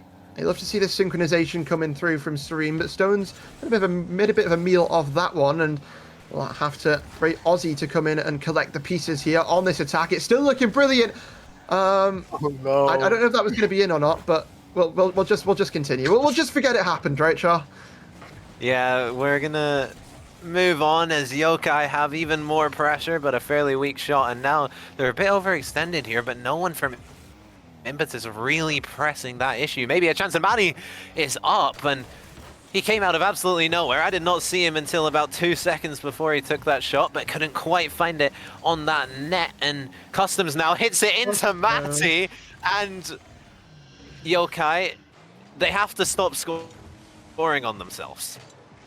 They do. They have to stop scoring on themselves. They have to stop blocking their own shots and saving goals that would have gone in. There's a lot going wrong here, and they've got to try and just, you know, balance that out with some good things as well. And I mean, you know, it is balanced out right now. It is that 1-1 scoreline, excuse me. But let's see if they can continue to impress here, or if something else will happen. Maybe if you know, if the spy will make a reappearance. But it has ricocheted back over to this midfield, and Stones should have a free touch here relatively and try and take it down. But Aussie just trying to catalyze this play for Serene. Back out to Matty, but Dizzy not waiting around and quite happy to pick up the pace for Momentum when needed. Yeah, now Dispatch a big clear onto the other side. Matty can hit that one out, but only as far as Dizzy. A mid drop down pass for Customs. The demo in the net from Dispatch. All 3 Impetus players working wonders on that play, and they managed to find the go-ahead goal. 2-1 here. 2 minutes left. Chances every single second, it feels like, for Yokai. But chances are only chances until that goes in the back of the net and becomes a goal. Customs, and I play it alongside Matty here, and 50 him out of the equation. Customs has just done it all himself here. along that, I don't even know, Shot. I mean, yeah, you've just got to give respect. Yeah, and from a three-man play to a one-man play, Customs manages to slot that one away and give Impetus a 3-goal advantage here in game 2. And it's all alarm bells ringing for Yokai. Maybe another one here, dispatch into the middle, but no one there for Impetus to finish that one off. Customs, another hit forward. Matty should be able to save this one, but only as far as Dispatch. That's a demo in the net from Customs, and that was wide open for Dispatch, but couldn't quite find the angle, and Yokai get let off with one a bit there. They do. Great bumps found in the offense, but no one there to really make anything of it there for Yokai, and they've got a minute to try and come back in this one before they're facing 2-0 down in the series. Aussie, impossible read to try and find there, and he knows it. Going to drop down and try and continue to force these balls forward, but will be Stones to pick this one up and leave it for his teammate. A little bit of a whiff there, but Stones try and get it over the top. Aggression still cooking here on the side of Yokai. They're not giving up, and it does just come down to great offense versus great defense, and I say defense is the way to win championships. It certainly seems like it right now. Yeah, 100%. This defense is just so solid for Impetus. Apart from that one little lapse at the start of this game, not really had a lot to go off, albeit Yokai did help them out with a save on their goal. But it's been so solid. Aussie, though, makes me eat my words. The caster curse coming through, and we have a game on our hands here, Hodge. It's always just when you least expect it with this team, right? It's always just when you think it's over, they show up, and it's happened before. Is it going to happen again? 20 seconds, and Team Serene is very much still a way back into this one, but Dispatch not going to try and let that happen. Stalling all the time he possibly can on that air dribble and 50ing Aussie. It's a great touch there, stalling all the time they possibly can. Aussie has got a 2v1 against, oh my goodness, he's just gone and cooked them. Team Serene level the scoreline, and Dizzy just gets turned dizzy. I mean, you know what? You've just got to put your hands up. Team Serene, it does always feel like, Char, when they're in these situations, there always is a way. Yeah, as soon as you saw Aussie bearing down on Dizzy as the last defender, you knew it was all alarm bells ringing, and Impetus really did not need to commit that heavily, but it takes us to an overtime in this game too. Serene, they need this to tie up the series, but Impetus, they might go 2-0 up if they get this next goal. Stones hitting it forward, can't quite get it though. Stones again on that ball into the corner. Yokai getting some early pressure in this OT. Aussie, the flip reset. Can he follow it? That one's bouncing off the crossbar. Who's there? Aussie can follow it in. All three of Impetus couldn't get the touch on it, and Aussie manages to follow it up and tie up the series. The mechanical magician of Serene does his magic again, and Yokai find themselves right back in not just that game, but this series as well. 1-1, Shaw. I have a feeling we're only just getting started with this grand final. What a series already we have on our hands. What a game. From being 2 goals down, 3-1 down, so late on in that game, they got 2 goals back, and then the overtime, they made sure it did not last long. Yokai, brilliant performance. Aussie, all 3 of those final goals are accredited to him, and dragging his team to the finish line in that game and dragging his team back to a 1-1 scoreline in this grand final. It's a hat-trick versus hat-trick, the Customs hat-trick versus the Aussie hat-trick. 2 players who went at it last season in the upper final, fighting to try and claim a title in RSC16, and that went down as one of the greatest series in Prospect history. And that was only a best of 5 chart. This is a best of 7. This is, for all the marbles here, this is the grand final. And, well, I mean, if that game 2 is anything to go by, I think we are in for some absolutely incredible Rocket League tonight. But game number 3 is where we find ourselves with a level scoreline. Someone has got to break that deadlock. Yeah, you mentioned that upper final in Prospect last season, one of the greatest series in Prospect history, and I really, really hope that this one can follow suit. Dizzy gets us off to a bang here in game 3. Yeah, not wasting any time. Momentum. Dizzy straight up for it, straight in the back of the net. Momentum, 1-0 lead. Yeah, now we're back on the kickoff here again. The game has only just started, but momentum. They start with a 1-goal buffer, maybe a 2-goal buffer. Is this one bouncing off the crossbar? But Dispatch cannot turn it in, and somehow we're still at 1-0. We are indeed. Shot taken by Dispatch, blocked away by Stones. Matty going to control this ball, but it's maybe got out of his reach a little bit. Dispatch, not a lot of boost, but certainly a bit of time to work with here, just to allow his teammates to get respawned, get those resources as quickly as possible back in terms of that boost. And it's a great 50 there by Dizzy to get it over to Customs, who just looks to shoot that one on target. And it's double trouble here for Momentum. They double up on their lead. And, well, starting to put Yokai on the back foot in just the first minute. Customs, another goal in this series. He is playing so well and putting momentum 2-0 up. Is that one just going to roll in? No.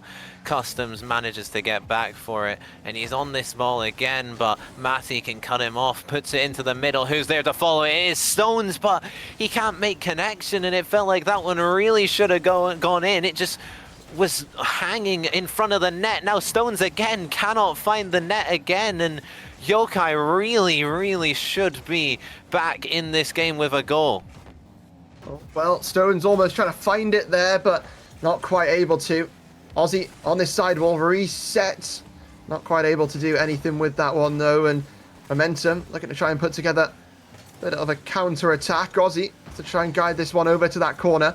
Able to pick up another touch and get it over that second man as well. How far can Yokai take this attack? Not far if Dizzy's there, but onto that back wall. Aussie, the fake. Stones not quite on the same page, and Team Serene looking a little bit disjointed here, Char. Yeah, they're just not really finding that final moment to get a goal onto this net. Maybe this could be it, but the save coming out from Dizzy very nicely. Matty can't quite get the shot on net. Aussie looking to keep the pressure up to the backboard. The bump on Customs. Aussie's up again to the backboard again. This needs to go onto the net, and it does. Stones gets one back. Yeah, Stones gets another one here for Yokai. Their first of this game, and a crucial one at that as we reach or near the halfway point of game number 3. I mean, we've seen comebacks happen. You don't want to be faced with a 2-goal comeback, and they won't let that happen. Goal deficit is 1, and maybe about to be 0, but not just yet. Stones trying to shoot this on target. The bump attempt was there. It didn't matter. Stones secures the second, and it seems like everyone on this Yokai team just wants a little hat trick of their own. Yeah, Customs just made so awkward by that bump attempt from Aussie. Can't stop that one from just rolling underneath him at the front post, and we're back tied level. Yokai, they love these quick goals in quick succession. Dizzy looking to add one of his own.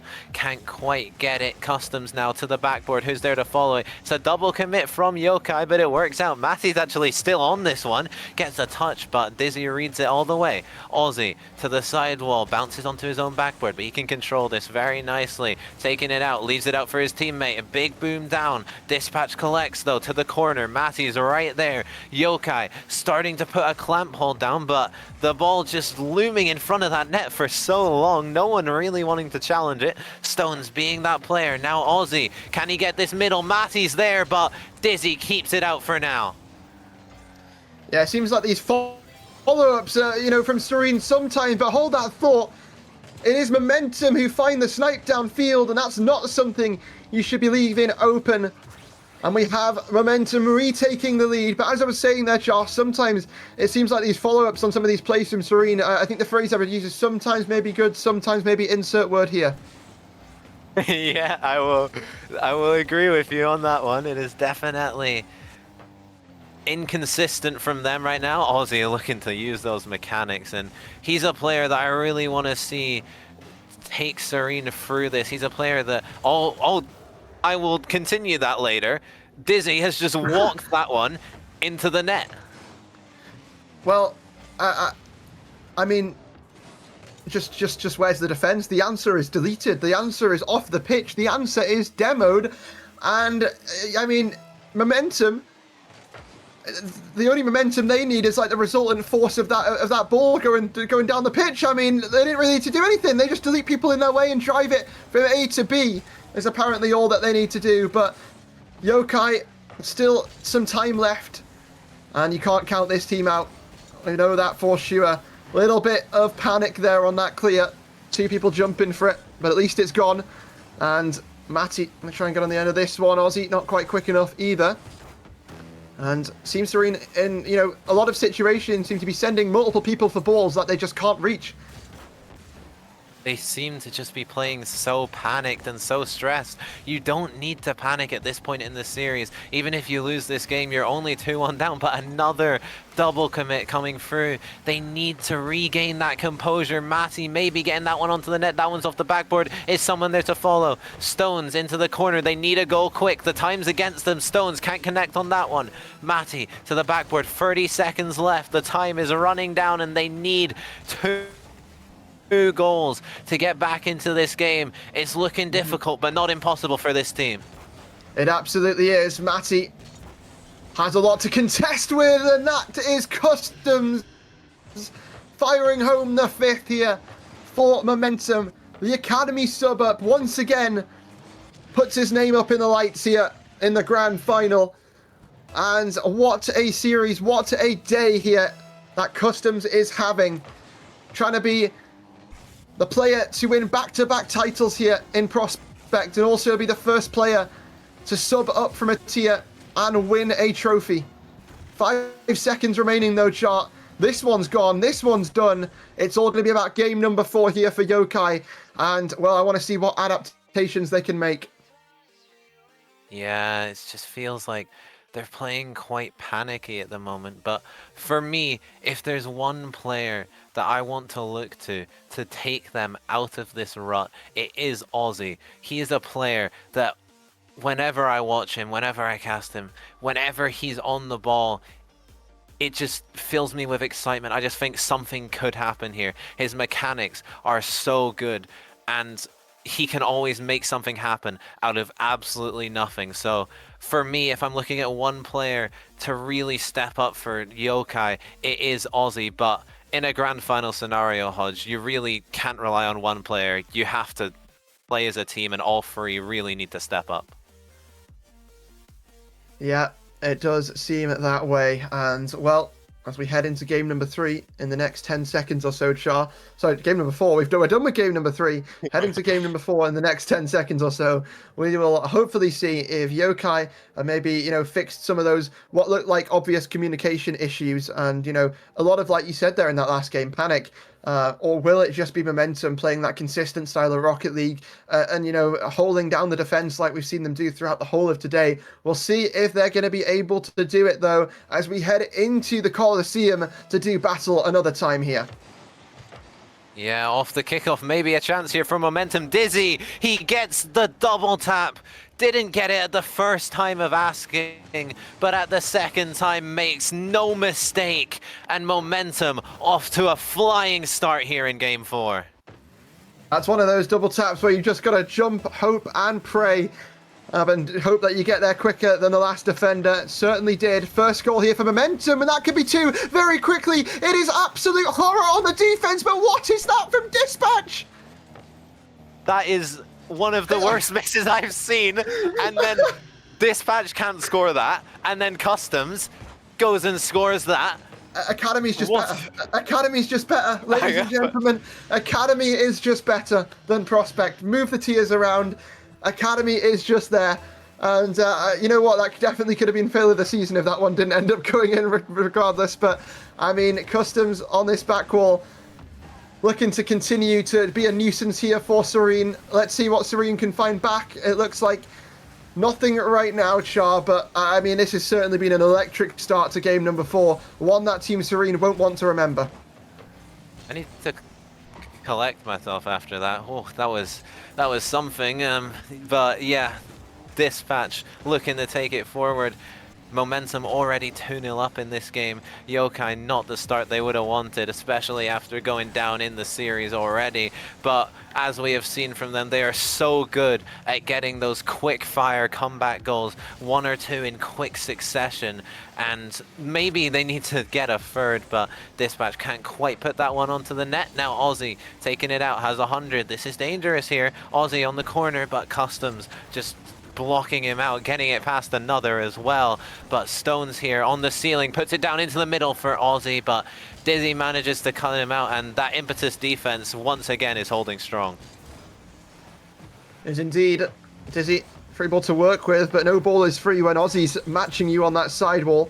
Someone needs to go here for Serene though, and fake the side of Momentum. Serene look a little bit reserved here in a lot of their plays, and look a little bit scared to try and try different things. Some of these touches and, you know, whiffs are also quite questionable across the pitch from all 6 players, to be completely honest with you.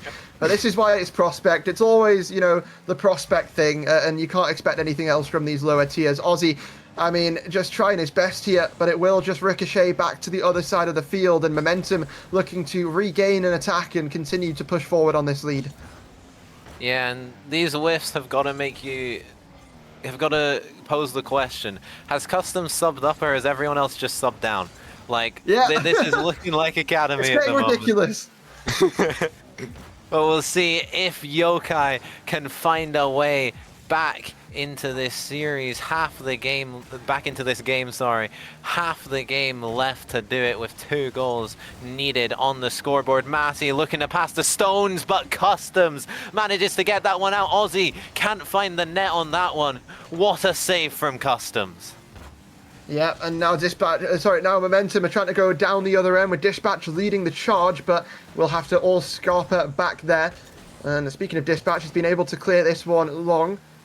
Nothing to come of it though, and Stones will touch it back over to Aussie, and Serene looking to get themselves their 3-pronged attack back into place. It's looked a little bit weak here though at times, and we'll have to see what they can do to try and change that, turn it around. Game number 2 looked so good from them, but since then it's not really been the same sort of story, and Customs trying to put on a show himself. We'll head over to Matty. He's got this off of the back wall, looking for that control, looking to tap it down to his teammate, but it's a little bit out of anyone's reach there, and it will head over to Momentum, who look to try and swing it the other way. Yeah, now Matty putting a shot onto the net, and Customs, you thought he would have that save, but just got caught a little bit flat-footed at the front post and can't quite find the save on that one. And Yokai, they find a way back into this game, and can they level it up here with 1 minute and 20 left? That's a great shot though, regardless, from Matty, and tries to bring his team some life here. What a save that is from Matty as well, coming alive in the final minute or so. That's what Team Serene seem to do. And Matty, another touch over to Aussie, who's lingering, who's waiting to get that touch. Now looks to pass it down to Stones, but Dispatch not letting that happen. Possession taken away, but only for a second. Stones playing that 50. Team Serene looking for something, looking for anything in this last minute. And it will drop down for Aussie, who can't get it. Matty follows up and gets things level for Serene. There's the team play we've been wanting to see. Another quick fire comeback for Yokai. This time took them a little bit longer than previous, but still 2 goals back into this game. A 2-0 lead against this Team Serene roster is never safe for very long. Customs kept it out initially, but could not keep out the second. Now Stones trying to add a third to the backboard. That one's dropping down in front of the net. Matty, but once again, Customs is there to save it out, but it's not danger gone yet. Stones off the backboard, leaves it out, but Customs reads it all the way. Absolutely does. Now Matty Going to take control of this, trying to take this lead in 20 seconds remaining here for either team to try and break that deadlock before we head to that overtime. Stones should get the beat here and does, but it's quite a panic touch. It's a bit of a throwaway touch, and it will be Momentum who now look to do it off the back wall. Fake over to Dispatch. Is that in? Yes, it is! Momentum do what Serene did last time. Anything you could do, you do. I can do better. And, well, Char, I hope you're able to produce a sentence better than me, because I don't even know what I've just seen. 7 seconds for Serene to do something. They need something off the kickoff. Maybe this could be it. Ozzy taking it forward. He has to keep this off the ground. Can he get the 0-second goal? Yes, he can. Ozzy barely keeps that above the ground and manages to level it up on 0 seconds. How is that not on the ground? Against all the odds, we have overtime. He's just got some aura around him. The icy man himself here in Prospect brings it to overtime at the buzzer. One of the craziest 0-second goals I've seen in a while, especially on a dribble like that. But will it all be for nothing? Or will this be Serene's redemption here in Game 4 to try and level the series? Ozzy off that back wall, trying to get this into a bit of an attack, but possession met in the skies there. Fighting over this control, will drop down. Ozzy trying to play that 50. Dispatch just popping it up though. Stones gonna look to try and get fastest to this one, and he is. Ozzy not able to quite make that read, but will be just both of these teams here, Char, fighting for early control in this overtime, trying to make that magic moment happen. Yeah, this game is so huge for both teams. Yokai, they cannot afford to let Momentum get the match point here, but Impetus, it's so... If they get this match point 3-1 up in the series, it'll be so tough for Yokai to get back into it. Stones hitting it forward, looking for the backboard, can't quite get it, but Matty, that one's off the post, and Ozzy can't follow it up. The finest of margins, keeping Yokai out in this overtime. Well, it does seem that way. But what can they do to change that? Stones. And I get that fake. It's a beautiful fake. Ozzy pass back to Matty, who's looking for the shot. Customs. Great defense there. Able to swoop the lines, keep things clear, and alleviate some of that pressure. But Momentum, they're now bearing down on this goal. They want to try and put a stop to the shenanigans here from Serene. But Ozzy puts this front and center. Dispatch has to make that read and does. Gets it over to that side. Stones back in field. Customs just to try and tip this one away, but it will allow another attack here to come in for Serene. Matty down over to Ozzy, who's found that demo to open things up for Stones, who's got that 50. It's looking like they're just doing the right things here, Char, and it's just disrupting this defense so much. It feels like a matter of time, but Momentum are withstanding this so well. Yeah, Yokai, they have all that pressure, but they have not made it count. And will that come back to bite them? Maybe this here off the post from Dizzy, who's there to follow up. It is Matty, so close for Momentum now. Serene coming down the other end. Ozzy leaves it out for Stones, has the shot onto the net and finds the top shelf. And we have a tied series. Serene, they might make people's heart rate go sky high. But Ozzy, Stones, and Matty certainly soar sky high in this series as well. My God, Char, what are some of these games? What are some of these clutches? Team Serene, you cannot count them out. And if you try to do that, they will make you think otherwise. What a game number 4. And this series is brought to a whole new level. And I mean, Char, it's getting crazy. It already has got crazy, but it feels like every game it just gets turned up another level. I mean, what are we seeing here? I don't know. That 0-second goal from Ozzy, I have no idea how he has kept that up. To concede at 7 seconds, you think if you're Impetus, you're like, okay, that's it, we've got this game, we are on match point. But then on 0 seconds, Ozzy keeps it millimeters off the ground and manages to find the goal on 0 seconds. And then Stones, after 3 minutes of overtime, manages to slot that one home. And tying up the series here is so huge for Yokai, and that mental boost, that morale boost is going to be so huge. A 0-second goal is always so hyped to get. You always get so excited when that goes in, especially if you do manage to win the overtime after that. And just to put it into context as well, Aussie is min CMV in Prospect, I believe. So, or if not min, close to it for sure. But he's just pulling out mechanics. He's pulling out crazy plays, and so are his teammates around him as well, slotting in perfectly when they need to. And I think, you know, for me, Char, this match was always obviously #1 defense versus #1 offense, but the battle of these lower players, Customs versus Aussie, you know, to try and find that consistency, to try and find the plays that, you know, the teammates need to bring them alive. But Dizzy comes alive here and secures the first goal for Momentum. I mean, it feels like it's just a pendulum back and forth for these two squads. Yeah, 100%. And I want to touch on what you said about the battle of the low players here in Aussie and Customs. Both of them are playing amazing series. I would say, honestly, for me, both of them have been the best on their teams so far in this series. And really, it feels like Customs almost missing that one. Dizzy missing that one as well. He's got a chance. Well, the whiffs are coming through, and someone needs to just hit the ball, please. Yeah, this is looking more like the Prospect from last season, you know, where Academy didn't exist. But no, the whiffs are still there. It's still awkward in defence, even for what we call the #1 defensive team in this tier. But Dizzy rising up to this one. Matty sort of just passed him that to him, and now Matty looking for the double tap. My word, what a rocket that was! But it rockets off of the crossbar, and Serene are denied.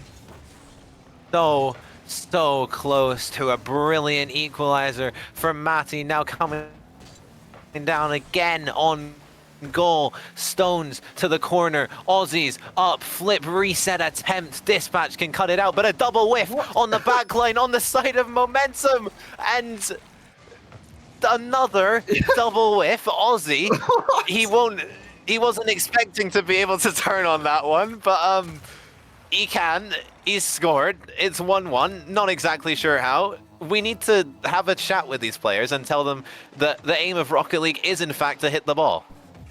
It's weird because when they're on their defense, you know, they are on their defense, this Momentum team, but it just collapses sometimes, to be completely honest with you. And it's exactly what I said about, you know, Yokai's team passing plays, some of their link-ups, some of where their second-man positioning is. Sometimes maybe good, sometimes maybe insert word here. That's exactly what I'm thinking about the defense of Momentum as well right now. And, you know, they've got to try their best, Char, to find some consistency in a world where consistency does not exist in Prospect. But Matty, gonna pass that one back over to Aussie, who's got a little bit of time to work with here, and gonna drop it back down to Matty. Two mechanical men here, but it will drop to Stones, and he's gonna just look to try and slam it top right. Serene regain the lead in game number 5, and well, I mean, they just keep on pushing the bar. Both of those impetus players in net on such low boost, both of them 0. None of them can do anything about Stones' back post shot. Really well placed from him, and Yokai flipped this game on its head, but maybe that one could find its way in. That's a long one. Dispatch! Oh my goodness, Dispatch! That is unbelievable from Dispatch, able to find the mark for Momentum. A redirect mid-air in the Prospect division. You don't see that every day at this level, but it has brought him back and his team into a tied situation halfway through this game. And man, Char, this just keeps on delivering. Will it continue as Matty looks to get it out over to Stones? Team Serene are not phased, and they want right back on the attack. But they have to do a little bit of defending here. As I say that, Matty can clear that one right down. Who's first to it? It's Stones to the backboard. Matty's there again to the backboard again, but this one's a bit of an overextend. Stones a really important cut there because it looked like no one was back, but manages to stop that impetus attack before it even happened. But now Dizzy on the backboard. Stones forward. Matty's there looking for the bump. Can't get it. That one's off target anyway. Aussie misses the shot. Dizzy can take that one out wide and gets it past one really nicely, but gets demoed. Aussie now taking it up the sidewall. Always dangerous in these situations. Puts it into the middle. Following it up, gets the demo. Customs now, really awkward, really low boost. That one's across the net. That one finds its way in. Matty setting up Stones. Serene take the lead. They do indeed. It's a wonderful pass from Matty and a great connection from Stones. Serene back in the driver's seat here. And it's been play after play, show after show, and goal after goal. And to be honest, whiff after whiff as well. But these two teams are doing battle under the midnight skies of Beckwith Park. But it's Aussie looking for that drop down, not quite able to find it. But my goodness, it just does feel like any time there's a possibility of an incredible play happening, there's like a 50% chance that it's going to happen. Back out, Dispatch playing that 50, not able to break through. And Momentum, they're trying as they might, but they're not finding anything on some of these attacks. Yeah, and Serene, they just need to keep calm, keep their composure. They've got to watch the overcommits that we've seen from them in this series. They have no need to really overcommit here. Obviously, another goal would be nice, but you don't want to risk it all. Matty trying to put that one on net. Dispatch is a bit awkward here. Aussie's there, but that one goes onto the post. Dispatch got enough of it. Stones with the shot. That one hits the post as well, and Serene's so close to extending their advantage, but they can't do it yet. Maybe here. Matty saved out by Customs. Another shot, another miss. Matty again, another shot from Serene, but nothing doing. Everyone having their goes, but nobody able to slot it. The defense is kept it out for now, but can it keep out the cannon from Matty? Not quite. And it's the fourth here for Serene, the 2-goal lead, and 15 seconds remaining. Now, some would tell you that this is over. I've seen enough this series to know that it is not quite done just yet, Char. And 15 seconds. I mean, Serene have done it. Momentum, let's see what you've got. Yeah, 10 seconds now. They need a goal and they need it quick, but no one's there to follow that one up. And as the time trickles down, it will be over and we will go to Yokai 3-2 up in the series on match point. We are one game away from going again and going to a bracket reset. Yeah, one game away from going to a bracket reset, excuse me, and well, Serene, after some of these game states, this, you know, think back to last game, it probably should have been a 4-0 sweep, but, you know, the clutch in game 2, the clutch in game 4, Serene have earned their right to win this game 5. They have earned their right to get to this point here, Char. And now they are earning their right to put themselves on match point with a chance to take us to a bracket reset in game number 6. This just keeps getting better and better. And as we surge our way towards Neo Tokyo, timeout called by Momentum. I mean, they've got to find a way to try and stop this momentum because, you know, funnily enough, Yokai, it feels like when they get that fire in their bellies, when they get online, they just look unstoppable. But we'll have to see what they can do. We'll have to see what they are able to do. And you know what? I don't know what they're going to be able to do, to be honest, Char, because this looks ridiculous. Yeah, and we do get the timeout call. The first timeout of this grand final coming in from Momentum as they find themselves one game away from having the bracket reset on their heads, and it just feels like their defense for the most part is so solid, and then all of a sudden it just goes like that. They make a mistake and it's gone. The defense is gone and Serene score. They need to tighten up those mistakes because for the most part they look so solid, but it's just those moments that are really letting them down here. Yeah, definitely.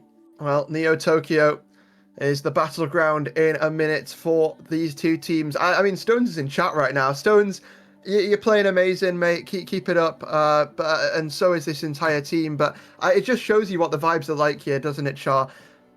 For this team, they don't care. They're quite happy to be where they are in this series. They've got the confidence, and they're just vibing.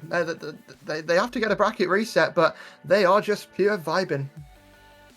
Looking at this roster, if there is one thing that I do not doubt that they have in any capacity, it is vibes. And I think that, especially in the lower tiers, can go such a long way into building a winning roster. And that is what this Yokai team is looking to become. They are looking to become a winning roster. Having the amazing league play, getting that first seed, and now in the playoffs looking to get that trophy over the line, as the timeout for Momentum has ended and we will be able to get these players back on the pitch. The time for talking is done. They have to have figured out what went wrong, what needs to improve, as we get kickoff in Game 6 of the Grand Final. We do indeed. A must-win here for Momentum to stop a second series from being played. But Team Serene, they have looked so good so far today, and are not showing any signs of having anything otherwise here than a bracket reset. We'll see how things are going to unfold, but Ozzy's going to drop that down already. Stone's put in a difficult spot here as Dispatch is barreling down, but he can't quite put a shot on target, and it will be saved away there by Stones. Trying to play this over that second man, and it will drop down there. 50s from Matty. Dizzy not quite able to fit towards the net. Will just opt to keep that possession, but now it's back over to Ozzy, and well, Char, it seems that both of these teams are quite, you know, happy to just get, I guess, just work out the early game, right? Set the pace, and for Momentum, it's just about trying to bounce back after that timeout. I've not really seen much about how it's helped them yet so far, but we need to see it with some goals on the pitch. Yeah, and this could be a chance for one. Dizzy, a completely wide open net. Where was the defense? Well, Serene employed a new piece of defense. They employed the post. Employed Dizzy. They employed Dizzy too. Oh well, I mean, that's one way to squander a goal, but surely you can't miss that one. It's dropped in field, and the redemption arc is there. Dizzy, a great assist, and just absolutely steals it from Stones. Dispatch there for the tap in. Momentum look like they are, you know, putting on this pressure a little bit more here, Char. And, you know, I said I hadn't seen it, but starting to get about a minute and a half, and they're starting to keep that consistent pressure up. And it feels like it is just, you know, who has the pressure in this current moment. It is like who I'm favouring to win. Matty looking to slot it, though. And on the other side, you can't count them out. Whenever they get cooking, they become on fire.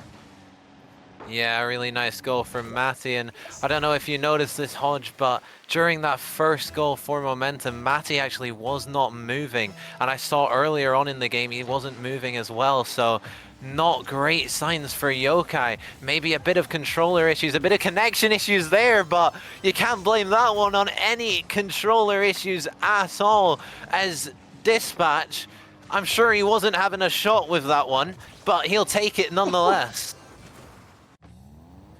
My goodness, it is just play for play, and Momentum looking to try and fire right back. They already have, but this time in the games department as well, bringing us to that Champions Field, bringing us to that decider.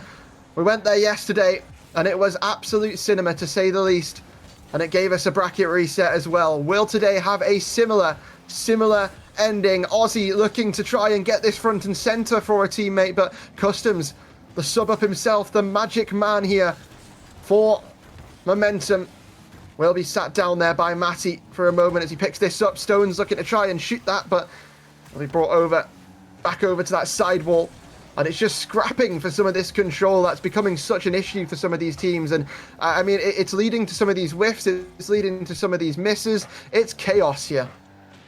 Yeah, no team really getting the better of the other right now. That one drops in front of the net. Ozzy can't quite put it away. There's just Another chance going begging in this game. Feels like that is the story of this Game 6 and really the story of this series so far. And Serene, they cannot let too many of those go and miss. Matty now taking it to the sidewall. Tries to follow that up and does very nicely. Now Aussie has another chance. Customs just manages to keep that out. Stones to the backboard. Matty's there. Another shot. It just goes over. Aussie wide again. Serene peppering everywhere but the net, it seems. Yeah, they do seem to like this corner a lot, and well, still a lot of time to work with here. 1 minute 45 seconds to be exact, and well, Matty gonna tap this one down. Momentum should have that, but no, Aussie just dunks it. Should be a free ball here for Customs though. Gonna take his time and correct play to do so, but Stones is gonna win out on that 50. Momentum rock solid on the defense, but anything but for Serene as Dispatch gets bumped out of the way and the save comes through.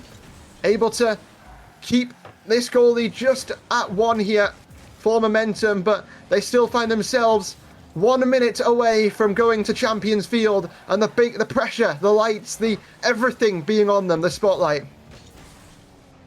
One thing that we have learned from this night is no matter if it's 5 minutes or 5 seconds left on that clock, you cannot count out this Yokai team as Matty almost got the mind games there. Customs doesn't connect with that one. Dispatch gets a high touch. No boost here. Aussie into the middle. Matty's up for it, but opts to leave it out.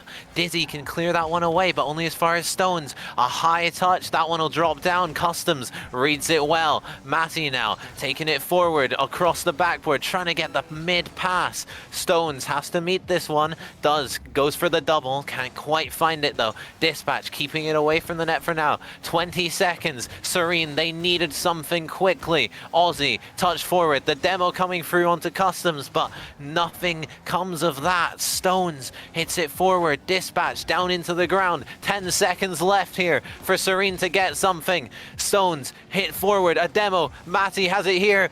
Doesn't turn on it though. Opts to go for the boost. 0 seconds. Aussie, can he perform his magic again? Matty into the middle. Aussie gets the shot. Stones comes in out of nowhere, but Customs keeps it out. Now all he needs to do is get it to touch the ground, and it does.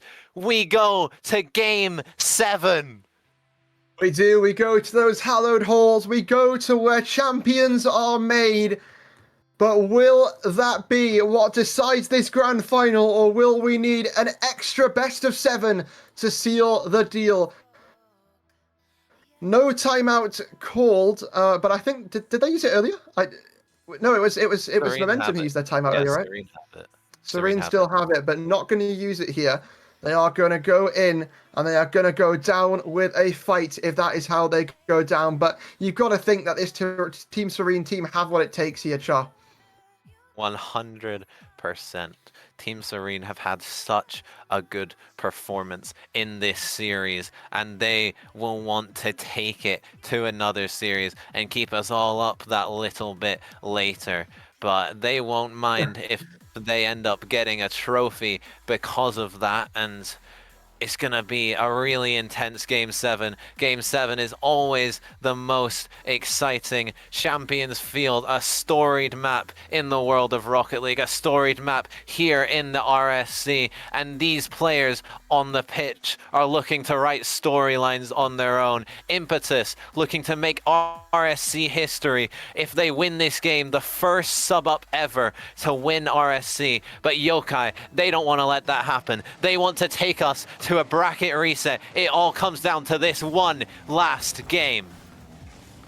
One team trying to write RSC history, one team trying to write their own history. Team Serene, if I'm correct, have not won an RSC title since RSC 13 Premier. So for them, this would be massive as well.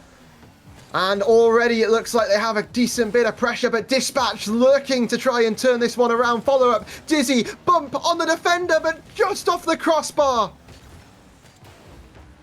Yeah, so close to opening the scoring. Now maybe the other way. Aussie can't quite get that one on the net. Dispatch can take it out. A really nice touch from him into the middle. Who's there to follow it? Stones cuts off Dizzy. Now Customs is the last one back. Rushes in so confidently. But now Matty has the shot. The squishy coming in from Dispatch to keep it at 0-0.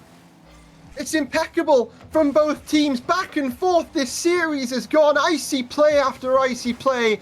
But it all feels like it deserves to come down to this here on Champions Field. Matty running it down the line. No boost. Will be quite happy to touch that one over to the back wall and continue this pressure. Leave it back over to Aussie.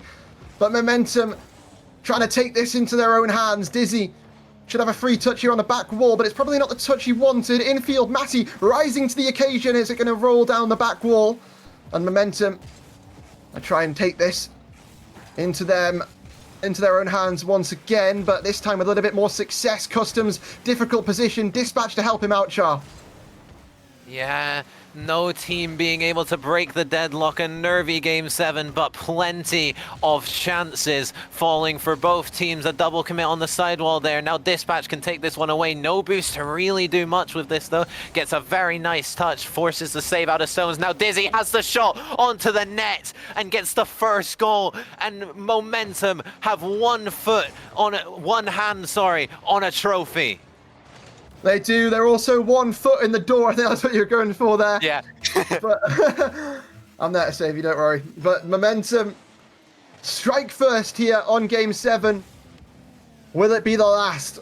Team Serene, is it going to be like this? Are they going to squander this one? Are they going to go out like this? Or are they going to fight back and rise from the ashes?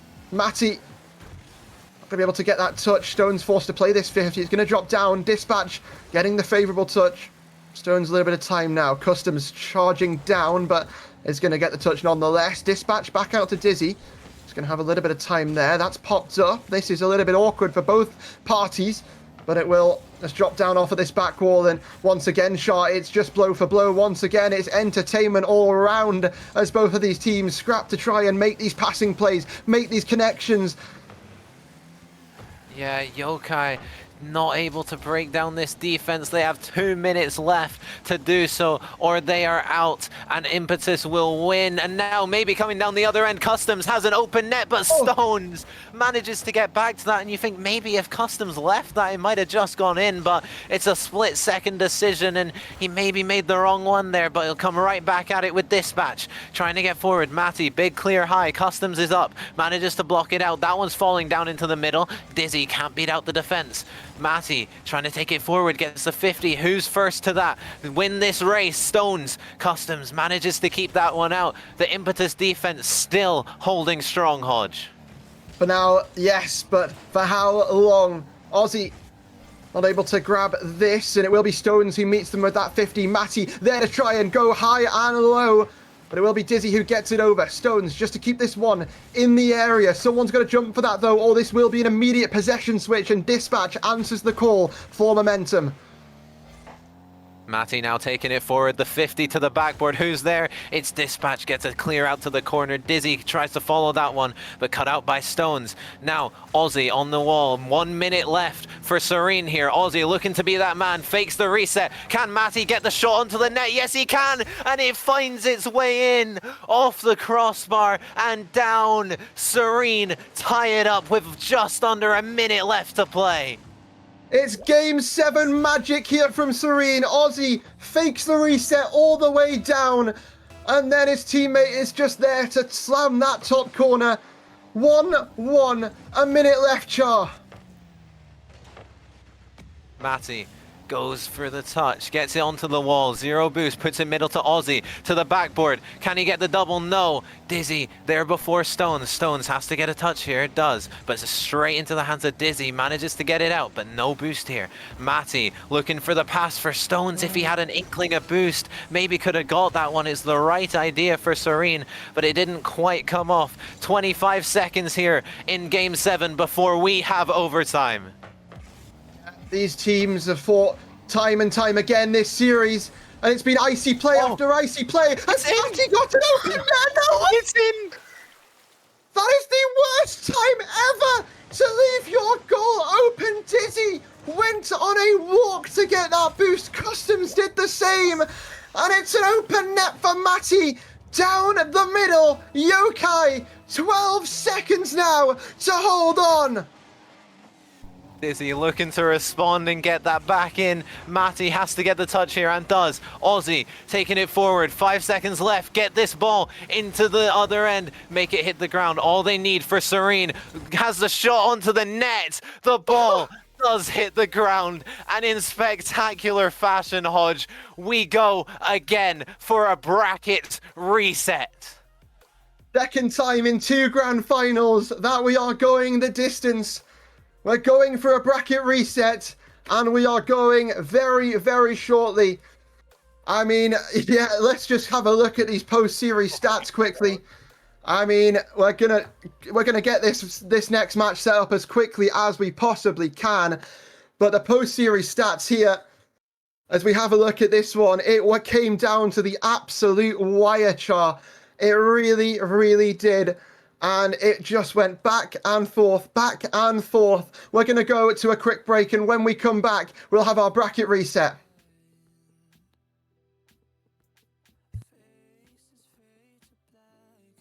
Do you struggle to rank up in Rocket League? Are you stuck in Diamond while your other friends flex their SSL title? Well, look no further. I have partnered up with LTXAcademy as a coach, and we are ready to boost your gameplay. With multiple tournaments and trophies won and thousands of dollars earned, I will tailor to your needs and make sure you get to that next level. I'm also doing discounted prices for the first 10 days, so you do not want to miss out.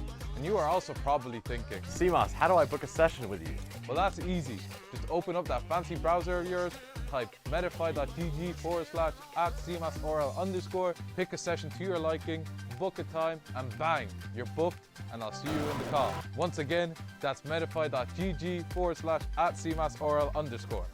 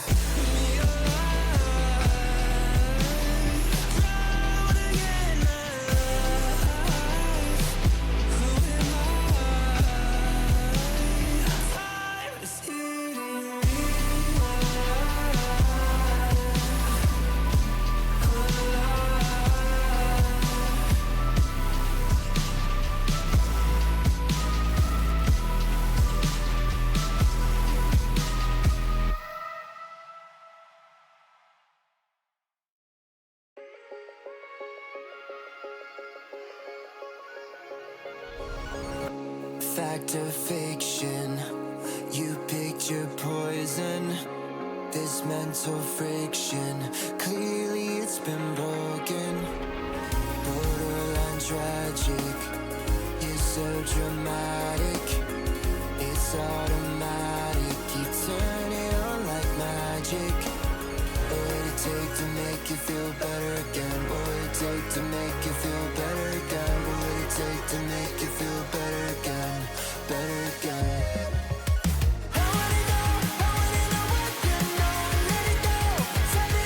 Control. Would you just be back in?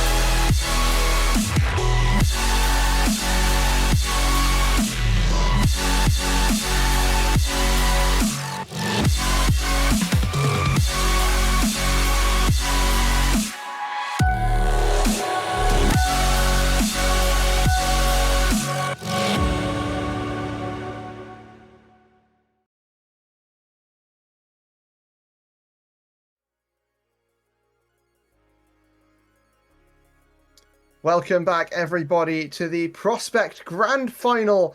And it has already been an absolute cinema sort of affair here, Char, hasn't it? Yeah.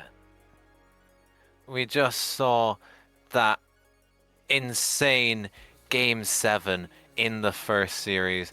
Serene managed to take it 4-3 in spectacular fashion and send us to the bracket reset, and it came right down to the wire of that Game 7. It looked like we were going to have overtime, but they managed to steal it at the death and send us into the second series here and make us all stay up a little bit later, but I'm sure no one will mind when we get to watch this, and I'm fully expecting this second series to be just as good as the first.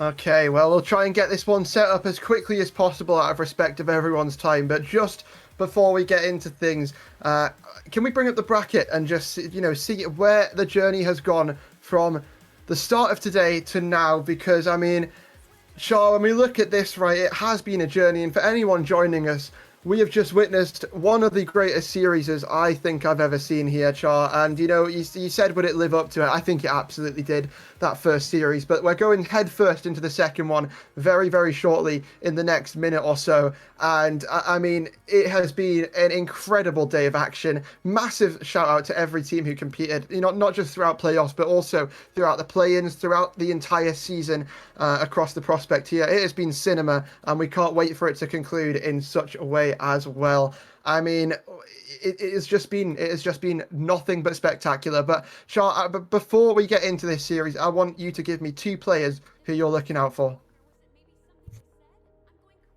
On the side of Yokai, for me, it has to be Ozzy.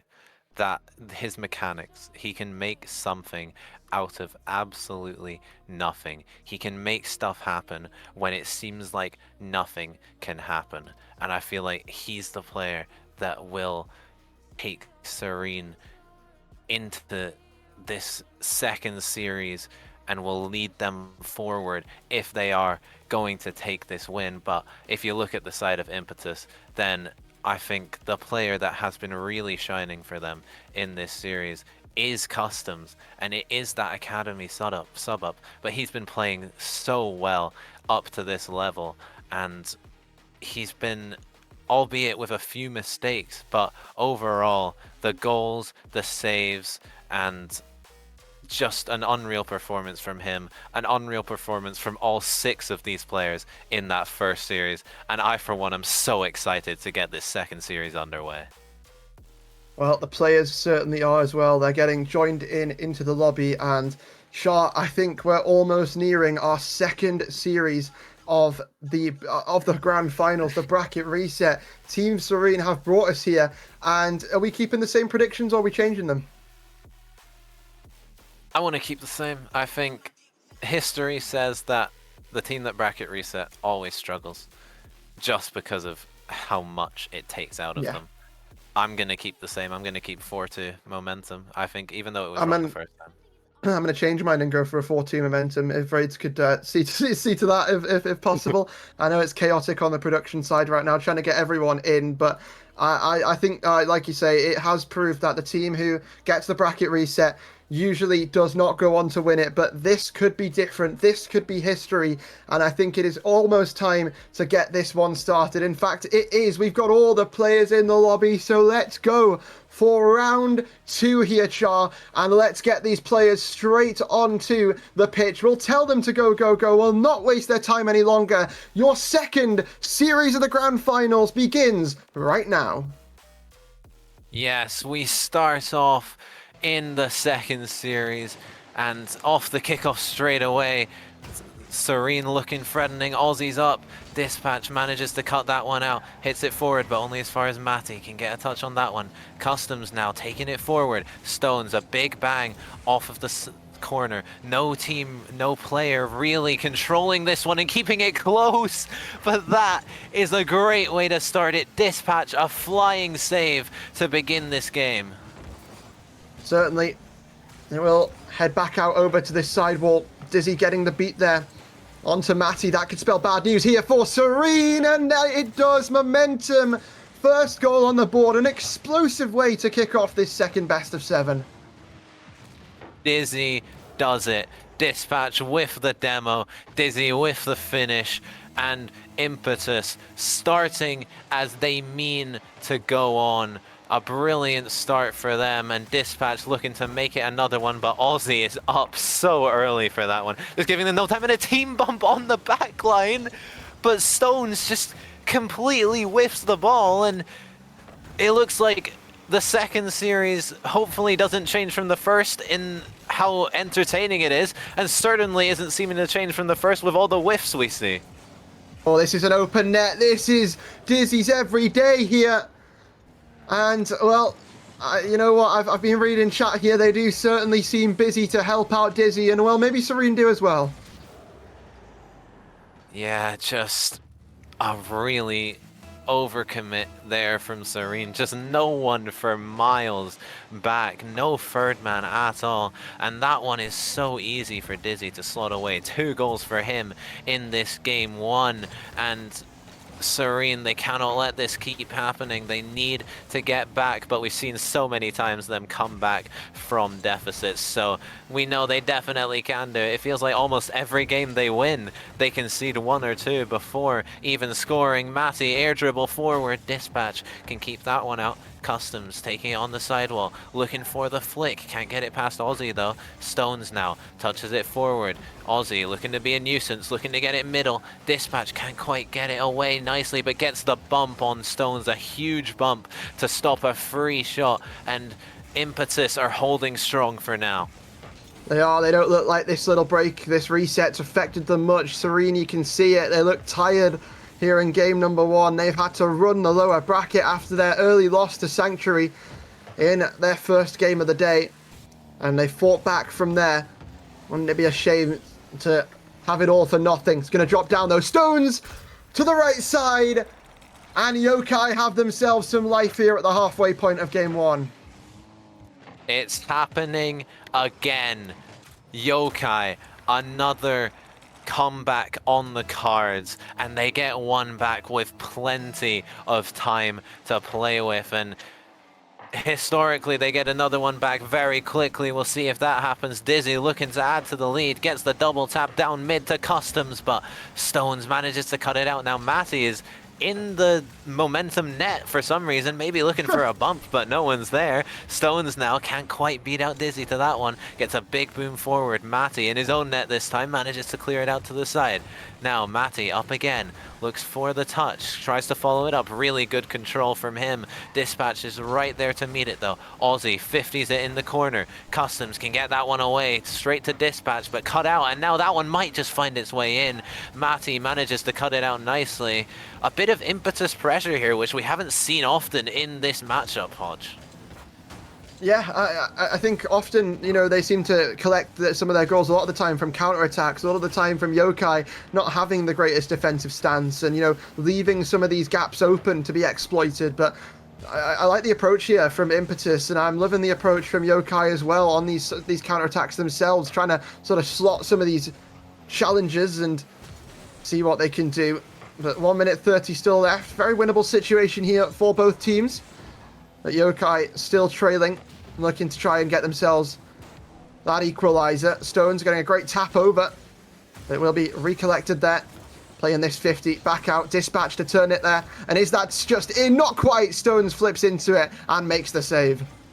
Brilliant save from Stones, but they don't need saves, they need a goal here. Just over a minute left, they've done it before, can they do it again? Matty taking it forward, Dizzy beats 2 though. That one's right back to the drawing board. Stones on his own backboard, needs good control, gets it, really nice air dribble.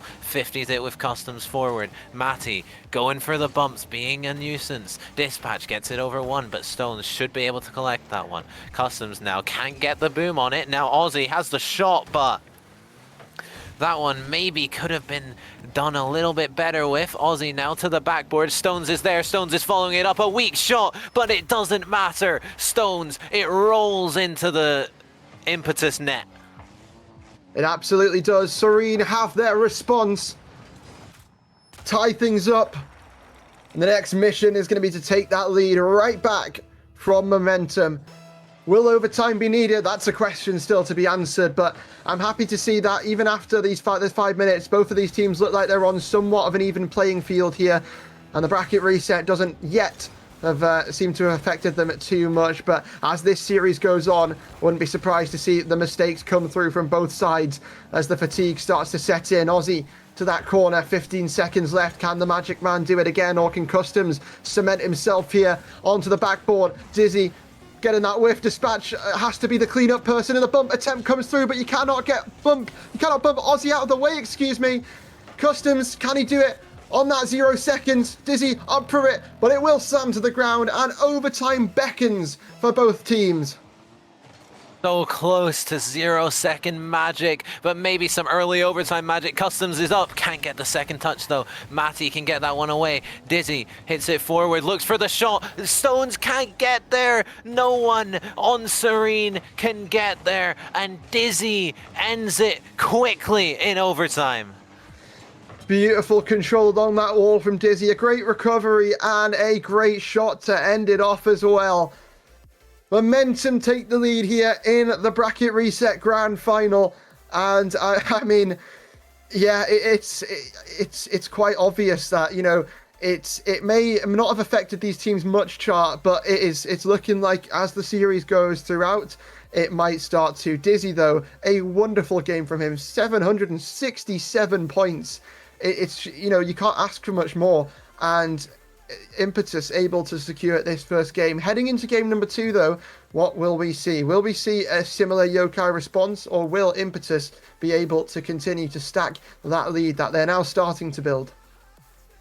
Yeah, and one thing to take from that game for me is Aussie was sitting on not even 200 points. The man who I said had to step up, the man who in the last series did get that series MVP before we very hurriedly had to end the stream to get this underway as soon as we can, but he did get that series MVP for the first series in this grand final. But in that game he didn't really have that same factor that he had before, and you have to wonder, is that him getting a little bit tired? Is that him slowing down? And will that slow down this Yokai roster and lead to an Impetus win, or is it just one game, and will he step back up in this game too?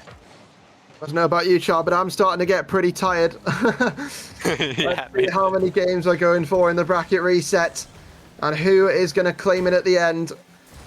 Going to ricochet back out there to Momentum as they look to try and have some early pressure in this game number 2. Aussie to just try and keep it locked in this corner. Dispatch trying to cause chaos in the corner, and well, it's been back and forth already in the opening 30 seconds, but Aussie has some work to do to keep this out to safety. It will be over 1, over the second. Dizzy, and a 3 versus 1. Never mind Dispatch. You see, it's getting to this point, Char, where I'm completely losing it as well, and I just thought Dispatch was one of the people on Serene. We'll see how this goes. If we're getting tired, the players must be tired as well, but all of them will stay as locked in as they possibly can, and this is what makes champions, the ability to play under these conditions when you're not going to be playing at your best, but the ability to win, and Stones looking to have that ability. The pass off the backboard from Aussie, no one up to contest him, and Stones can slot that one into the corner.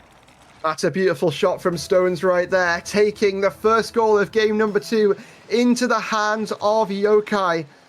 And if you remember the flashbacks to the last time we graced this pitch in the last series, it was as well, like, you know, a very late goal, a very late equalizer for Serene to ice up and steal game number 2 away. This time, they're not wasting any time, and they want to do it before the buzzer. 2-0 here already. They don't look phased. They don't want to go out of this being known as the late goal merchants. They want to get a lead, and they want to stick to it, something that Impetus have really struggled to do this grand final so far. Aussie, maybe another shot. That one just goes over, and Stones can't get the follow-up. That was so close to a great redirect from Aussie, and now down the other end, another overcommit from Serene, and Dispatch takes full advantage. It seems like a lot of these goals that get conceded here by Yokai are just snipes from the long from downtown. I don't even know. It's getting there, Char. We're getting there. It's only game 2 of the bracket reset. From far away is what I was trying to say. And well, Matty has to stop another one from happening, but it shows that momentum. They're not done yet. Aussie redirect to the back wall. Stones for that corner. And Matty will rise to this occasion. Gets the beat. Just puts Customs in an awkward position. And Stones to dive into that corner. But it will dive right back out over to Dispatch. And it's dogfighting in the sky here so far this game between these two teams to try and do their best. Is their best going to be enough to get past Matty? It seems not quite, as the tap-in is there from Aussie. It is an absolute masterclass from Matty. Yeah, Matty just chopping up the defense, and Aussie, a lovely place shot from him. Dizzy was back in net, but could do nothing but watch that one sail over his head and watch that scoreline go to 3-1 to Yokai. Customs looking to bring it down to 3-2. Can't quite get that though. Dizzy here looking for the shot on net. That goes to the backboard. Matty, a bit of an awkward touch there. Who's first to it? It is Matty recovering from the awkward touch. Dispatch now off the corner. That one's trailing in the midfield, but no one on Impetus is there to follow it. Now Matty looking for the double tap. And he finds it. Serene have found their second gear. Second gear? I think they found their 7th gear. I mean, they're finding unlimited gears. Gear after gear, goal after goal, game after game. Serene won't go down without a fight in this grand final and are looking to take game number 2. But you've still got to remember that this momentum side is obviously a factor. They can still have impact. And they have so far throughout this series. But I have to say, what a goal that was from Matty. That is absolutely beautiful. Now we need to see something on a response from momentum. Still 2 minutes to work with. Still a lot of time. But is that one just going to sail past? No, of course it's not. Stones is going to be locked there, ready to kick that one away. Customs is going to drop down to Dispatch, who's going to look to put that front and centre. The players may die from it like cross swords, but it's still not enough to get this one saved away.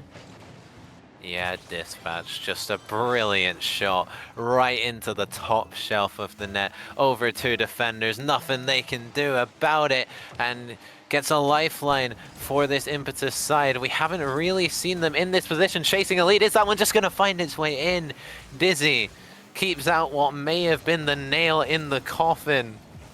They still have a chance as it stands. Matty, 50. Customs looking for the pop. Stones and Matty both go for it, but they manage to get it away. A huge beat there from Matty. Dizzy now trying to take this one out and does so, but Matty should have the save. Gets a clear out. Stones touch to the sidewall, but Dispatch is right there to meet it. Impetus, they have not been in this position often. They have not been chasing the game very often. Even when Serene have won games, it's often been late goals, overtime goals, but now they need to play offensive. They need the goals, and they need them soon. Absolutely do. 1 minute remaining here in this game number 2. The chance is still there for momentum, but Aussie wants to take that chance away. Nails another one down. You said you wanted Aussie to step up here, Char. 100 points last time. 700 points he's currently sat on. Unreal shot from Aussie, and just in general, this grand final, the shooting from both teams has been pretty good. We've seen some pretty good shots when they've actually connected with the ball. So that is something that we do have to shout out, but in this game, Serene's has definitely been on top. A 5-2 scoreline and not much time for momentum to get back into this, although it is doable. Customs looking to do just that. Stones manages to hit it out to the side. Aussie can't connect, but neither does Dizzy. Stones taking it forward, no boost, but doesn't matter. Customs can't quite get the shot on net, and Dispatch can't get the shot, and with that, the time is just trickling away. They don't have enough time. Aussie looking to add one for the road, doesn't quite get there, but it won't matter. With 10 seconds left, Stones will add another one. Why not? And Yokai, a statement game 2 from them. They're still fighting. They're still firing back. Yokai will not go down. And Momentum have got their work cut out for them for sure. I mean, Chart, you know, back out in game 2 of the last series, the bracket reset only felt like a dream, but Serene are turning this dream into a reality. And while that reality is still 3 games away at least, it's getting closer and closer for them. Yeah, as the ball hits the ground, and we have a tied up series once again. Neither team can really seem to get a 2-game lead. It has not happened at all in this grand final, if my memory serves me correctly. Both teams just going back and forth, and Aussie, I called for him and he listened. 768 points. Unreal. It's absolutely incredible here from Serene, from Aussie, from everybody on that team. I think they all put in their effort, right? And you can see that across the goals, 2-2-2. You can see that across the assists. You can see it across the saves. You can see it everywhere here for Yokai, right? And the same can be said for Impetus. And I think that's why both of these teams find themselves where they do. You know, it is just because they are the teamy teams here. Everyone is inputting something. Everybody's throwing those ideas in. Everybody is contributing. And that's, you know, what's got them to this point. But how far is it going to get them? That's the question. Are we going the distance again? Are we going the full 7 games? Or is this just going to be a cleanup for one of these teams in the rest of this series? So many questions. And, well, we've only got this nailed down to a best of 5 now to answer things. 2 games chopped off, 1 for each team, and 5 more potential games. How is this one going to go down, Char? Well, I guess we'll find out, as we do have all the players on the pitch, and we will be getting off to this game 3 at that 1-1 scoreline. Both teams tied up again, just going blow for blow in this grand final to see who will take that trophy. Dispatch wants to make that his team, the GM of this Momentum side, leading by example for the rest of his teams that have made the postseason, and looking to save that one, but cannot do that. Yokai and Matty off to a flying start. What is this from Matty? That's an angle right there. And it's got the first goal for Yokai. But yeah, you talked about Momentum and what this means to them as a franchise, what this means to them as an organization. A franchise that has not competed in RSC for a couple of seasons now. It has been maybe RSC12, I'd like to say, 11. I'm 13. Not too sure on the exact number. 13, okay, thank you. But yeah, I mean, it's been a while, and to come back in here and get themselves a victory would certainly mean a lot to not just the, you know, the management, but also the players as well, to do that for the organization, for this franchise. Same can be said for Serene. Their last success in a tier was back in RSC13, so both of these franchises had a bit of a hiatus, but both looking to come back with a vengeance. And that shot's not quite on target. Matty not able to place that one either, but it sends the defense into panic. It sends them into disarray. Dizzy has to get on the end of that one, and does, putting this attack to a little bit of a halt. But it only feels like it's picking back up again, and Impetus have to get something sometime, because in my opinion, Char, if they don't start to get something soon, this will just get further and further away from them. Yeah, and they're not really looking like scoring. They're stuck on their own half a lot, but even when they do have a little bit of pressure, it just feels like the roles have kind of reversed, and it's Yokai that are comfortable on defense, when you'd think that would be Impetus who are comfortable to just sit back. But now maybe a chance, a bump, a brilliant bump, and Dizzy can tie this one up, and we have a game again. It almost seems like, like you mentioned, they look a little bit nervous to go for the ball there. You could see there was a ball sort of floating in the middle. Not a single person on that pitch for about 5 seconds was challenging it, but it did get picked up there by Impetus, and they do score off the back of it, bringing this back to equal. The equalizer found. Dizzy looking for a little bit extra. We're not going to be able to find it there. Dispatch into the centre. There'll be Stones to tap it on out to this corner. Matty over the top of Customs. Dizzy, let's sort of put this to a halt, but it is Aussie floating for that. Stones, I put this on the back wall. Customs, dropping this one down to Dispatch, but it is chaos here, and all it needs is a final touch, a final tap-in from Stones to seal the deal on that second goal. Momentum were drained on the goal line, and Yokai took full advantage. Dispatch wants to air dribble that one out.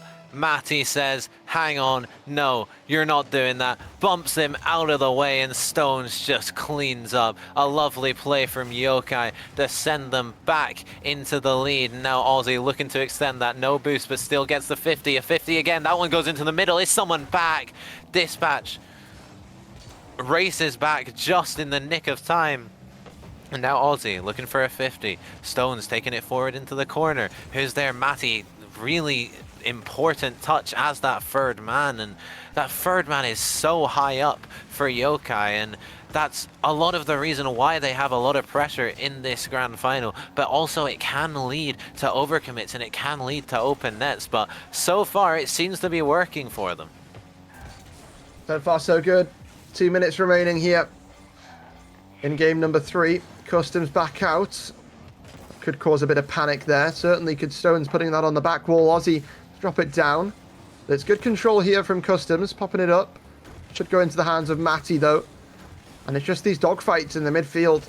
For some of this space, for some of this possession. Dispatch trying to drop that one down. Dizzy floating, shooting, scoring for Momentum.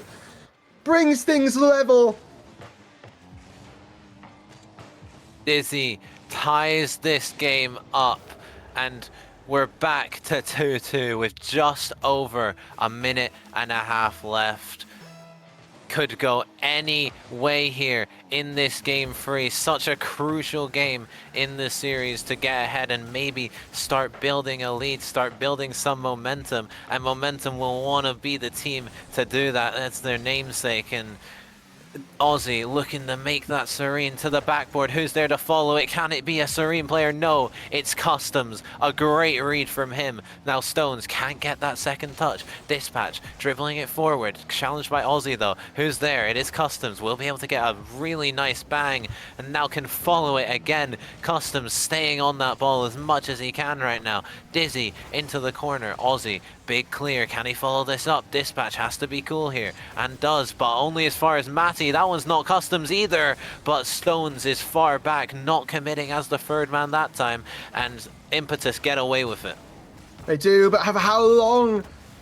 Because it looks like Serene don't want to let them forget about this one. They want to turn things around, but still 2-2 still. Could be either team who takes this. It's popped up by Matty, forces Dispatch to jump. He's missed it though, and this could allow Aussie and the rest of Serene a way in. Stones playing this one patient, recognizing the danger with it all level and 20 seconds left, but this is where Serene start to get into their time. This is where they start to get into their form. And we'll see if they're able to have a clutch goal once again, or if it could possibly happen down the other end. Stones, a little bit of control. This one's popped up. Matty to take it into his hands. It's over to Customs, who's got that one floating in the air. It's going to drop down though. And we, once again, for the 19,000th time, have overtime in the grand finals. Such a close series, and that is demonstrated by the amount of overtime. I think it is roughly 19,000, just as you said, Hodge. But this one isn't gonna last very long. Dizzy, within 12 seconds, puts that one away. Another Yokai overcommit and another Impetus open net. Dizzy takes full advantage. Impetus 2-1 up in this series. I need to see a statistic. I need to see a scoreline of how many of the goals that Momentum has scored throughout this grand final, both the bracket reset and the original one, have been from Yokai leaving their back lines open and it just being a snipe from halfway down the field. Because it feels, it feels like it happens a lot, right, Char? But I think, it just sort of plays into their play style. Sometimes it happens, but Yokai, they do play quite a high aggressive play style where they do send that, the third man forward quite a lot of the time. And it's quite high risk, high reward. Sometimes it works out, sometimes it doesn't. But I think that's just how this series has gone in general for both of these teams, right? Sometimes it's good, sometimes it ain't. And, well, it's just about finding that consistency. And unfortunately, at this time of night, when, you've played for so long, it can be so difficult to find this consistency. But they've got to find it from somewhere. Yeah, and what you mentioned about the goals from halfway, the snipes from halfway. These teams, it almost like Yokai is such an aggressive team, such a high playing team, but Impetus, the style that they're employing right now is just to kind of bait Yokai into doing that, bait Yokai into the overcommits, and then just wait until the perfect moment and then launch a counterattack, whether that is a passing play or whether that is just sending that ball as far down the pitch as you possibly can and hoping it goes in, which is working quite a lot of the time, as Aussie almost manages to find the goal on that occasion. Matty now controlling in his own corner, really nice control, looking for another touch over the defender. Dispatch manages to save that one away, but Aussie keeping the pressure on. This one might just find its way in. Aussie, all the way from the sidewall, manages to snipe the top corner. I didn't think that one was going to go in, to be honest with you, and neither did Customs. Last line of defense not good enough here for this side of Momentum. But what momentum have they got off the back of that last game win to try and push it forward here into game number 4 as well? Like you said, Shaw, nobody has gone up 2 games in this grand final yet, this or the bracket reset, and it feels almost destined for Serene to win this game and keep on pushing this further and further. As a reminder, if Serene win this game, we will guarantee 13 out of the possible 14 games in a grand final here, bracket reset included. That would be absolutely mental, and to go the whole distance would be crazy as well. But these two teams so closely matched right until the end, and they're keeping going. They have that resistance, and well, the resistance right now is this offense from Yokai and just trying to put a stop to it, but it feels like there's no way of doing so. How is that one not in? The save is there, and it's just kept out. Both the crossbar and the post coming to Impetus's rescue, but maybe not here. Matty can't connect with it. Stones has a shot, plays it to the corner instead. Customs is there to clear it out. So close to another Yokai goal, and coming back to that idea of the most possible games, the double game 7, it feels like if any two teams are gonna do it in a grand final, it's gonna be these two, so evenly matched. And Matty, a brilliant shot from him. Stones, the pass into the middle, the vision, the intelligence to pass that is so good from Stones. And then Matty, the finish is absolutely sublime. It does seem that way. And we're starting to get into that sort of territory now, where Stones can just slam a third one home. Serene fully in control on the Coliseum. I mean, Char, this is just ridiculous.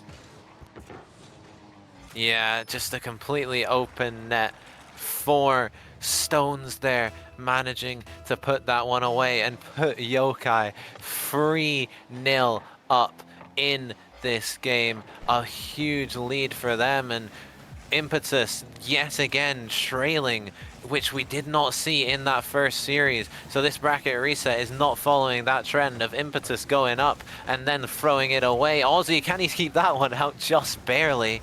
Aussie now taking it forward, 100 boost off the ceiling, looks for the touch, can't quite get it though. Dizzy, the shot onto the net, 2 defenders go, but they managed to keep it out. Aussie now, 100 boost, looking to control it, just slow down the play, give his teammates some time to recollect behind him, but it falls right back into the hands of Impetus. Stones now taking it forward, Dispatch manages to beat out Matty, a big touch forward. Aussie, this is dangerous, to the backboard. Dizzy has to get a touch, does so very well. Stones now, a bit of an awkward touch. That's a redirect. Stones puts it on his own neck. Matty keeps it out at the first time of asking, but Customs is right there with him to slot that one in and bring one back for Impetus. Yeah, unfortunate touch right back there, but they do still have that 2-goal cushion to work with. Impetus, though, slowly wanting to just chip away at this score and try and come back. They still have so much time to do so, and so much pressure here already off of that kickoff. But will it warrant them anything? Not quite. Matty going to send it down, but that net's wide open. Customs looking to turn. Can he slot it? Can he get it into the centre for Dispatch? Yes is the answer, but the shot is not there. Or at least not on target. My goodness, this is just cinema throughout. It's not a moment where these teams can breathe, and I really do feel for them for how long they've fought, persevered, And, well, at the end of this, it's so awkward. Somebody needs to get this off the goal line, and they finally do. But at the end of this, I feel like whoever does come out on top will certainly be the best. You've got to feel for whatever team does lose this, having fought Counter so timeout. hard. Matty, Oh! the on goal. Oh no! It's happened again. Both of the goals for Impetus this game have been from Serene kind of just setting them up with their own touches, and if they throw away this game now, the mental is going to be so down. They're going to be so tired. They're going to feel like they really handed this game to Impetus, and if they throw away this lead, I'm not sure if they can recover, Hodge.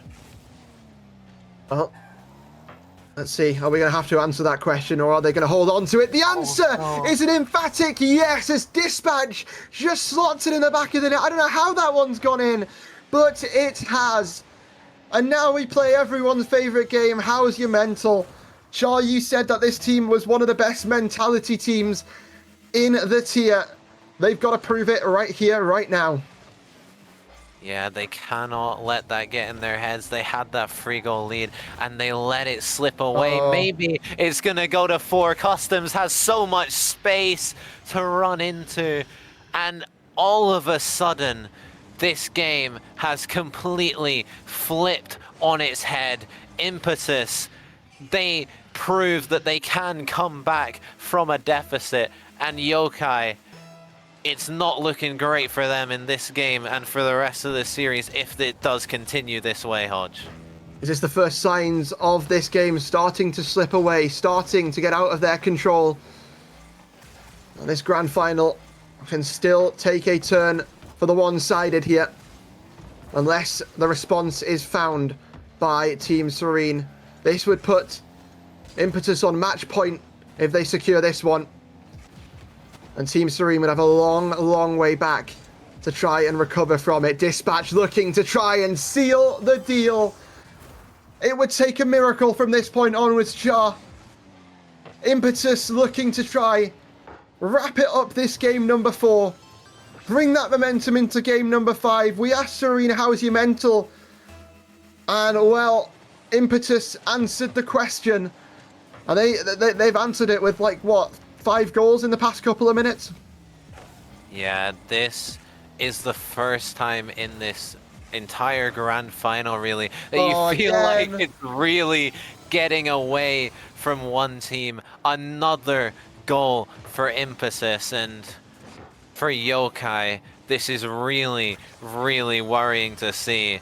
I can almost assure you that there will be a timeout at the end of this game. If there isn't, I'm not exactly sure what they are thinking. I think a timeout needs to happen. They need to recollect and they need to come back stronger for the next game in this series, because when this game ends, Impetus will be on match point, 1 game away from being prospect RSC16 champions. That ball will hit the ground sooner rather than later. It is a comeback destruction here from this team of Momentum. Char, I mean, like you mentioned, 1 game away now from crowning themselves champions, and we will go to Beckwith Park to decide that. I have bad news for all the Serene fans in chat. There has not been a call for a timeout from Yokai, so as much as people were saying that, you know, they've got to take a timeout, it doesn't look like it's going to happen. They look confident. They look like they want to just play on, and obviously don't think it's going to find them much more value here. But Shah, I mean, it could be all over after this game. I've got to ask this to both of you and to the rest of the chat. Where does this grand final currently rank in you know, some of the best grand finals of all time? And, you know, I mean, the sky's still the limit. I feel like this is a bad time to ask it. Sky's absolutely still the limit. But is this getting to you know, one of the better ones here?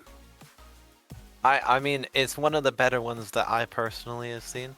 I haven't been around as long as some other people, so maybe there will be some ones way back when, but yeah, it's been a roller coaster of a ride, and we are potentially 1 game away, and this game is starting without a timeout from Yokai, and personally, I think that is the wrong move.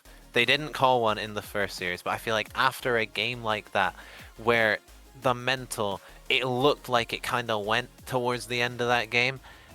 You go 3-0 up and then lose 6-3 in like 2 minutes. All of those goals came in. Surely at that point you have to be like, yeah, we need a timeout. Well, this isn't Beckwith Park. Sorry, we lied. But however, it is the Coliseum, and champions, they might not be made on the Coliseum, they're made in Champions Field, but can this be a different story here for the side of Momentum? And Champions Field is where Yokai will have to take us to if they want any hope of getting it over the line. They have run the gauntlet today and have to be proud of themselves for doing so. But it's still a way back, and Matty wants to try and carve a path. Great opening for Serene. They don't need the timeout to get back into this. They get right off the start with a goal, and something in the chat that Voodoo has pointed out that's maybe going through their mind is they got first seed in league play without timeouts. Maybe they didn't need it then, they don't need it now. Maybe that's the mentality that they are going with, and right now it seems to have worked. Aussie with another chance. Matty to the backboard. Stones, can he get the shot? But to the backboard again. The backboard can only be used so many times before it needs to go in the net. Matty gets the beat on the player. Customs hit to the backboard. Who's there to follow it? It's Dizzy, but beat out by Stones nicely. Now Matty only one back for the side of Impetus, but Dispatch deals with it nicely. As much as I sort of, like the idea of that point, Shaw, about, league play, #1 seed, you also don't play 6, 7, 8 games in a row on the day of league play. And, I mean, it is a different sort of breed here. It's a different sort of beast. But, I mean, this team of Yokai, they've showed us so many times that they have what it takes. We'll see what they're going to be able to do. I realised I messed that one up, and I tried to recover it with the 8. There's no. What's that purpose for? There's not 8 series of league play of playoffs on a day, but regardless, 3 minutes away are Yokai from finding themselves game number 6, and what a place that would be to take us to. We'll see if they're going to do it, but I mean, we've seen Impetus bounce back from worse positions than this before. You got to back them to do it again, but Matty looking to try and slot another one. We'll head up this side wall. Pressure still cooking here for Serene. Will Aussie be able to put that one in? Not quite, and it's cleared away, Char. Yeah, so close, and now coming down the other end, that will be a goal.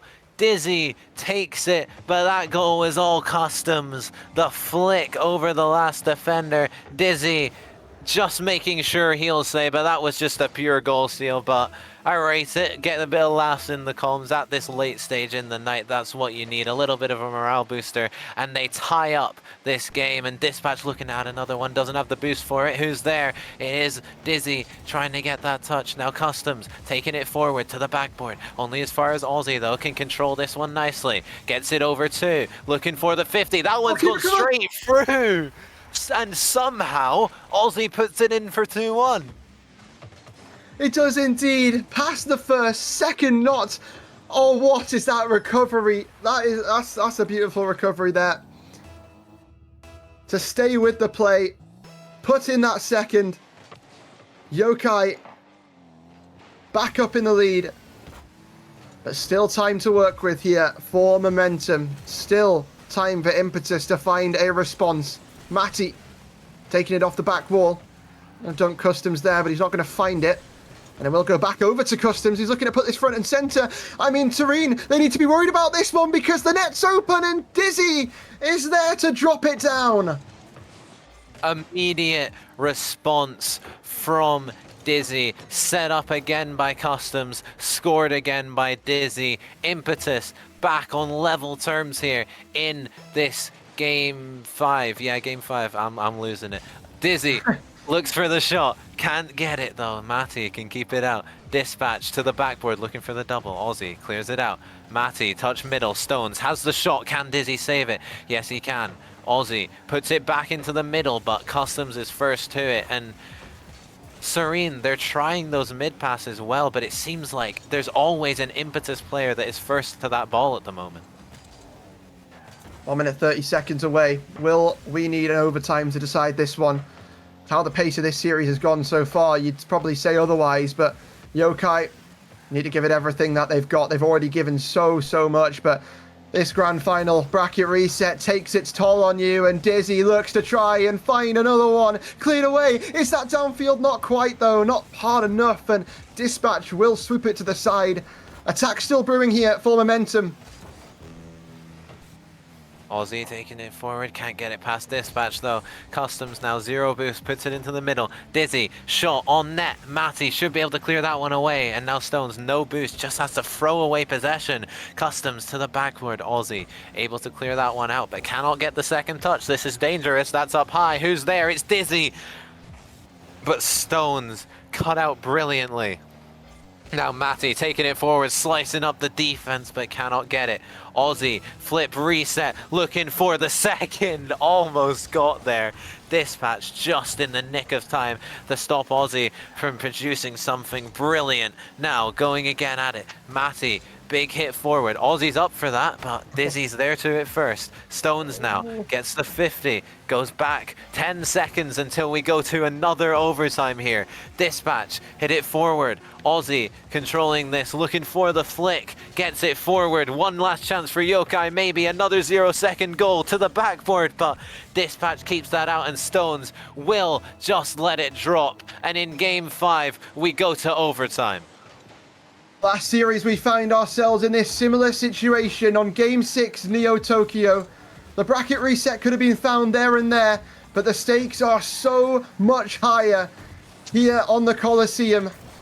As Impetus look to seal the deal here in 5. Stones, great control, looking to try and play this 50, but it's back over to Aussie. There can be no mistakes here for Serene. They're not looking to make any. That's downfield. You've got to hit that touch, and Stones does. Yeah, a bit of Yokai pressure, but could not find the goal. Matty now looking to try and do just that. Aussie can't get it quite into the midfield. Stones off the sidewall, trying to go for this. Can he get this? It's a miss! Coming out, is Stones there to finish it? A complete and utter disaster on the defense for Impetus Customs. Just cannot get that ball, and Stones will take full advantage of that. Yokai take game 5 and take us to Neo Tokyo for a game 6. Feels like it's destiny that we're going the distance, and we're one step away from doing so. Impetus squander the first chance. They've got 2 more left here, and Yokai are being pushed so hard every single one of these games to try and bring out their best. It feels like every single game, Char, there's different players stepping up, making their mark, making themselves known, and it takes so much each game to stay on top of this Impetus team. But now we head to Neo Tokyo. 13 out of the 14 possible games in this grand final. Will we go the whole distance? Will we get the home run? Will we go to Champions Field for the second time? And will Yokai bring us there? I don't think that this series deserves anything less than a second Champions Field. And Yokai will be looking to bring us there. And yeah, it's just so tough for these teams. They've been playing so much Rocket League, even in this grand final and before that. Just so much Rocket League. It's so late at the night. The fatigue has got to be setting in for all 6 of these players on this pitch. It's just which ones can stay and keep going through it, keep playing the best that they possibly can under these circumstances, which are so tough to play in. And this is where champions are made. One more game for Impetus to take it and make RSC history, but Yokai, they'll be looking to take us all the way to a maximum possible games and a double game 7. The amount of times that a grand final has played the entire 14 games to have to decide the outcome is not a value of that I could produce right now for you here. However, we might be going there very, very soon. We might be about to add another one to that tally because the first goal has been secured by Yokai. Customs doing his best, but his best is not enough to stop the Matty and Aussie duo here. Sure, it feels like it's destiny, but what more than to destroy destiny in its face would be, I mean, for Momentum to really throw a spanner in the works here, it has to be said. I don't know the exact amount of times we've gone the full 14 games, but you could probably count it on one hand. It has to be said. It can't have happened that many times. And I mean, I'd love if we could get that actual stat. But right now, Yokai look primed. What can Impetus do to change that? Yeah, and you feel like, that one just might find its way in. I'll pause what I was saying for a second as Yokai cannot find the touch. Both of defenders, Stones and Aussie, missing that touch, and Dispatch will be there to take full advantage and to level us up here on Neo Tokyo. But going back to what you were saying about that 14 games, that double game 7, it feels like the bracket reset itself is rare enough, but then you so often see that team that gets that bracket reset just kind of gets blown out the water in that second series purely because of the lower bracket and how exhausted they are. But Yokai are not letting that happen. No matter what the result in this game, no matter if we go to game 7 or it ends here, they have put up one hell of a fight. And even if, I think regardless of the result of this game, I would still say that Yokai have put up one hell of a fight. It has been, you can't underestimate it. And you can't underestimate this team of Momentum when they get on that attack. But the defense from Yokai, and I never thought I'd say this, is perfect. It's great. And it's kept out that attack. But now Customs wants to continue it. Will he be able to get that bump? It's beautiful, but the shot's not there. Matty can float forever, but it's a bit rushed, and he still gets that 50. The impenetrable brick wall of Yokai himself is able to keep that one out. But can he keep it? My goodness, how many times? How have Momentum not added a second? This is unreal. The whiff from Dizzy, the saves coming in from Yokai. This is unbelievable. How we're not at 2-1 in this game, I don't quite understand, but we might be here. This is dangerous. Customs cuts it out, but a shot on from Matty. Dizzy touches it into the corner. Getting it forward now. Dizzy has the boost to work with. Tries to get it past Matty, but cut off nicely. Now Dispatch can beat out the defender. Looks to hit it forward, but only as far as Stones. Stones, no boost on the sidewall. Just takes it low. Tries to play that 50, but Customs gets the better of him on that occasion. Aussie now clear out, but that one might just find its way in. Stones cannot keep it out. And Momentum are 1 minute and 43 seconds away from the championship. I've seen this one before, though. I'm not about believing it just yet. And well, will history be made here, or will it be made next game? We're getting towards the end of this line one way or another here, Chart. Aussie trying to center it. Over to that corner it goes, but this attack's not done yet. They want to continue this. No way Stones does that. No way they do it. No way Aussie gets that follow-up. It's not going to happen. It's blocked out. Stones, though, once back in. Team Serena not done with the shenanigans. Maybe Aussie is, but Matty certainly going to turn here. And I tell you what, this has been crazy. I'm going to get noise complaints soon, Char. But Stone is just looking to keep this one going. Yokai, they're not going to give up, and they've got a minute left. Yeah, and just going back to that stat very quickly that you mentioned earlier with the double game 7, Archeon has told us that it has only happened one time in the RSC before, in RSC10 Premier Division, and Yokai, they have 45 seconds to be the second ever team to take it to a double game 7 bracket reset grand final. but they do not have time. The time is ticking down. They need a goal. They've got so many late equalizers this series, and they need one last one here. Aussie taking it forward. Can't get it though. Aussie taking it forward again. Customs, a big clear. No boost on the side of Yokai to follow that one up. Customs can't quite get it. Matty gets the touch, but Dispatch is right there. Aussie, a huge beat there, taking it forward. Yokai looking for that goal. Dispatch saves it out. 7 seconds left. Needs to get this ball out from Impetus. Aussie's up. Shot onto net. Aussie does it. He ties it up with 2 seconds left. How many times can you ask magic to reproduce itself?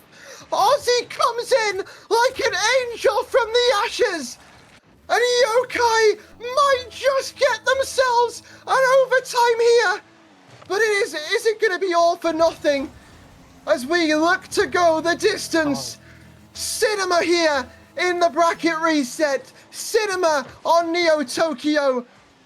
But overtime could end it all. Overtime could be the dagger here for Yokai. But how will they respond? Aussie has made himself clear what his intentions are, but the rest of this team has to come alongside him, has to try and fight for their chance one more time. Matty, a free ball to work with. Nevertheless, it is challenged by Dispatch. And wow, this series keeps getting better and better.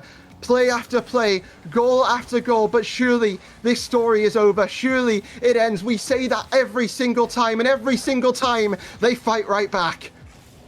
Yokai, they just don't want to lose. They just won't lose. They won't let this happen. But one goal away from Impetus taking the crown, and one goal away from Yokai taking us to a double game 7. It's RSC history either way, and this is amazing. This could be it. Dispatch taking it forward. That one's just over. Customs has the shot. Stones manages to save it out. Yokai survived for now. Now maybe getting down the other way. Aussie can't quite get that touch. Matty's on that ball, looking for the backboard. Dispatch is right there, controls it over to the corner.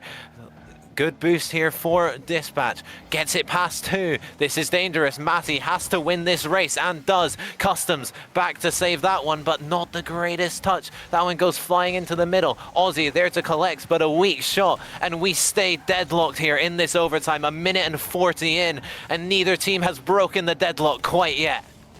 Everyone locked in. I cannot imagine the feeling that these players are going through now. 9 weeks of league play, playoffs, and it will all come down to this. You asked for it. We're gonna get it. Ice cold runs through their veins. Ice cold is their name, and they do not know anything bloody different. Game 7 for the second time this series, for the second time in this grand final. We are going 14 out of 14 for the second time in RSC history. Wow. Just wow.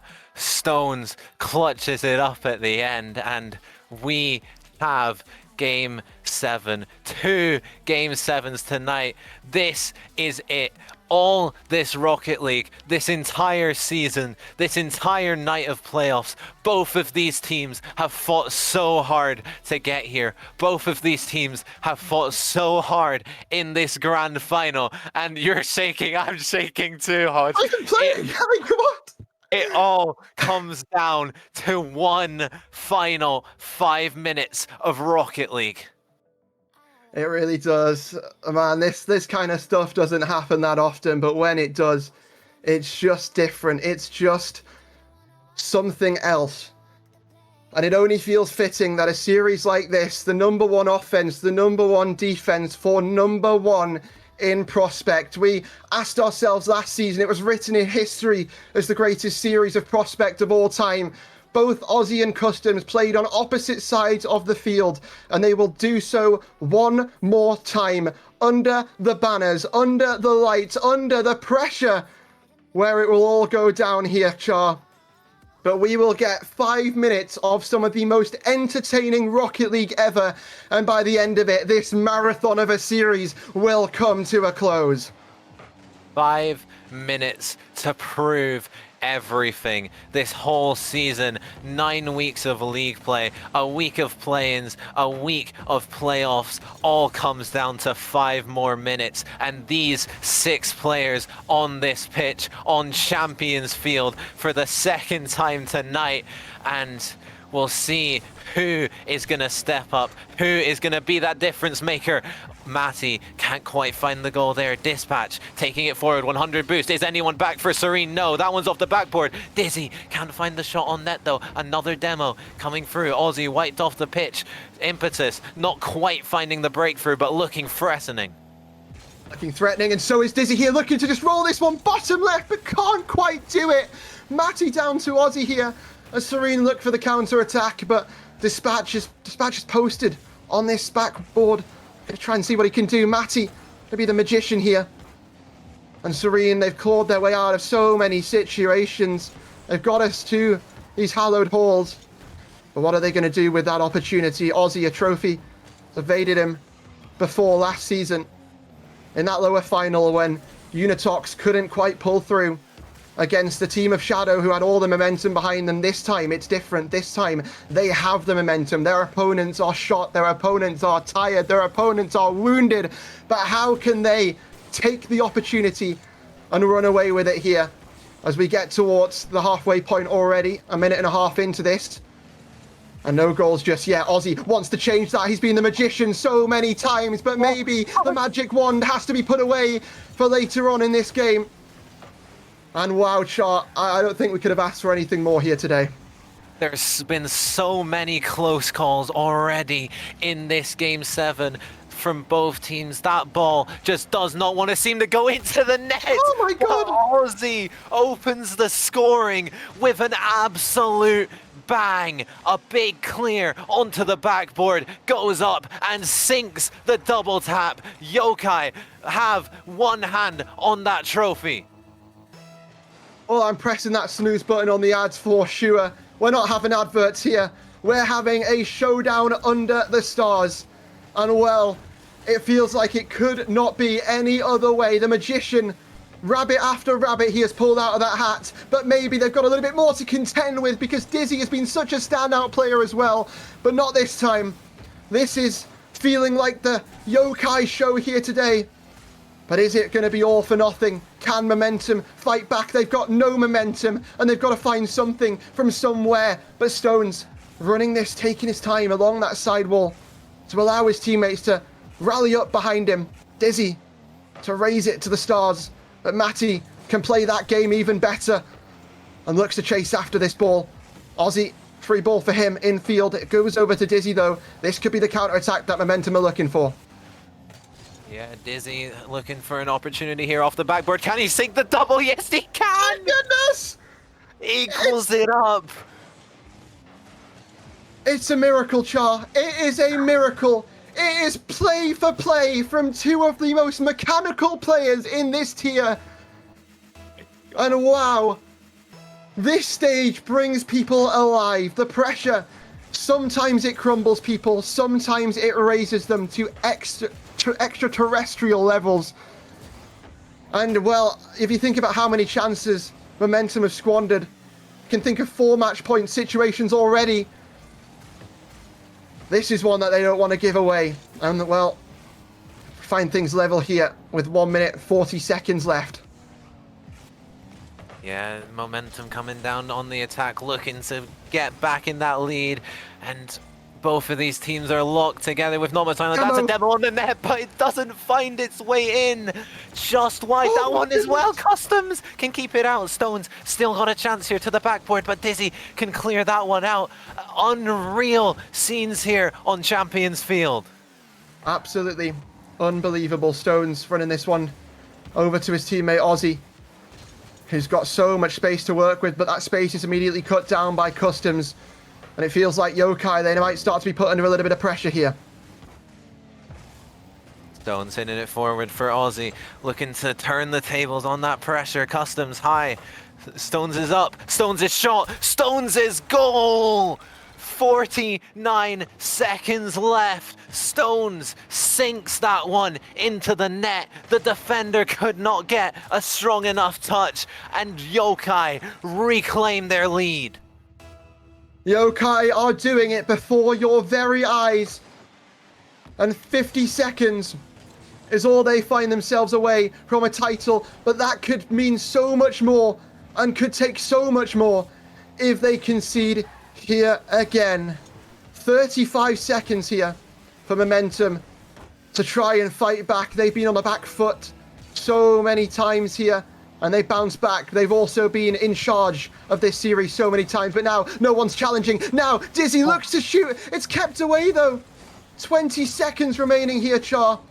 And what will happen? Ozzy misses. This is handing the opportunity over to Dispatch, passing the baton over from his teammate, but he has felt it inevitable this whole time. It's taken 14 games, and right now we can finally say it's a marathon of an effort for Yokai. Run the lower bracket, show what it takes to do a lower bracket run. Grit and determination from Serene, but they get it done at the buzzer.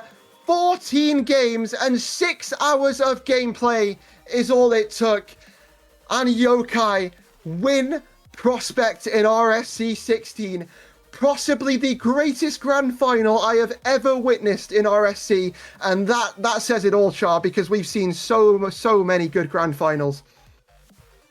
I'm at a loss for words Me after too. that series. Yokai, 2 game 7s, and they win both of them. Coming from the lower bracket, they deny Customs of being the first ever sub up to win RSC playoffs, and that is just absolutely unbelievable.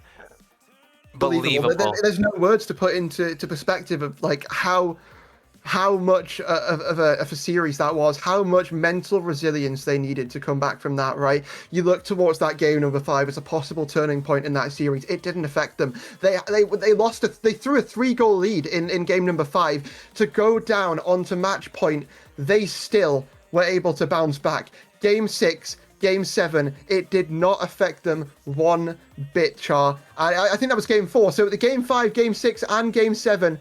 And, you know, people looked at Ozzy as a player who'd thrown, who's a player who was, you know, never the winner here. This time it's different, and what a way to do it. MVP of that series for sure.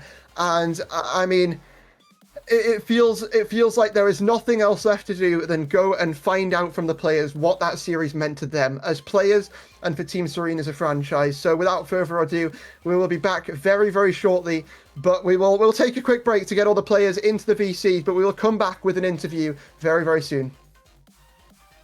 Do you struggle to rank up in Rocket League? Are you stuck in Diamond while your other friends flex their SSL title? Well, look no further. I have partnered up with LTXAcademy as a coach, and we are ready to boost your gameplay. With multiple tournaments and trophies won and thousands of dollars earned, I will tailor to your needs and make sure you get to that next level. I'm also doing discounted prices for the first 10 days, so you do not want to miss out.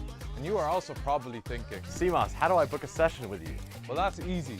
Just open up that fancy browser of yours, type metafy.gg/@cmasorl_, pick a session to your liking, book a time, and bang, you're booked, and I'll see you in the call. Once again, that's metafy.gg/@cmasorl_.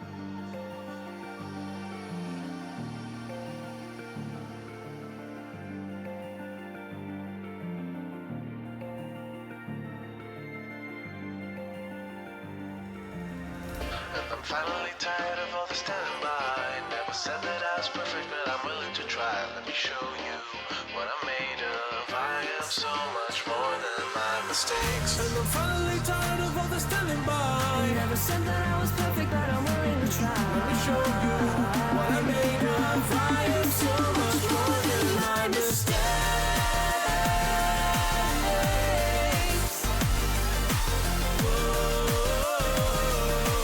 I am so much more than my mistakes. So much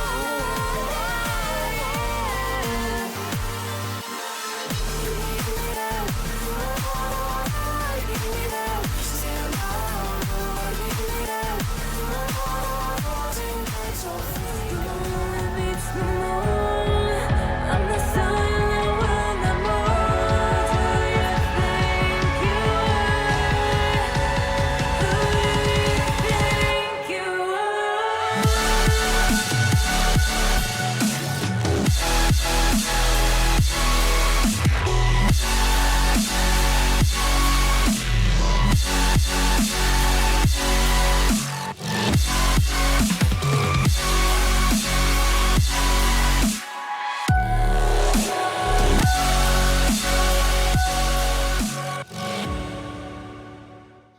Welcome back, everybody, after what is the greatest grand final I have ever seen in RSC, and a lot of people certainly have. I mean, Chart, we're going to break it down quickly because I believe there's an ad break going on, or it's just finished. I'm not sure. But either way, I mean, what a series that was. I want a quick highlight from you before we go into the interview. The highlight, that 2-second goal from Aussie in Game 6 to tie it up. That is one of the greatest things I've ever seen in my life. That was unreal. That entire series, the double Game 7, the second time in RSC history that has happened. An absolutely unreal ending to the prospect here. And yeah, just no words.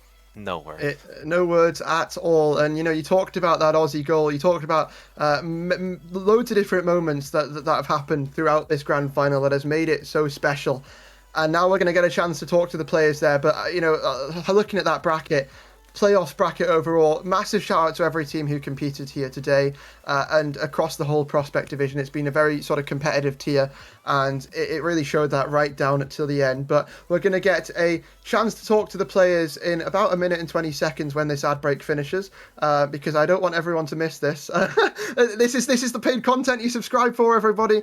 But I mean, if we can just maybe take a look quickly, I mean, at what these two teams look like, and quickly bring up the team stats. I know we're yapping a bit here, but and I'm very sorry to everyone who has to, you know, stay the extra minutes and get a couple of extra minutes of less sleep. But first from each conference chart, this grand final was sort of showed up to be one of the greatest, and I think that really turned out right. When you compare both of these teams, it really felt like it was, in my opinion, and in a lot of people's, number one offense against number one defense. It showed plenty of times here, and you know, I feel like when we look at this stats, it couldn't have been closer.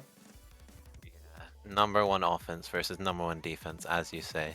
Number one Ignis versus number one Glacies. And the number one Glacies team end up coming out on top in the most spectacular fashion possible. And yeah, just an unreal season from both of these teams. An unreal season from every team that played tonight. Every player that played in the prospect here this season. And just unbelievable scenes tonight, and what a way to wrap up the prospect here.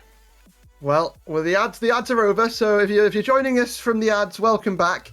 And now we officially have the players here for an interview. So congratulations to Team Serene once again on running the gauntlet today. I mean, you guys certainly went to hell and back to get that done. 2 Game 7s for the second time we've ever seen it, as Char mentioned it earlier. I mean, first of all, we're just gonna try and get this done as quickly as possible. I'm gonna come over to Matty here. I'm just gonna start picking people randomly. Matty, I mean, what does this feel like? In the moment, walk me through what it was like in that game 7, right? Because there's so many players who play in RSC, but very, very few of them, at least who play right now, will have been to the second game 7 in a grand final. Just maybe, let us all in on maybe what that felt like in the moment and how it felt to be in that position. Yeah, I can't speak for anyone else, but it was horrible. It was it was really not nice. I mean, we obviously had to win the last 3 games in a row to win the series, so we were kind of just locked in at that point anyway. And I don't want to say like we'd accepted losing, or I had, but it gets to a point where you kind of just need to lock in and win the games, and it was more of just an emotional release when the ball actually hit the floor and we'd won, that it was finally over, Cha, you got some questions? I'm gonna head over to Meaty Pig for this one. Obviously, the GM of Team Serene, the long-standing GM of Team Serene, and if I'm not mistaken, it has been a while since a trophy for Team Serene, and it's been a great season overall. I believe 3rd in franchise standings, 2 first-time AGMs, alongside yourself as GM. How does this feel to get this trophy to cap off this wonderful season?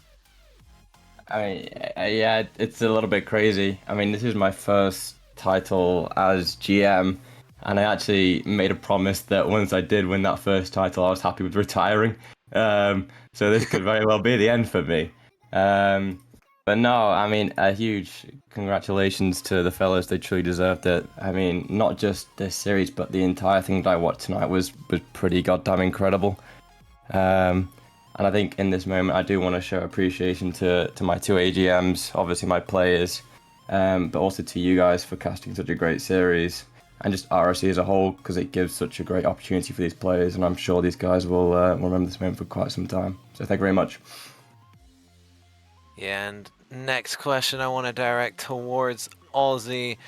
Obviously, being that min or very close to min CMV player on this roster, but then stepping up in such a big way, that in the game 6 of the bracket reset, that goal at 2 seconds, a 0-second goal as well in the first series, so many clutch moments.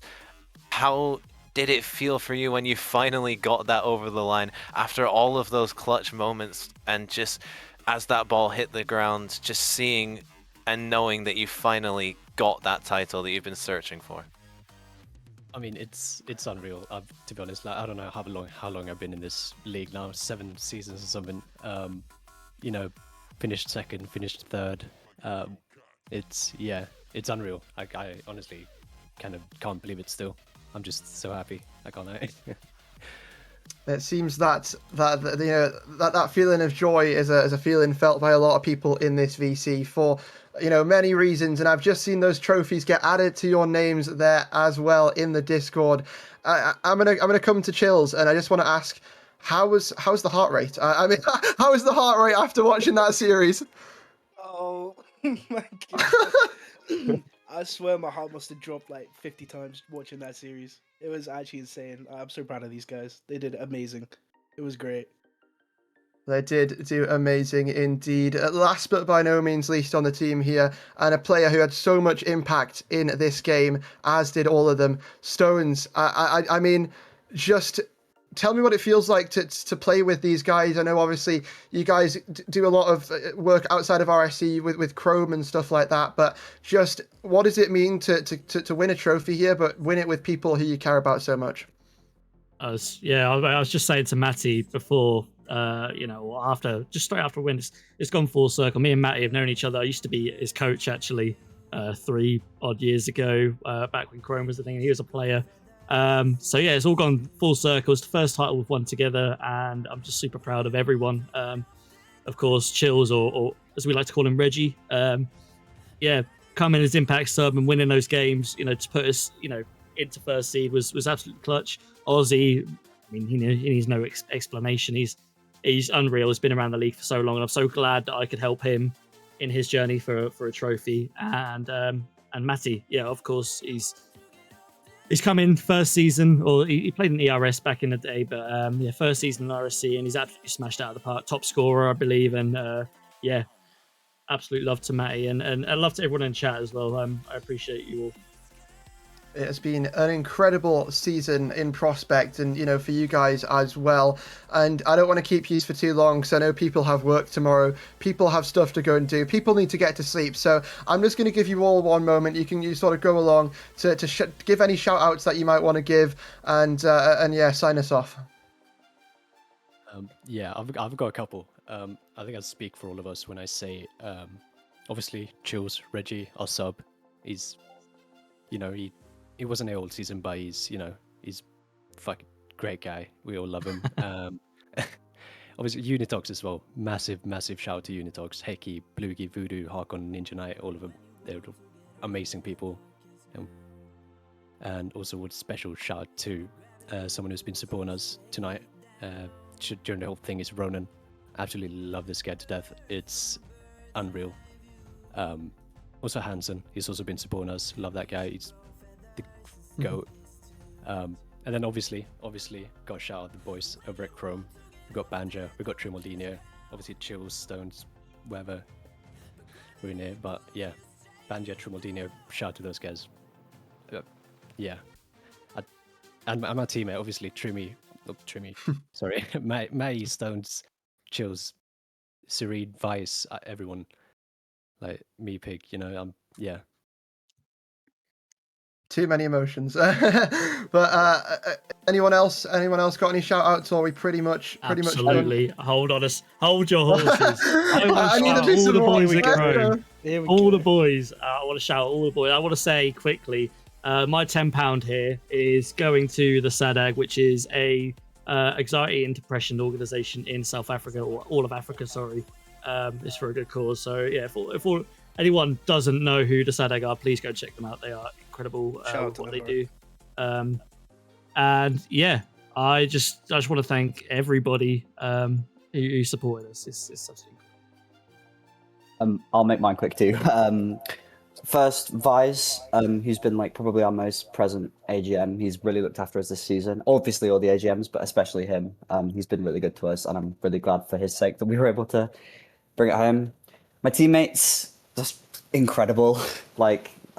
So many times I wasn't playing that great today, but Ozzy with a clutch or James just playing so good. My housemates, because I shout them every time we score a goal, and that must be really annoying. But and lastly, there's this guy on Instagram called We Were Gonna Lose, who's basically the greatest rage baiter I've ever seen in my life, and I take every piece of inspiration I've used to get in people's heads this season from him. So yeah, thank you. Oh, that's great. That's Chills, do you have anything to add, Meaty Pig, or are we pretty much good to go? I think they've said everything that we need to say. That's good. Okay, well, thank you very much, guys, for joining me. And I couldn't think of a more deserving team to win the Prospect season this season than you guys. It has been absolutely incredible, and I like how you mentioned other franchises. Unitox brought in Chrome as well, and you never know, maybe Chrome might make an RSC appearance themselves next season. He is hoping, but but I think everyone's tired, everyone wants to get to sleep, so we'll let you guys go, and me and Shah will close out the show. But thank you guys for joining us, and once again, congratulations on the championship. Thank you so Love. much. Thank you. Love. Thank you. Much love. Cheers, bye guys. Great casting. Have a good night, guys. Cheers. Have a good one. Boys. All right then. Well, Char, we've got a show to shut down, and we've got to close this one out. It has been an incredible season of Prospect, and one of the most entertaining, if not the most entertaining grand final I have ever personally seen. I've been here since the last ERS season, right after I joined, right after RSC16 finished. So it's been the most entertaining one I've seen personally, but there's certainly been some top tier contenders, and that was one of them for sure. I mean, what a series that was. And what a way for Serene to really show up when people maybe started to doubt them a little bit, right? Showing up there and showing up when they need it to the most. But I think, have you got any final thoughts on this season for Prospect? I know you played in it, maybe didn't do as well as you'd hoped, but, coming back next season, hopefully, and hopefully trying to get yourself on this stage. Yeah, and obviously Serene, the champions, amazing from them, but you do have to give a massive plaudits to our runners-up in Yeah. momentum. Like all three players, all the players that they had during the season, Sucky Sucker as well, and Mercer, who didn't make an appearance today. So great for them, and Customs, the Academy sub up, to perform in a tier above at that level and to be so agonizingly close to that trophy. Huge shout out to him.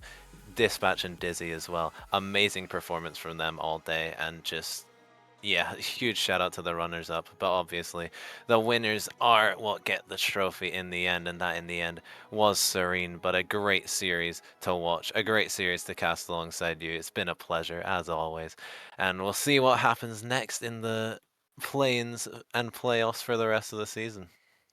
A great series, a great playoffs day, and a great season overall for Prospect. It has been an incredible weekend here with our Academy and our playoffs brackets, both reaching bracket resets, both getting pretty far, and both being absolutely cinema nonetheless. But it's not done yet. We've got RS Cast tomorrow, where you're going to tune in, you're going to want to tune in, and you're going to want to see how all this is recapped, and then that keeps rolling throughout the week.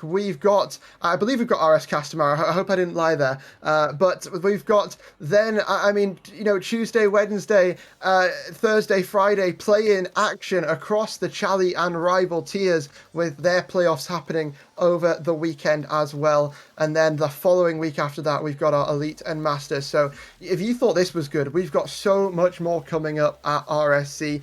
Thank you to all our sponsors, Badass Studios, SpartanWare, LTXAcademy, and of course, if you're thinking of buying anything in the Rocket League item shop, please make sure to use code RSC-EU when you're checking out. Thank you to Char for casting this alongside me, and anyone who's casted throughout the day. Thank you to Raids for pressing the buttons behind the scenes, and everybody who showed up to watch this incredible playoff bracket that we have witnessed here today. But we'll see you all very, very shortly when we get started with Chally and Rival next week. Until then, I hope you all have an amazing night and a great week next week, starting things off. But for us, that's been it, and we'll see you very soon. Have a good night.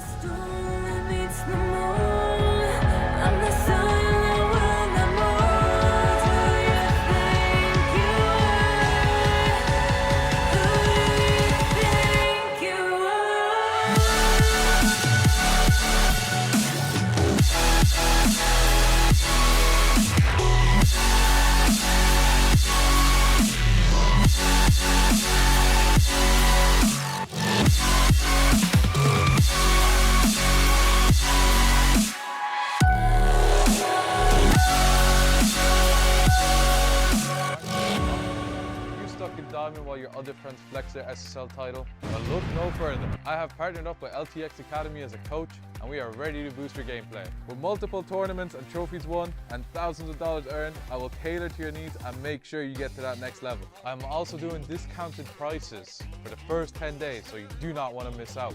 And you are also probably thinking, CMOS, how do I book a session with you? Well, that's easy.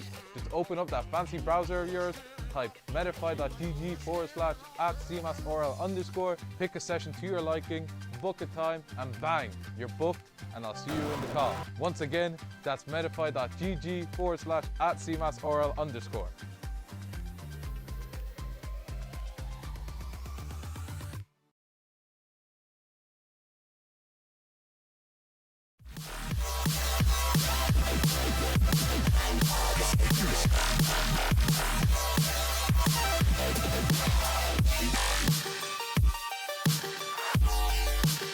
We're back from the dead.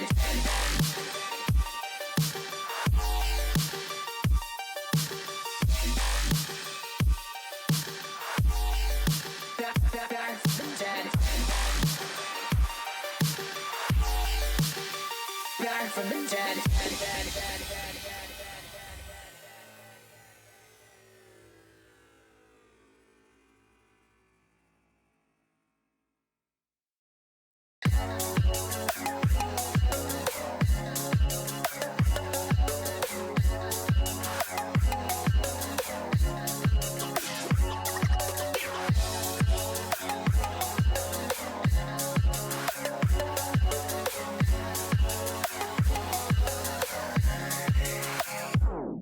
gonna throw my memories away.